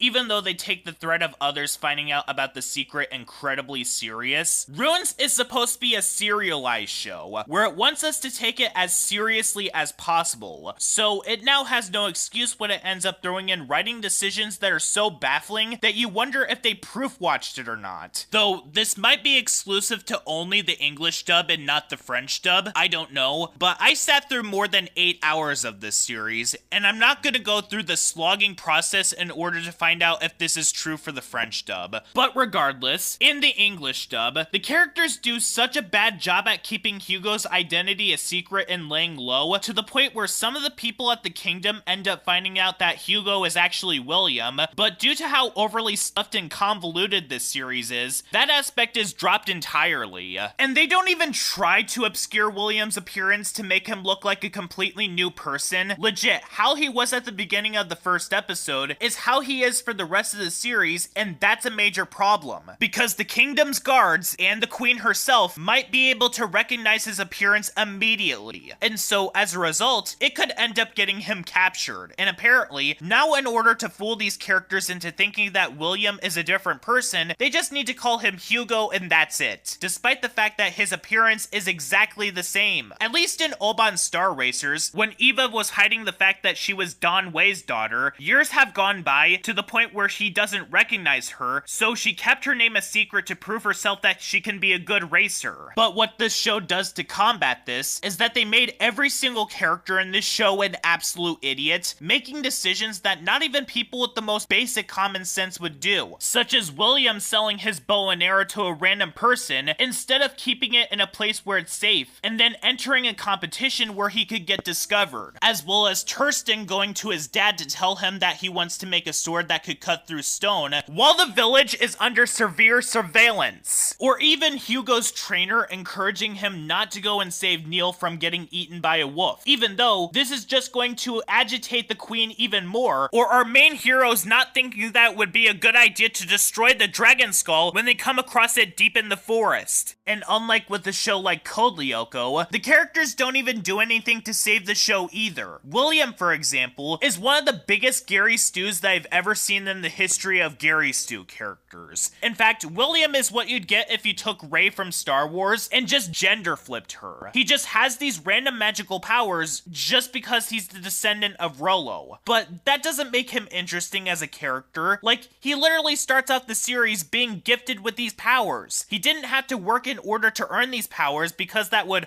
make him interesting. But yet, this show has a higher score on IMDb than both My Hero Academia and OKKO Let's Be Heroes, shows with main characters, which gives us a reason to actually care about their protagonists. Or maybe this show just didn't have enough episodes to properly flesh him out. I mean, the final episode didn't even give us closure to any of these characters. And that's another thing too. This show is boring. I am not kidding when I say that one episode of this show just decided to sidetrack the plot after Loki, the god of chaos, got all the pieces of the dragon skull in order to focus on Hugo's trainer still being alive and them trying to save them. But why didn't they just do this earlier in the series? All this did was distract us from what the series is supposed to be about. In fact, while I was watching this show with Matthew the Prep, we got so bored to the point where when I was watching this with him, him, we just dozed off to work on other things, and whenever we saw horses in this show, we just started making jokes about the angry culture war pony by doing impressions of him, just to get some enjoyment from sitting through this slog of a series. In fact, you may have recalled that back during my review on Power Players, I mentioned that it was a series that disinterested me so much that while I was watching the show, it made me wish that it was drawing or watching another series that was much more interesting than it. Runes is the exact same. Down to the animation being a turnoff, I made it clear during my reviews of Tom and Jerry the Movie 2021 and Smurfs 2025 that I really don't like cel-shaded 2D CGI and that it's very unappealing to me. And while this isn't the worst case of this problem, I mean, I've seen how shows like Regal Academy and Star Wars Resistance are animated, and they looked downright unfinished and unwatchable, but Runes is not making its case of it being uninteresting any better, because not only do you have to deal with the off-putting animation, but the backgrounds are incredibly dull to look at. But the question is this show better or worse than Power Players? That's honestly kinda debatable. I mean, Runes may be incredibly generic and has the worst series finale by far, but Power Players had so much potential that they squandered, so this show is better than Power Players by a thread, but they're still on par with each other regardless. But regarding Runes, while I don't think that this show is the worst thing ever, it's very boring, generic, the characters are either unlikable or as flat as a sheet of paper, the story feels overly convoluted because of the amount of plot threads that have very little breathing room, or it's incredibly inconsistent and has revelations that are dropped completely. Oh, and this show also has an awful finale as well. If you thought that Monster Steven in the Steven Universe Future finale was a letdown, you are gonna be straight up baffled by this. Throughout the entirety of this series, Loki's dragon was basically hyped up as this incredibly powerful creature that was going to try and destroy the world, and while it attempts to do that in this series, it is literally defeated so easily that the finale to Steven Universe Future deserves an apology. Because in that finale, at least Monster Steven came up out of nowhere because Steven thought that he himself was a monster and just needed positive reinforcement. This dragon gets defeated by a simple bow and arrow, despite the series hyping this thing up to be an active danger. And to top it all off, Neil decides to lie, saying that he was the one who slayed the dragon, and the queen is still trying to find William. So basically, the series decides to end with us not getting any sort of closure on any of the characters, and the village is still having to pay double the taxes because of the fact that William was not found at all. What an absolute letdown.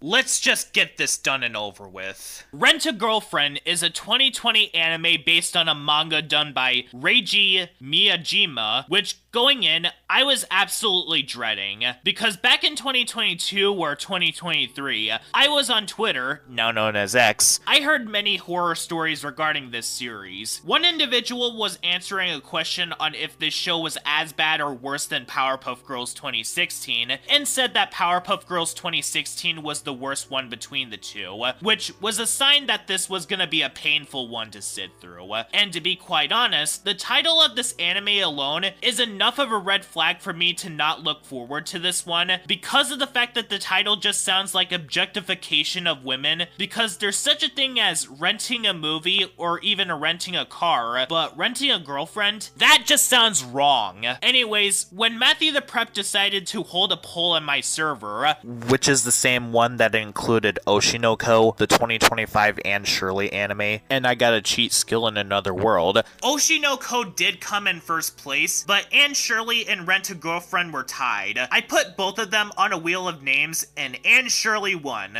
And let me just say, I am thankful that Anne Shirley won, because I got to be endeared by that other anime first before we sat through this one. And let me just say, this one is another ripe one, because Rent-A-Girlfriend is another candidate for the bottom 10 for Sean's network reviews. And where does this one fall? Second place! Yep, Thundercats Roar, Robot Boy, Family Dog, Weirdos, and Beauty and the Beast Belle's Magical World. They are nowhere near as bad as this one is. If Thundercats Roar made me the most annoyed, Robot Boy made me the most angry, Family Dog made me the most uncomfortable, Weirdos made me the most apathetic towards every character, and Beauty and the Beast Belle's Magical World made me hate every character that was amazing in the original movie, Rent-A-Girlfriend made me disgusted and made me cringe the most. So, what is this show about? This show revolves around a college student named Kazuya. After his girlfriend Mami ends up dumping him before she blocks him on social media, he rents out another girl who goes to the same college as him, named Chizuru. Both of them end up being put into a situation where Kazuya's family think that she's actually his girlfriend, so they end up having to go along with this lie so that Chizuru's own grandmother won't be disappointed in her, leading into a convoluted set of events where Kazuya ends up with other girls like Ruka, Sumi, and Mini, leading to these wacky situations where the other characters think that Kazuya is cheating on his girlfriends. To start off this review, I'm gonna begin with answering a question that you might be wondering about for the rest of this video. No, this show is not as bad as Powerpuff Girls 2016, because to this show's credit, most of the characters in this show are adults, well, except for Ruka, of course, but I'll be tearing her a new one later on in this video. But just because the characters are adults, that doesn't mean that this show is safe from the first thing that I'm gonna be discussing about in this video, the excessive amount of fan service that this show shoves into the audience's face. Now, I understand that anime is very well known to offer fan service. I mean, have you seen shows like Fairy Tail? But there is a stark difference between offering fan service every once in a while and whatever the truck this show does in every single episode, and I am not exaggerating on this. You cannot go a single sequence without either Kazuya simping over women, the show giving a close-up of the female character's chest or thigh,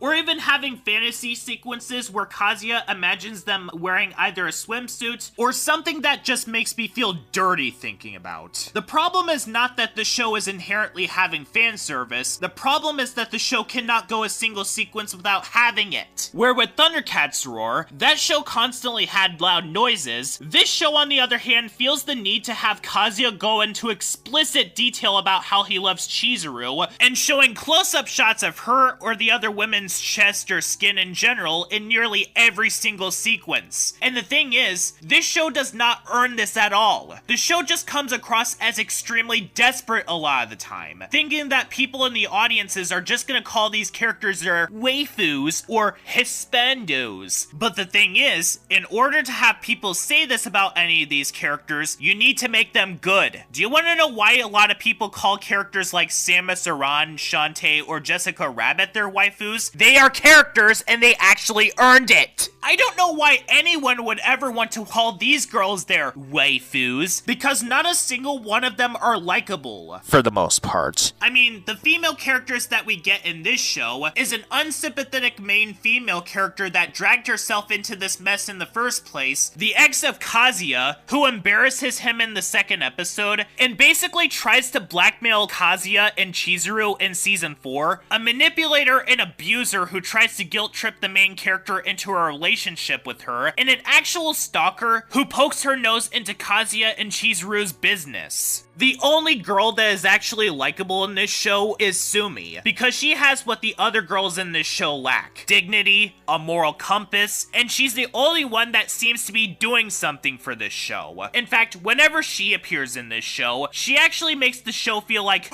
a show that is actually decent, because her episodes actually take a moment to breathe for a little bit. In spite of the fact that Kazuya still attempts to ogle her. And the sequence where she and him cry during the night was one of the only moments where this show actually has a sweet moment or even an emotional tearjerker. Outside of the episode where Chizuru's grandmother dies. To the point where it's no wonder why Sumi actually got her own spin-off manga, Rent a Really Shy Girlfriend, because she's the only good character to come out of this show, making me wonder, why was she not the main character instead? I mean, it is said in her debut episode that she struggles to speak to others, to the point where other clients started complaining about her. The rest of the show may be a flaming dumpster fire, but if there is one thing that is legitimately good to come come out of this show, it's definitely Sumi. But in spite of the fact that she is the best character in this show, she appears the least out of every character in this series, which is deeply saddening, making me hope that if there would be any other anime adaptation of this franchise, Rent a Really Shy Girlfriend should get an anime adaptation, because Sumi is too good for this show in particular, and they do her dirty the most. She, no joke, gets ignored in most of season 4, and she barely gets a chance to interact with any of the other characters, in spite of the fact that she appears in all 4 intros, and even appears in the end credits, even being in the season 4 end credits with Meanie.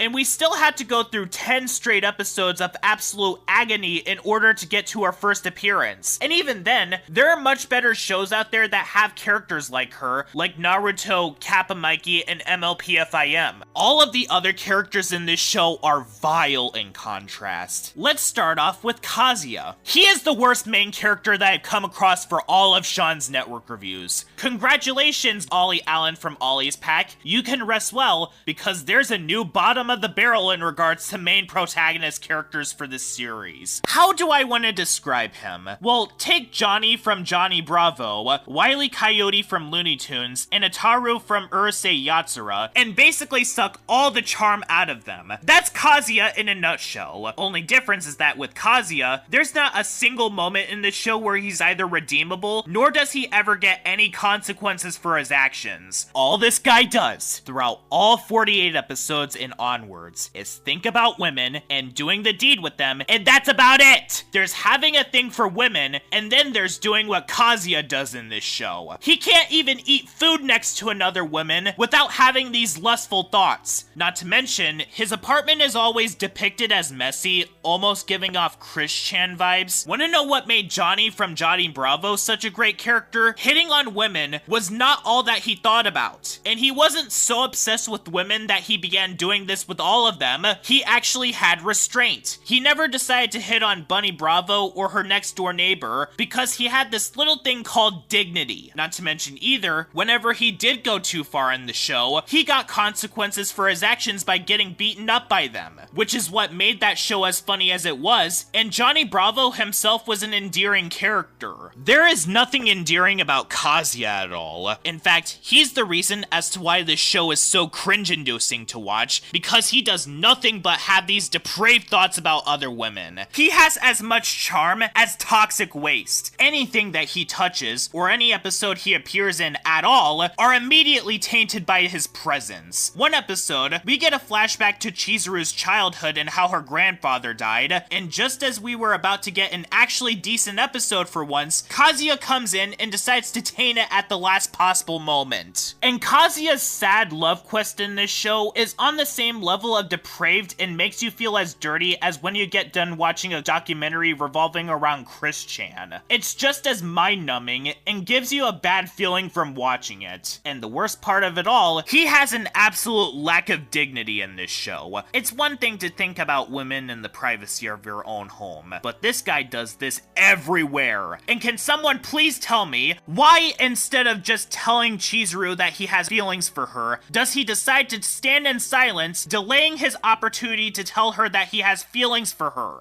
Although, it's also extremely difficult to feel any sort of sympathy for the other girls around him as well, because all of them, except for Sumi, range from being bland to being absolutely atrocious. Let's start off with the show's other main character, Chizuru. She is very bland in this show. Just like what I pointed out with Bodhi from Rock Dog and Felici from Leap, she doesn't have much of a personality in this show, outside of being entirely motivated by her dreams and ambitions. It's just about how she looks, and that's about it. I know a lot of people make this kind of argument for a lot of female characters. Ooh, the only reason for why this character looks as attractive as they are is because the creator want her to become waifu bait. Or that, ooh, the only reason for why this character was made so that they could be a love interest for the main character. And usually, I'd argue against them with this point, saying that no, there's actually more to her character than this, because how they look is only a fraction to how they are like as characters.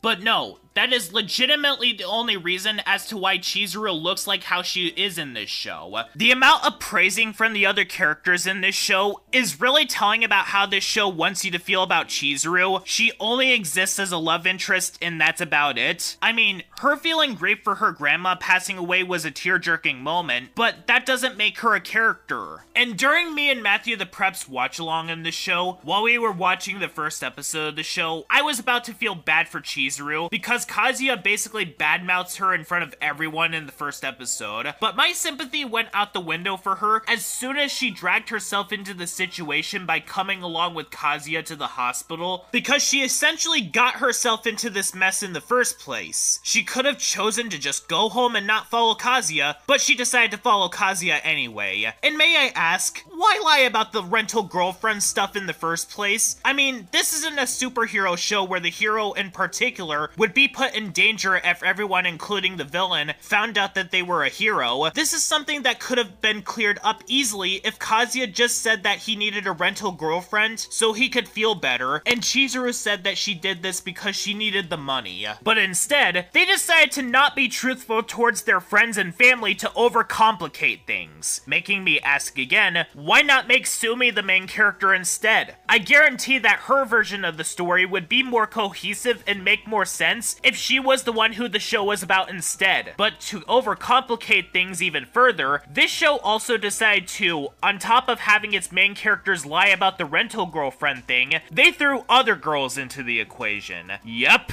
This show is not only a series that shoves fan service down your throat, this series is also a love triangle show. Actually, no. A love triangle show would mean that two people are in love with the same person. This is a love hexagon series, where one boy has the same affection from 5 other girls, but there's a conflict that prevents him from picking one over the other, which is the aspect that people are conflicted on the most when it comes to any animated series. Some are considered as the weakest aspect of the show in particular, like Regular Show or Gravity Falls. Some barely even focus on this aspect, as they are mainly focused on the story of the series in particular, like Code Lyoko or Teenage Mutant Ninja Turtles 2012, while others are abysmal when it comes to this, like Star vs. or Miraculous Ladybug. But Rent-a-Girlfriend is the bottom of the barrel in this genre of love triangle shows. Not just because of the fact that this show feels the need to shove cringe-inducing fan service in your face, to the point where this isn't your average everyday cringe-inducing moments, this is advanced cringe. But also, all of the girls except for Sumi are incredibly hateable, to the point where I don't want to see Kazuya get together with any of them, not only because he doesn't deserve it, because of how hateable he is himself, but these girls are so detestable that I don't know why Kazuya would even want to get together with any of them. Whereas in Miraculous Ladybug, you can see why Marionette wants to get together with Adrian, or why Star Butterfly wants to get together with Marco Diaz. Let's start off small with Kazuya's ex, Mammy.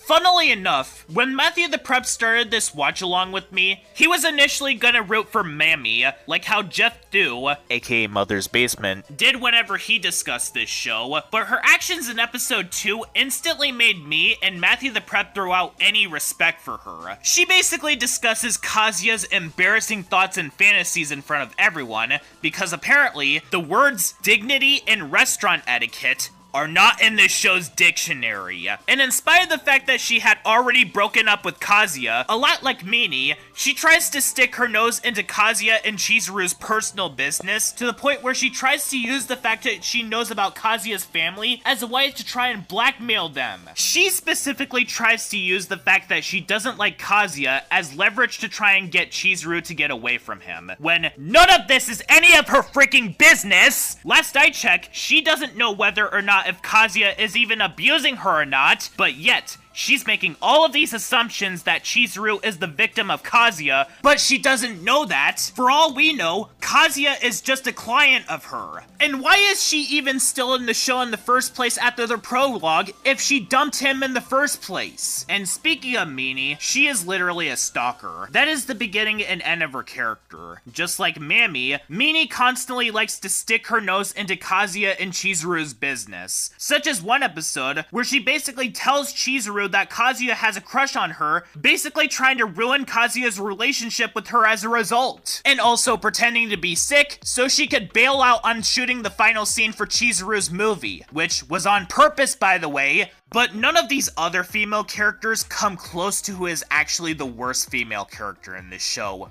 Ruka. I hate her. Actually, no. The word hate isn't enough to describe how bad that she is in this show. I loathe her so much. Now, I know that I mentioned a little bit ago that Ruka is the youngest character in this show. According to certain sites, she's specifically stated to be 17 at the beginning of the series, but turns 18 in season 3, since she had her birthday, though the show doesn't state how old that the characters are at any point. But regardless of all of that, she is just awful in this show. Do you want to know what could get me to turn against the character completely? It's when they start crying in an emotionally manipulative manner as an attempt to sadfish others. More specifically, in one of Ruka's first appearances in this show, she basically tries to force Kazuya into a relationship with her, and when he basically tries to reject her, she decides to bawl her eyes out to get what she wants. And while Kazuya is forced to have her be his girlfriend, she is absolutely abusive to Kazuya, not even letting him so much as speak to Chizuru, and a lot of moments from her in this show could actually be classified as sexual harassment. Multiple sequences in this show involve her trying to force herself onto him, forcing him to kiss her, and attempting to do the deed with him. Legit, that one episode where Ruka spends the night in Kazuya's apartment because of the fact that it's raining hard outside was a very uncomfortable and agonizing 22 minutes in particular. Especially that sequence where she attempts to do the deed with him in a non-consensual manner, which was very gross. And she also forces kisses from him. Whether it's her forcing him into his apartment so she could corner him against the wall to force a kiss out of him, or forcing him to kiss her by pulling his tie towards her, which is also attached to his neck. Like, if a hypothetical girlfriend of mine decided to pull any of the things that Ruka does in this show, I'd basically dump her immediately. Because not only is that sexual harassment, her trying to push her body onto him could also fall into the category of assault. Also, how convenient is it that nowhere in this series, Ruka's age is not brought up in any way whatsoever? It's almost like this show bringing up the fact that Ruka is 17 would result in the sequence where Kazuya is forced to date her getting so much more messed up as a result. For the record, I hate Kazuya in this show, and I don't feel sympathy for him in any way whatsoever. But one thing I will give him in this show is that it's perfectly understandable for why Kazuya doesn't want to date Ruka, the most obvious reason being that Kazuya is in his 20s, while Ruka is still under the age of 18. But yet, this show still decides to force him into a relationship with her. During the sequence where Ruka is crying in a way that is very emotionally manipulative, other people walk by, calling Kazuya a jerk for not wanting to date a 17-year-old. Seriously, show. What the truck?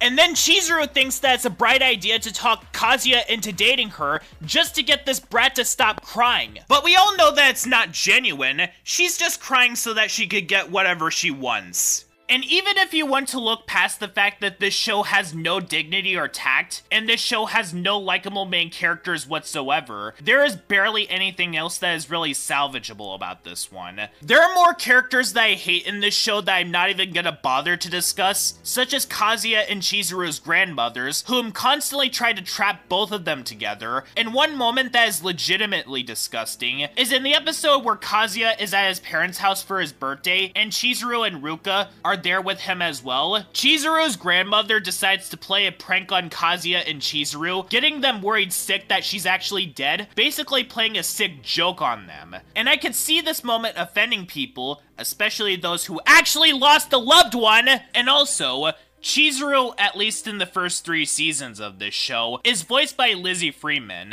Yes, that Lizzie Freeman. Though after season 3, she escaped this show and moved on to voice Pomni, which I am glad for because in all honesty, Lizzie Freeman deserves so much better than this. And even though Digital Circus is far from being a perfect show, it is a series that is much better, and I wish that I was watching that show instead of this, because every single time that I heard Chizuru's voice, I was instantly reminded of Pomni. Are there any positives that I do have with this show? Well, yes. I always look forward to the opening and ending themes in each episode. Sumi is the only bearable one out of all the characters in this show, and the animation done by TMS Entertainment is as good as it always is, but that's like the equivalent of accidentally burning a cake and then trying to salvage it by decorating it with frosting, because regardless of how you try to make it look, it's still going to end up tasting disgusting as a result. Years ago, I thought that Little Nemo Adventures in Slumberland was the weakest thing that TMS Entertainment had a hand in because of the amount of production issues that it went through and how messy the story was in that movie. But no, Rent-A-Girlfriend is the worst thing that they ever had a hand in.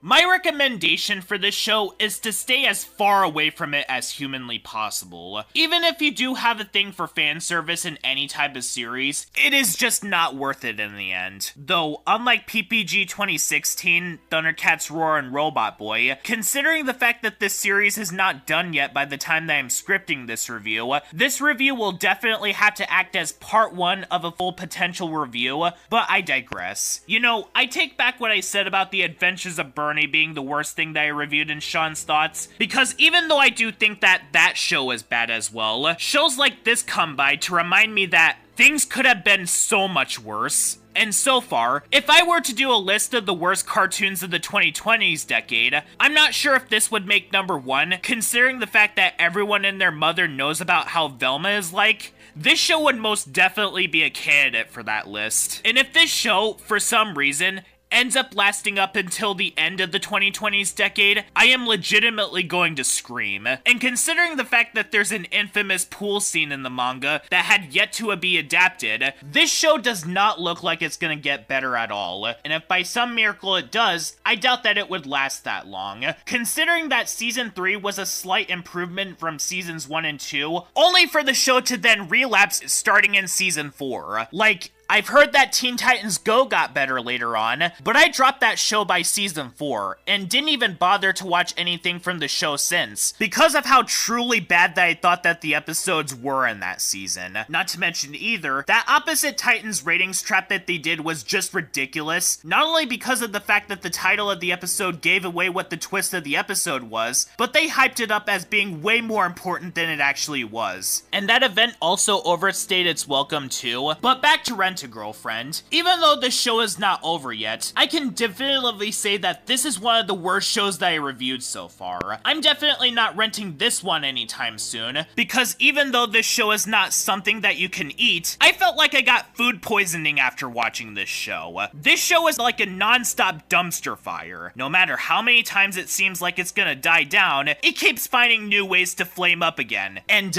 considering that the next season of the show in particular is adapting that infamous pool scene, those flames are only gonna escalate even further. Wolf Children is a 2012/2013 Japanese animated film, and is the first anime film to be produced by Studio Chizu, which was founded by the film's director, Mamoru Hosoda, and ooh boy. This one is a very complicated case in particular. Usually for Sean's yearly reviews, whenever I'd watch any given movie, my thoughts on the movie don't change drastically around a specific point in the runtime, that is, except for Gabby's Dollhouse the movie, which you already know what my thoughts were on that film. But in those cases, my feelings are generally consistent with what I feel about any given movie. However, with the subject of today's Sean's Yearly Reviews episode, Wolf Children, this was honestly the hardest one to judge out of all of them, because in all honesty, the film is very two-faced in regards to its quality. Because in all honesty, the first half of this movie is amazing, and might have resulted in the film getting an easy 10 out of 10, but the second half of the movie is not too good, and as a result of this, it results in me giving the film a 6 out of 10. So, what is Wolf Children about? This film revolves around a young woman named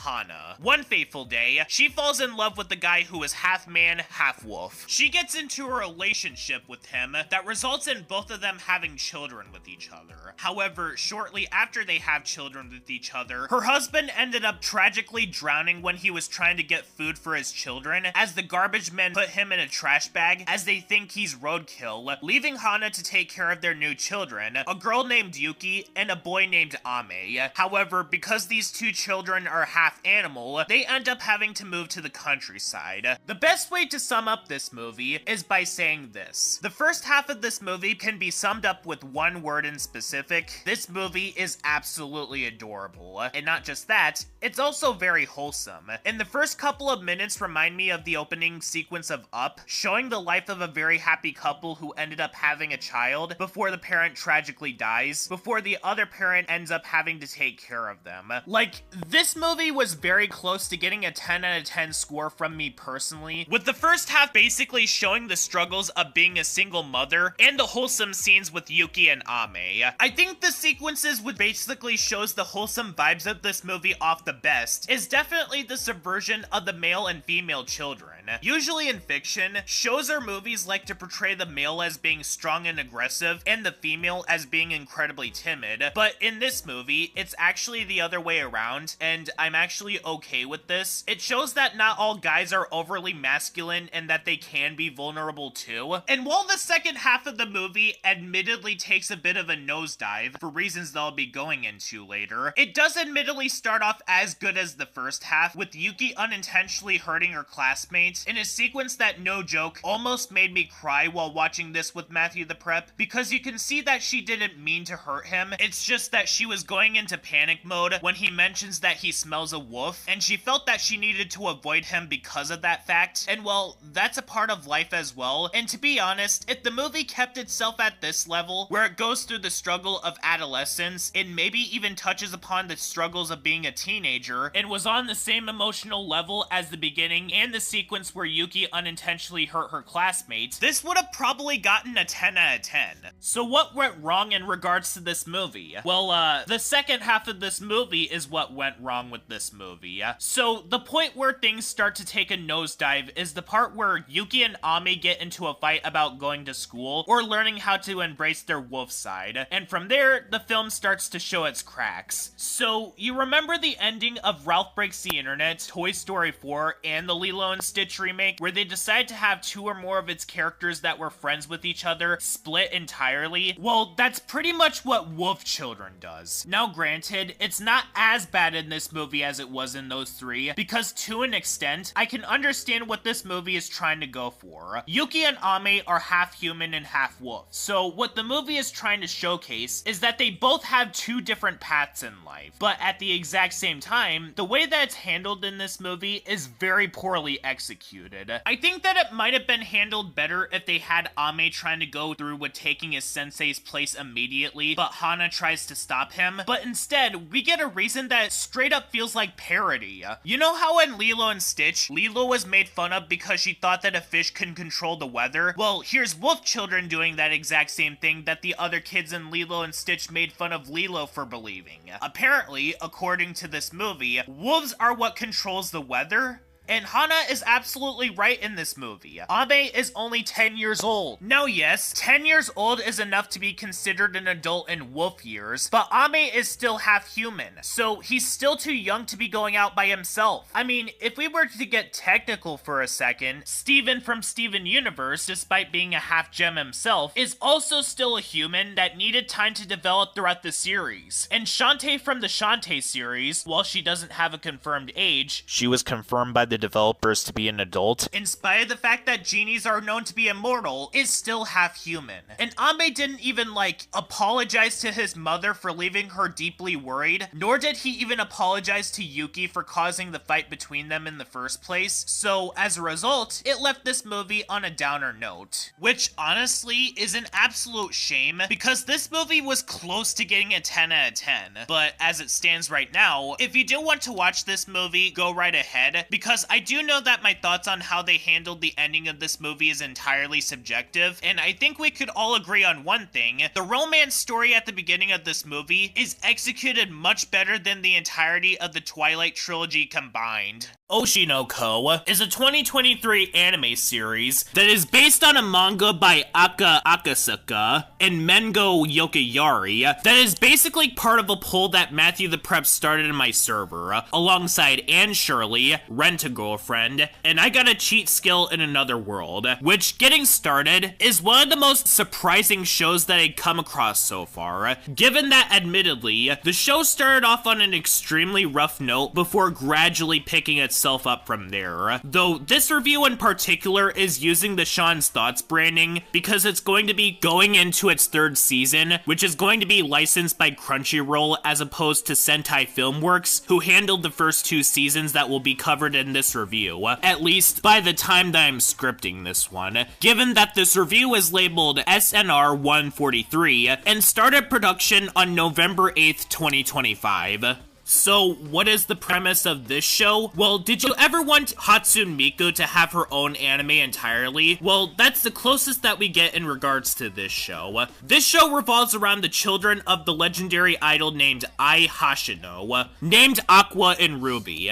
They retain memories of their past lives, with Aqua having previously lived as gynecologist Goru Amaniya, and Ruby having lived previously as a terminally ill cancer patient named Serena Tendoji. One day, a stalker of Ai killed her when she answered the door in her home, leading Aqua and Ruby to having to take on different paths in life, with Aqua searching for the guy responsible for his mom's death, and Ruby wanting to follow in her mom's footsteps of being an idol singer. Now, the first thing that I should bring up about this show is that it honestly starts off on an incredibly rough note. Now, unlike with Wolf Children, where that movie started off beautifully before taking a nosedive around the end, Oshi no Ko's first episode started off pretty badly, but picked up around the end, as the first portion of the 90-minute first episode gets pretty uncomfortable and cringe-inducing, with Goru being downright obsessed with Ai, despite her being 16 years old by the time of when he was still in his previous life, and the nurse even calls him out on this behavior, as well as Serena saying that she wants Goru to marry her, despite the fact that she literally says that she was 12 years old, which was in a flashback, no less. And there's also the factor of Goru and Serena retaining their memories of their previous lives when they get reincarnated as Ai's children. They're both still obsessed with her, despite the fact that she's their mom now. Now, it would have been understandable if, in the context of this 90-minute pilot, Goru was around the same age as Serena, and Goru was 16 when he began obsessing over Ai, but having a grown adult gush about her is just discomforting to watch. Or better yet, why didn't they just have the show start with Ai giving birth to 2 kids, the kids grew up loving her group songs, and then Aqua would then plot to get revenge on the one who killed Ai to begin with? It would basically serve the same purpose, and the unfortunate implications would have been solved, instead of having it loom over the series. Like, even Code Lyoko and Eek the Cat's first episodes, while they were worse because they either didn't properly introduce its characters to the audience, or made the show look bad, you could generally skip the pilot episode of both of those shows and you wouldn't miss anything. Meanwhile, the beginning portions of the 90-minute first episode of this show are important to watch, unfortunately, because the show basically mentions that Aqua and Ruby had previous lives, and those moments in the episode just completely misrepresent what the series does. Because in regards to the rest of the series, this is definitely one of the biggest surprises that I've come across so far for Sean's Network reviews, though I do have to emphasize the word "so far," because the show as of November 2025 only has 24 episodes and has a chance of either getting better or worse. Where the show really starts transitioning into the show that is representative of how it is now is near the end of the 90-minute pilot, where Ai's stalker kills her because she got pregnant, because something that Oshi no Ko has a surprising amount of is episodes that tackle very serious subject matter while also having characters that are very complex. In one of the earlier episodes of this show, which actually had a disclaimer regarding self-deletion, one of this show's more interesting characters, Akane Kiryokawa, becomes the subject of a harassment campaign lobbied against her to the point of nearly unaliving herself before Aqua saves her. And everyone knew that the mistake that she made on set was just an accident, as earlier in the episode, Akane had major self-doubts about herself after she overhears an argument that her agent had with the higher executives. And speaking of Aqua himself, he shows at points in the series that he has trauma regarding what happened to Ai, to the point where he ends up having a stroke before having to be taken to the director's place and getting some rest. And apparently, even Ruby is going to be going through a similar arc as Aqua pretty soon, because in the season 2 finale, she and Akane discovered the skeleton of Goru. And yeah, about the characters in this show, they have a lot more to them than meets the eye.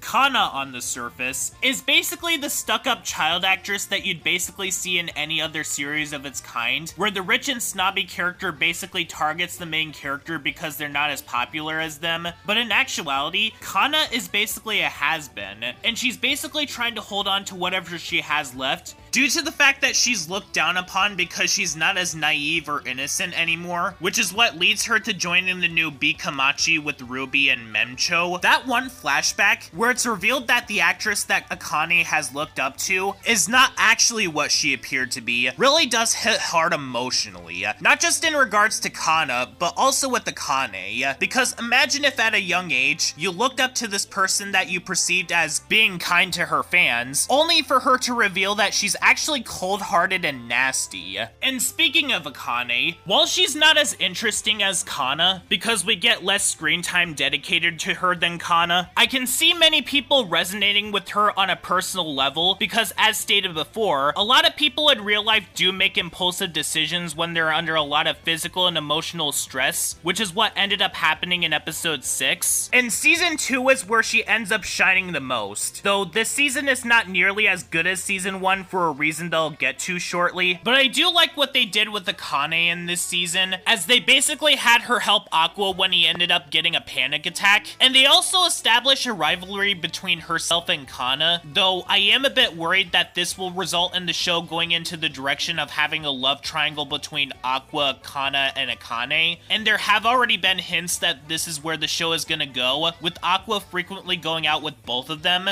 Though, given that the show only has 24 episodes at the moment, these problems have yet to show up, but what I will say is that one of the issues that this show does have so far is with season 2. It's definitely the weakest season of the series so far. I know that anime does have a tendency to have filler episodes, specifically so that they don't have any issues with getting to the end of the manga that quickly, but a majority of season 2 of this show revolves around the characters putting a stage play together called Tokyo Blade. But like, was having this be prevalent throughout multiple episodes really necessary? Like, all of these moments could have been put into a montage and nothing would change. I mean, the only things that would change is the depth that they give to characters like Aqua, Kana, and Akane. The latter two literally had flashbacks in 2 episodes that were happening in the middle of the play. But other than that, this aspect of there being a play just came out of nowhere and just distracts us from what the show is supposed to be about. Aqua being on a dating show in season 1 was understandable because his goal was to try and get as close as he can to someone in the entertainment industry to find out who killed Ai. But what does Tokyo Blade have anything to do in relation to what Aqua is trying to accomplish in this show? Yeah, I get that one of the characters that were previously on this dating show was the author of the original manga that this Tokyo Blade play was trying to adapt, but again, all this was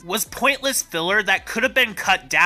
And season 2 was so hyper-focused on the Tokyo Blade play that there are like 3 or 4 episodes in a row that are revolved around them still performing in this play, but in all honesty, the play was nothing special. It just came across as, in the words of AVGN, a cliché samurai story. Like, if you watched all these episodes in a row like me and Matthew the Prep did, you wouldn't really catch on to this issue. But bear in mind, the gap between seasons 1 and 2 was an entire year. But yet, a good chunk of season 2 decides to shift its focus onto a play. And as soon as this arc gets done, there's not that many episodes left. And the season puts its focus back on what the show is trying to accomplish, where Aqua is trying to look for Ai's murderer, but not for long, because Aqua finds out that he's dead, or at least that's what we think, before we then transition to Ruby wanting to get revenge now instead of Aqua.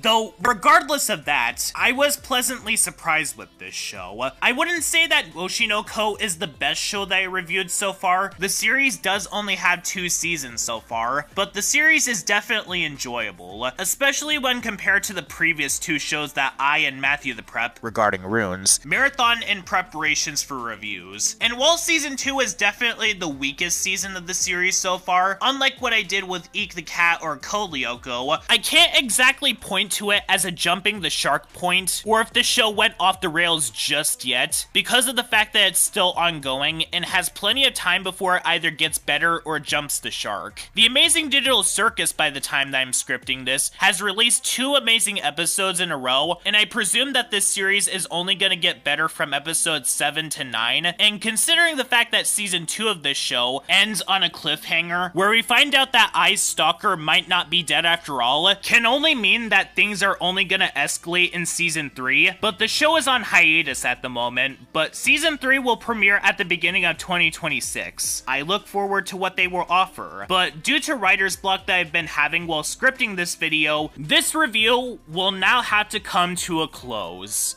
At first, I was not looking forward to tying the knot with an Amagami sister. From what Matthew the Prep had been telling me about this series, he just saw this as a generic harem rom-com anime with shrine maidens as its main gimmick, similar to what our thoughts on Runes ended up being. For me, I was thinking that this was just going to be another anime that was going to be excessive with its fan service, similar to what I thought of Rent-a-Girlfriend, which, for those who are just joining me, you know what my thoughts were on that dumpster fire of a show if you watched that review. And on the surface of things, that was kind of what I thought that Amagami sister was going to be, with the concept of the show revolving around this male character basically being stuck in a position of living at this shrine with 3 other girls. The 2 of them in particular seem to have a massive crush on him, while the 3rd one, not so much. And, this brought in some red flags, so one day, after I got done grocery shopping with my mom and getting into a watch-along with Matthew the Prep on this show, I was actually pleasantly surprised with this one for the most part. Because getting my thoughts on this show out of the way real quick, tying the knot with an Amagami sister on one hand is surprisingly good, but on the other hand, this show is in the exact same category as something like Foster's Home for Imaginary Friends or Kappa Mikey, shows that I could see some people liking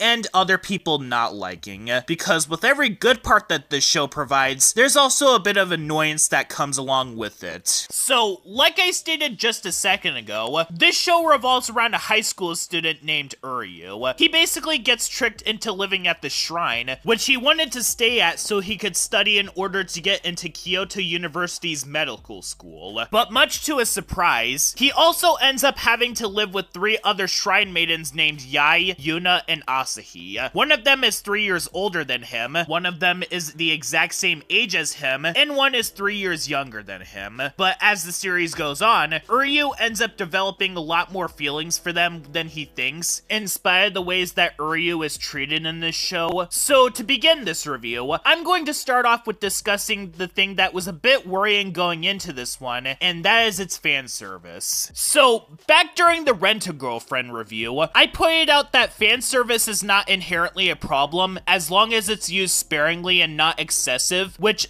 yeah. In Rent-a-Girlfriend, they did it so much that it no longer comes across as endearing, but rather, it comes across as cringe-inducing, basically being what fan service anime gets stereotyped as, where it thinks that being for mature audiences means that it could get away with doing it all the time, despite the fact that fan service is like candy. If you're given too much of it, it will leave you feeling sick. And while watching that show, me and Matthew the Prep's brains felt like they were about to throw up because it barely gave its audience a break to breathe. Well, in Amagami Sister, it's actually a lot more tame than you'd expect. They do still use it pretty often, given that a running gag throughout this show is that Uryu gets nosebleeds that are out of his control, which is a staple in any anime, but the show keeps it at a pretty tame level most of the time, and that might be because because of the fact that, well, that's not what this show is even setting out to do. The show is trying to put all of its focus on the shrine, the insight of each of the characters throughout the show, and showing how much that these girls really do care about Uryu, and how deep down he does care about them as well. No, there are other issues that this show created for itself that I'll be going into in just a little bit. Needless to say,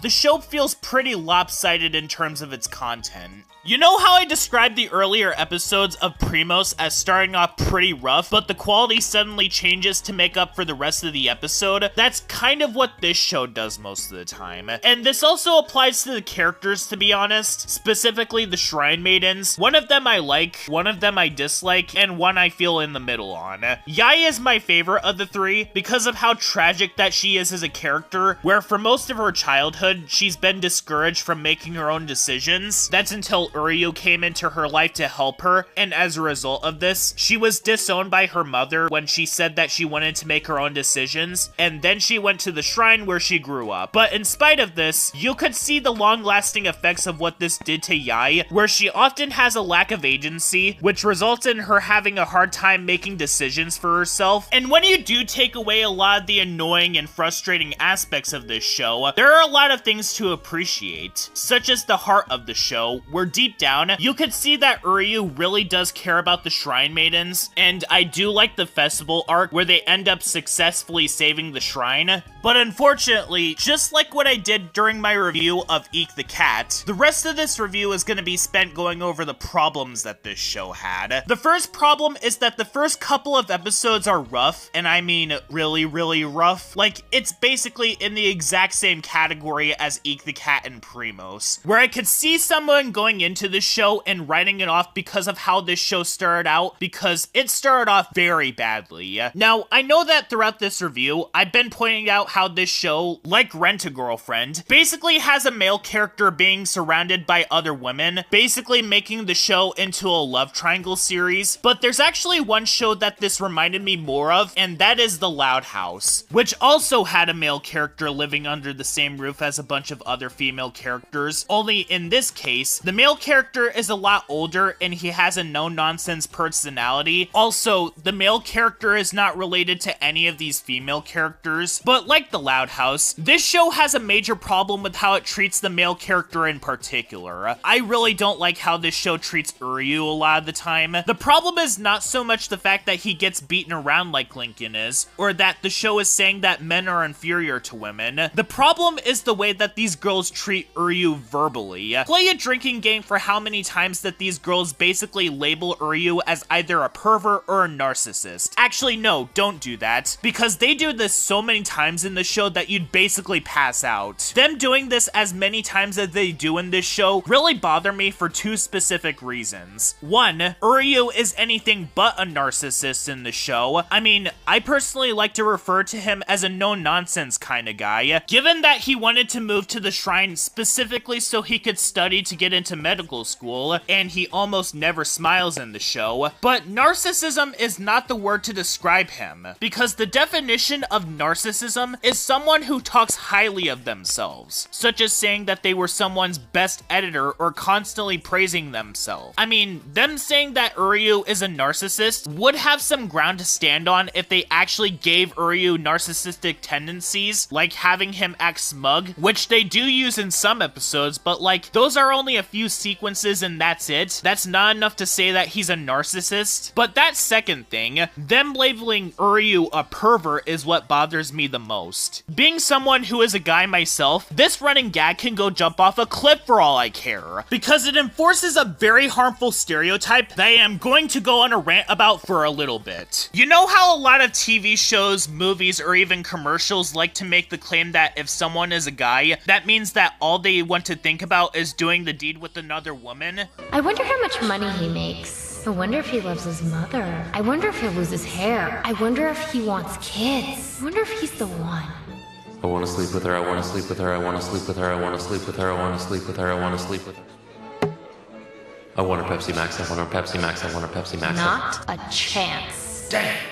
Wait, for which one? That's the best way I could describe Amagami's sister. In nearly every single episode, it's just, oh my, Uryu, you are so romantic. Or even, gag! You are such a pervert and narcissist! This is how Uryu is treated throughout the show constantly. I don't think I need to explain why this is such a problem, do I? Now, admittedly, Amagami's sister is not the worst example of a piece of media doing this. Family Guy's take on this is a lot worse. But these moments in this show really is a sign with how conflicted you might be with this show. Because I don't know if this show realizes this, but not all guys are into doing the deed with women 100% of the time, and even if they are, they'd be a rare minority. And there are some who might be into this kind of stuff, but they keep it to themselves. And of course, someone being a virgin or asexual can also be a factor. So the show basically making up the assumption that Uryu is into this kind of stuff is kind of invasive if I'm being completely honest. For all we know, Uryu does like them,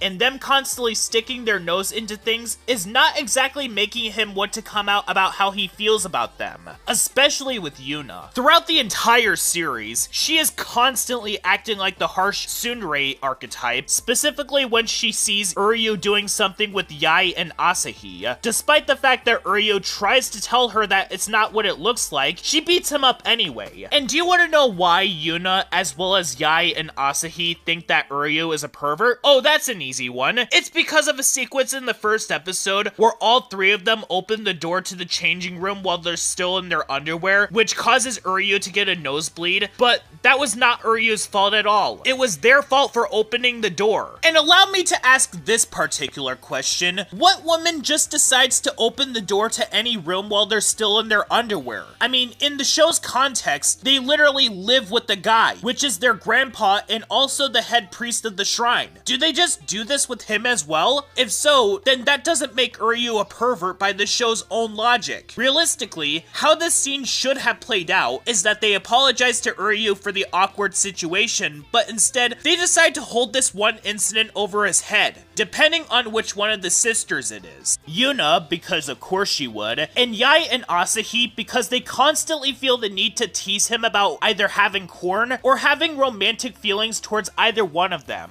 And remember when I said just a little bit ago that the Shrine Sisters are a bit lopsided in terms of how I feel about them? Yae is the best of the three. Asahi, I feel a little indifferent about because there are some times in the show where she is a decent character, but other times she can be pretty frustrating to deal with, basically lying about doing the deed with Uryu, causing Yae and Yuna to get mad, but good god, I really don't like Yuna in this show. All of those Uryu is a pervert because one of the sisters took something the wrong way jokes are primarily started and caused by her in specific, and it is frustrating every single time that it comes up. And she just comes across as extremely ungrateful most of the time. And she also snaps at Uryu for things that weren't even his fault in the first place. Take for instance, in one episode, Yuna falls into a deep depression, or as Asahi puts it, depression mode. Yuna was about to go into the water, and to be honest, I don't know what she was about to do there, either going for a swim or unaliving herself, and Uryu is left on his own to save her, leading to him accidentally grabbing her chest as a result, snapping at him in the process, despite the fact that you were literally about to do something to yourself, and this is how you repay him? She also gets mad at him because he got accepted into the same school as her, which is an all-girls school, by the way, despite the fact that the head priest of the shrine was the one who got him into the school, getting up to the point where she literally threatens him to not talk to her during school hours. And bear in mind, all of this is either during, before, or after the arc where Uryu puts together a crowdfunding campaign to get more people to visit the shrine. And this is how they repay him? I mean, in all fairness, during the final arc of the show, where Uryu's childhood friend, Shirley, makes a wish to have Uryu never meet the Shrine Maidens at all, he gets so desperate to the point where he rants to the Shrine Maidens about how he came from another timeline, showing that he does deep down care about them, though to be completely honest, this arc was kind of pointless because as soon as Uryu gets back to his regular timeline, things return back to the status quo as if nothing changed at all. The Shrine Maidens still continue to call him a pervert. And while Yae and Asahi are far more more fair to Uryu than Yuna is, they're not helping with the treatment towards him because they constantly feel the need to tease Uryu about him being into women because of one mistake that was their fault in the first place. And it honestly makes me feel incredibly sorry for Uryu, especially considering the things that he does for them, including Yae, whom he saved from an incredibly abusive and controlling family who was raising her to be a mindless robot. Though, like with Oban Star Racers or Kappa Mikey, I am willing to give this show credit where it's due, that maybe the show would have developed them a lot better if the show gave them more screen time, or commit to the idea that Uryu would be with one of them. Maybe the series is on hiatus at the moment, considering the fact that by the time that this show supposedly ended, the manga was still ongoing until August of 2025, and well, the final few episodes of this show are not able to do that because it basically turns into the It's a Wonderful Life story, showing us an alternate timeline of what it would have been like had Uryu not met the Shrine Sisters at all, basically taking our focus away from the Shrine Sisters and erasing all of the development that they went through with Uryu in order to put all of its focus on Shirahi. You know, that one incidental character that we've seen appear only a few times throughout the series. She decides to make a wish that Uryu never met the Shrine Maidens because she wants to be with him, so as a result, the Shrine Maidens are just an afterthought for the last few episodes of the series. In other words, this show truly does feel unfinished, but according to Wikipedia, the series is over. But then again, Fairly Odd Parents: A New Wish was confirmed to be cancelled a few months ago, only for it to then be confirmed to just be on hiatus a few weeks ago by the time that this is being scripted or coming out, especially since, again, the manga was still ongoing when the show was cancelled, and I don't know if the manga's ending matches the ending of this show or not. So if it does get greenlit for a season 2, I might have to make a part 2 where I talk about that. The only reason I am making this a Sean's Network Reviews episode and not a Sean's Thoughts episode is because of the fact that that series is only for shows that are still running. This show is apparently cancelled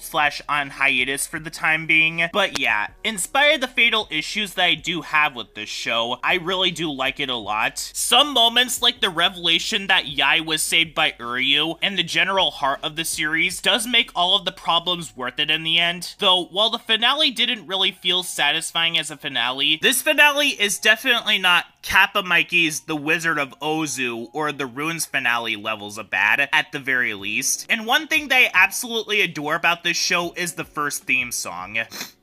It's so beautiful. It's right up there with Oshinoko's first theme song and the Anne Shirley 2025 theme song as one of the best anime themes in a series that I reviewed for Sean's Network Reviews. The singer went extremely hard on this song, and I just love the perspective and colors on it, especially on the ending shot where the Shrine Maidens are laying on the ground with the picture of them and Uryu doing a group photo with this very beautiful shade of orange. It's such a beautiful theme song. But other than that, with this show having all of the heart attached to it, this would have been an 8 out of 10, but with the issues attached, it's a 7 out of 10. And with that, the first series in the second poll that Matthew the Prep made is reviewed. Though, it'll probably be a little bit before we get to the next show, since I plan on doing a script for a review on Chowder, as well as a review on Amphibia and the Owl House. And I do still need to finish watching Ben 10 2017, despite still being on Season 3, and we'll be close to getting to Season 2 of Sean's Network Reviews as a result. So, while tying the knot with an Amagami sister is not the best anime I reviewed so far, it is miles better than the last anime that was reviewed. Anne Shirley is a 2025 anime series based on a series of novels by L.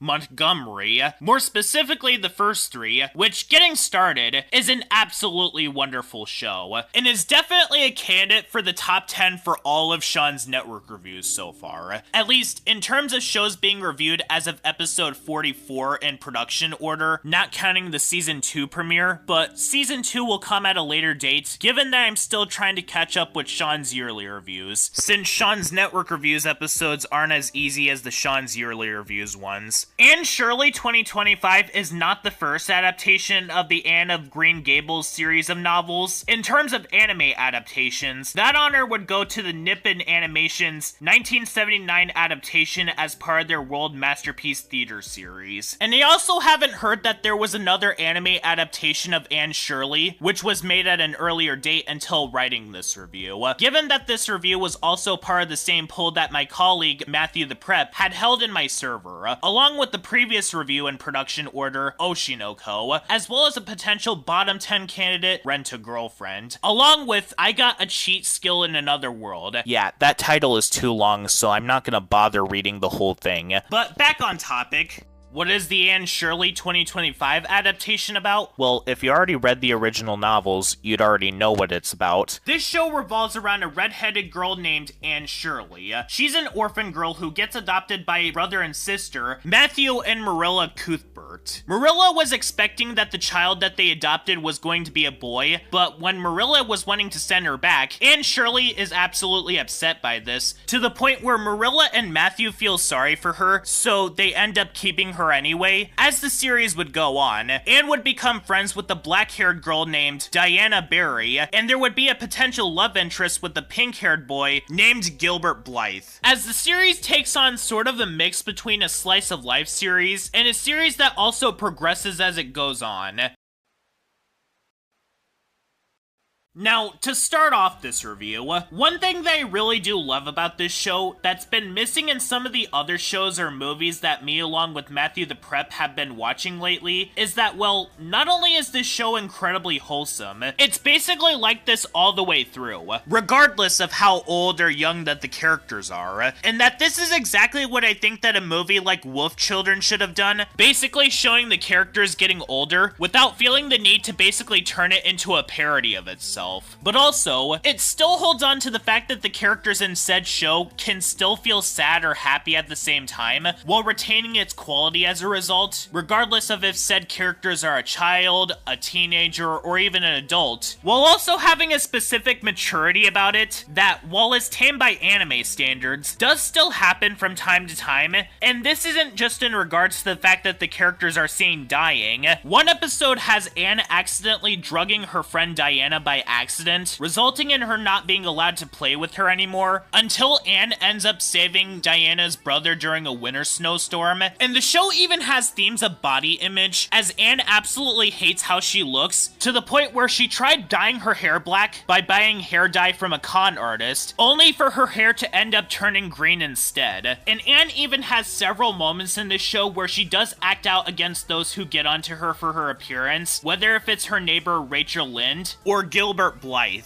whom she understandably holds a grudge with for a while because Gilbert made fun of her hair, though Anne was incredibly young and it was incredibly distressing for her to go through, especially given that she was personally hurt after someone else made fun of her hair. But like in real life, habits that we had for a while do fizzle out as we take on new responsibilities, as Anne does bury the hatchet that she had with him later on in the series, even though she does reject his proposal, but we'll get onto that when I get to Anne and how wonderful of a character she is. But as opposed to other products, like a Troll in Central Park, the show doesn't like to stuff people's faces with nothing but positivity and happiness all the time, as this show does have a surprising amount of characters who pass away, and the characters aren't flat like the ones in a series like Runes, because these characters go through a ton of conflicts, and not to mention either, the series also has themes of growing up and accepting new responsibilities, while also portraying believable depictions of not knowing what you're going to do when you grow up. And what better way to depict these themes than with a very interesting cast of characters. Getting this right out of the way right now, the title character Anne Shirley is an amazing character. On the surface of things, she does seem like she's going to be the typical bubbly character that is super talkative and optimistic, basically being this show's equivalent of SpongeBob. And while she definitely starts off like this in the first episode, basically being incredibly talkative as she and Matthew are heading towards the house that she's staying at, it's not too long until her actual nature ends up coming out. Anne Shirley herself can be incredibly quick to become incredibly aggressive whenever someone does something to her, and she's also prone to crying frequently, though not as much as Seiko was in Project Echo, but it does come up pretty often. But this is completely fine, as it shows that she's not a Mary Sue and that she can make mistakes. And while other people could argue that Anne Shirley later on makes the mistakes that are reminiscent to the problems that shows like Adventure Time or Regular Show did, where she basically fumbles her relationships, but I actually didn't mind this, because throughout the college arc of this series, Shirley was having a lot of things that were being piled onto her, so her making the decision to get married was something that had to be put on hold, and when you're completely overwhelmed with something else, it can be extremely difficult to make decisions on what you want to do with your life. Like for instance, what Anne goes through in this show, with her real-life responsibilities piling onto her, as well as college, as opposed to Adventure Time or regular show, both of which had its main characters fumble their relationships in ways that were completely avoidable. Seriously, Finn, writing fake insult letters to Flame Princess to get her to attack the Ice King so you could continue having these dreams of yours, not cool, man. But back on topic, it's completely understandable as to why Anne basically does a lot of what she does in this show, because marriage is something that is dependent on how much you actually care about a person, and in this show, a lot of the guys that try to get Anne to marry them haven't seen her for that long, and she knew that she wasn't ready for that kind of commitment, but at the exact same time, she does still show that she does care about Gilbert enough to say that she and him will stay friends for now. That is until the last episode of the series where she's under the impression that Gilbert is going to be dying. Speaking of Gilbert, he's also a very interesting character as well. Admittedly, he does start off the series in a pretty rough way, where he makes fun of Anne for being a redhead before she proceeds to attack him, but in a way, he's basically a subversion of the "if a kid bullies you, it means he likes you" trope. But this show manages to make it work by making Gilbert's worst moment happen at the start of the series, and make him nicer as the series goes on, as opposed to making the character continually bully the main character out of some sort of love. Diana is one of the sweetest characters ever. When she ends up getting married near the end of the series and Anne gets extremely shocked by this, she and Anne's friendship is still strong. And she also understands that Anne accidentally making her drunk was by complete accident, and that it was Diana's parents that were more mad than anything, even in spite of the fact that Diana was trying to tell them that Anne getting her drunk wasn't intentional. Marilla is actually a surprisingly good mother figure to Anne. It does happen at times where she does get extremely unfair with Anne, such as in the episode where she jumps to the conclusion that Anne stole her jewel or lost it, but that's mainly because of the fact that it meant so much to her, and she was clearly acting in the heat of the moment, not being able to articulate any sort of reason or rationality. When Matthew dies, for instance, and Anne ends up breaking down and crying, she was there to comfort Anne in her time of need. And regardless of how many times that Anne acts out in this series, she was absolutely nothing in comparison to Davy, to the point where I can imagine that Marilla was relieved to not have adopted a boy, because there was a chance that he might have been as much of a troublemaker as Davy proved to be. He legitimately dares his sister to balance herself on the fence inside the pig pen, which gets her covered in mud, and he also psychologically scars his sister by locking her in a shed, resulting in her crying her eyes out. And in spite of the fact that this show and the original novels are set in Canada, they actually understand that not all of the country is surrounded by snow, and it also understands that not all Canadians say the word "Hey." Take notes, the Loud House. I mean, in this show, the characters do say the words tomorrow or sorry in a way to remind you that yes, this show does indeed take place in the Great North, but it doesn't do it in a way that is stereotypical. It's very subtle with it. And regarding the show's issues, I'm honestly having a hard time thinking of any problems I had with the show overall. I guess if I had to name at least a few issues with the series, that one girl named Josie, who dared Anne to walk across the top of a barn, doesn't really have a purpose to exist in the show. She just exists to force in the plot point of Anne breaking her leg, and she doesn't have any defining characteristics after this one appearance, outside of the fact that she likes to eat, so generic character whose defining character trait is that they like to eat, number 150. There was also no purpose to Anne and Marilla adopting Davy and Dora, because as soon as Marilla has Rachel move into the house with her, Anne goes off to college, leaving Davy and Dora to be off screen for multiple episodes. And Davy doesn't really change or develop throughout the series. Also, the girl being named Dora is basically just asking for itself to have memes be made about it because of the infamous preschool show of the same name. Though the same thing could also be applied to the movie Up because of the dog character character being named Doug. But like I stated before, and Shirley is an absolutely wonderful show. I don't know if I'd consider this show to be at the top of my ranking, given that OKKO is a comfort series that I do rewatch from time to time, and there are still plenty of shows on the horizons that are waiting to claim the top spot, but And Shirley is absolutely wholesome. The best way to sum up this show is that to me, it's definitely in the same category as something like We Bare Bears, a sweet and charming series to watch whenever it's on, and it also has an opening theme and end credits song that will live rent-free in my head for the rest of Sean's network reviews, definitely matching the upbeat nature of the show, with the end credits song being slow and somber, but still catchy nonetheless. And the best part is, me and Matthew the Prep didn't need to make a bunch of jokes about the angry culture war pony throughout our watch-along, in spite of the fact that just like Runes, this show has a bunch of horses appearing throughout this show, because we weren't bored while watching this one, though unfortunately, that's not gonna be the case for the next few reviews in production order, given that I've been watching through Ben 10 2017 on my own, and that series is not good. Me and another friend group are gonna be watching Butch Hartman's A Garden cartoon movie, the greatest thing ever to riff on it shortly, from the man who created our childhoods, and of course, me and Matthew the Prep's next watch-along is gonna be on a potential bottom 10 candidate, Rent a Girlfriend. I'm not looking forward to that series, but regardless, the ending of this series is poetic in a way, because it's what I can consider as the calm before the storm.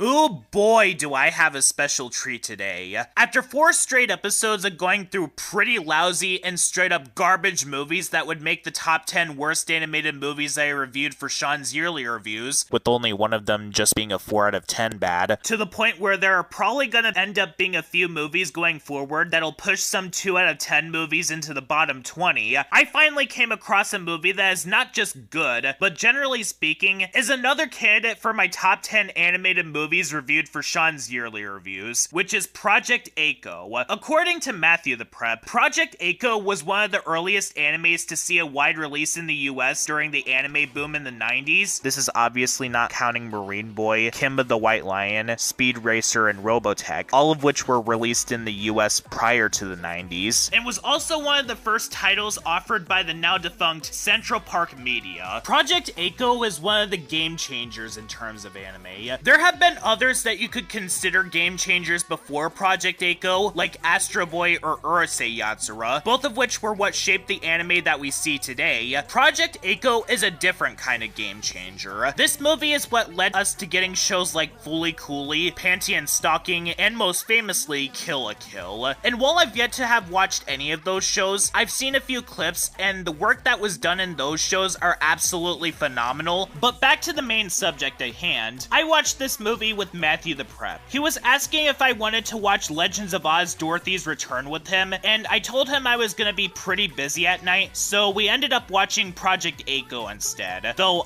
Legends of Oz Dorothy's Return is gonna be a fun one, I guarantee it. So, enjoy this positive review while you still can. So, the first thing that I should bring up about this movie, and why I believe that this one is as phenomenal as it is for a very similar reason as to why I adore a show like OKKO Let's Be Heroes so much. On the surface of things, the movie was looking like it was going to turn out to be one of those animes that was going to go the gritty direction, but when we actually get into what the movie is actually about, the more that makes me realize what I really do love about this movie, and that is its universal appeal. The animation in this movie is just gorgeous, where it balances out being action-oriented while also taking the appearance of a slice-of-life anime. And if you're not exactly into those types of animes and prefer something like Fist of the North Star, this film also has that covered in regards to the space plotline. But getting into what the movie is actually about, the movie revolves around 2 girls named Eiko and Seiko. They're starting their semester at this school, where they're not exactly making the best first impression due to Seiko having trouble paying attention in class, and Eiko's abnormal strength ends up getting the both of them into trouble. They also end up getting into a feud with a childhood bully of theirs named Biko, who does all she can to get under Eiko's skin.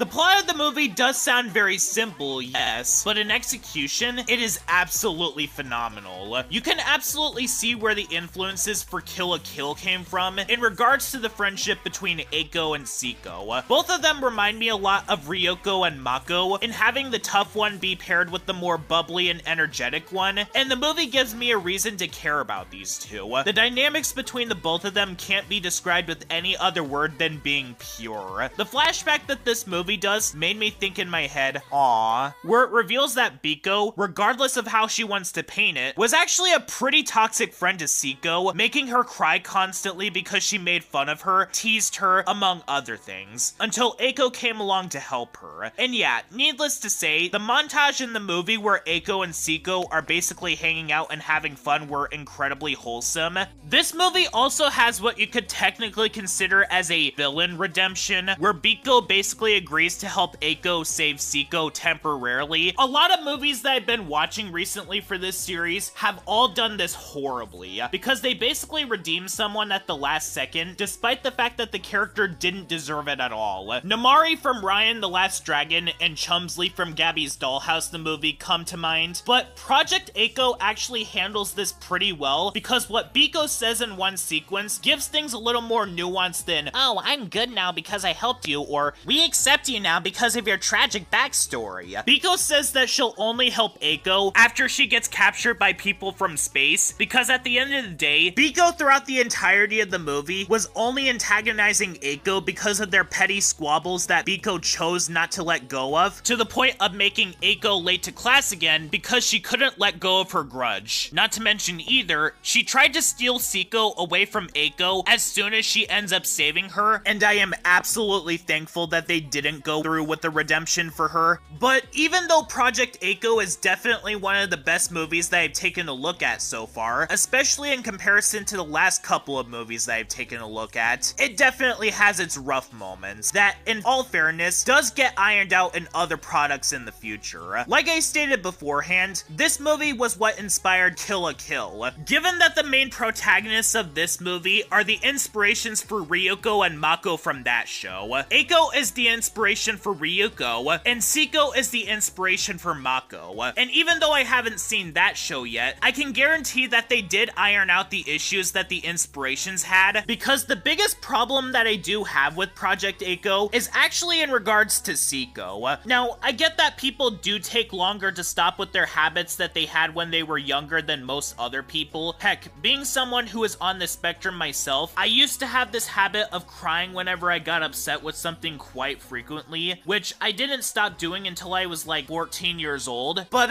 how do I want to put this? Seiko is way too sensitive in this movie. Like, in most sequences of the movie, whenever she's scolded even slightly or hit on the head and getting disciplined, she cries extremely hard, sometimes even being in regards to things that are incredibly minor, that it makes those around her more in the right than her. Now, I can understand that teachers can do horrible things to their students. Speaking from experience, when I was in first grade, one of my teachers was incredibly aggressive to me, to the point where she got me all wet in the male bathroom for no reason. And to clarify, it was from the restroom sink. When I was in third grade, one of the teachers who assisted me in music class acted aggressive constantly and began getting all aggressive when I told her that she was acting like she was angry. When I was in sixth grade, my homeroom teacher yelled at me because of a nasty cough that I couldn't control, to the point where I broke down crying, and one of the other teachers that I had constantly scolded me for some of the pettiest reasons, including telling me to act like a sixth grader because I was holding my head with my hand on my desk. I'm not even joking on that last part. And my science teacher in high school lost my assignments that I turned in so much that it started getting me frustrated. In fact, there was a period when I got an F in that class because I apparently didn't do an assignment that he handed to me. And when I was asking him about the assignment and if he knew what it was, he acted confused, despite the fact that he gave me an F in that class because I apparently didn't do the assignment, even though I tried looking for it, and I was having a hard time finding it. And he also disregarded the fact that I'm a slow writer whenever we took notes on the smartboard, to the point where it was always my least favorite part of that class, because he kept on changing the screen before I could get done taking notes, and he just didn't care one bit, thinking that I was trying to keep everyone waiting because I was writing slow, but I wasn't. I'm a lot more slow than most other people are. But getting back on topic, the teacher in this movie had a very good reason to scold Seiko in this movie, because she was told to pay attention to what she was teaching, and like 5 seconds later, she basically stares out the window against the teacher's wishes. I don't think that hitting Seiko with the ruler was justified, but like, she had a good reason to get mad at her because she was told to pay attention before Seiko cries and accuses her of beating her, before essentially making the teacher feel guilty for doing so. And to be honest, the parts of the movie where Seiko was crying / throwing a tantrum were the only parts of the movie that were on the fence of being kind of annoying. But as stated beforehand, Project Echo is an absolutely wonderful movie. I don't know if I'd say that this movie is better than Roger Rabbit, because the parts where Seiko was crying did end up making the movie lose some points, and given that there are some risque moments in this movie, especially in the opening sequence of this movie, the audience of this movie is a lot more niche than Roger Rabbit, but if you are a fan of those anime from Studio Trigger and Gainax, I highly recommend this one. Though, I'd personally recommend waiting until you turn 18 before watching this one for specific reasons that I don't want to describe in this review, and I can certainly say with all confidence that this movie made way more of an impact than the next one on the agenda. Let's just get this one over with.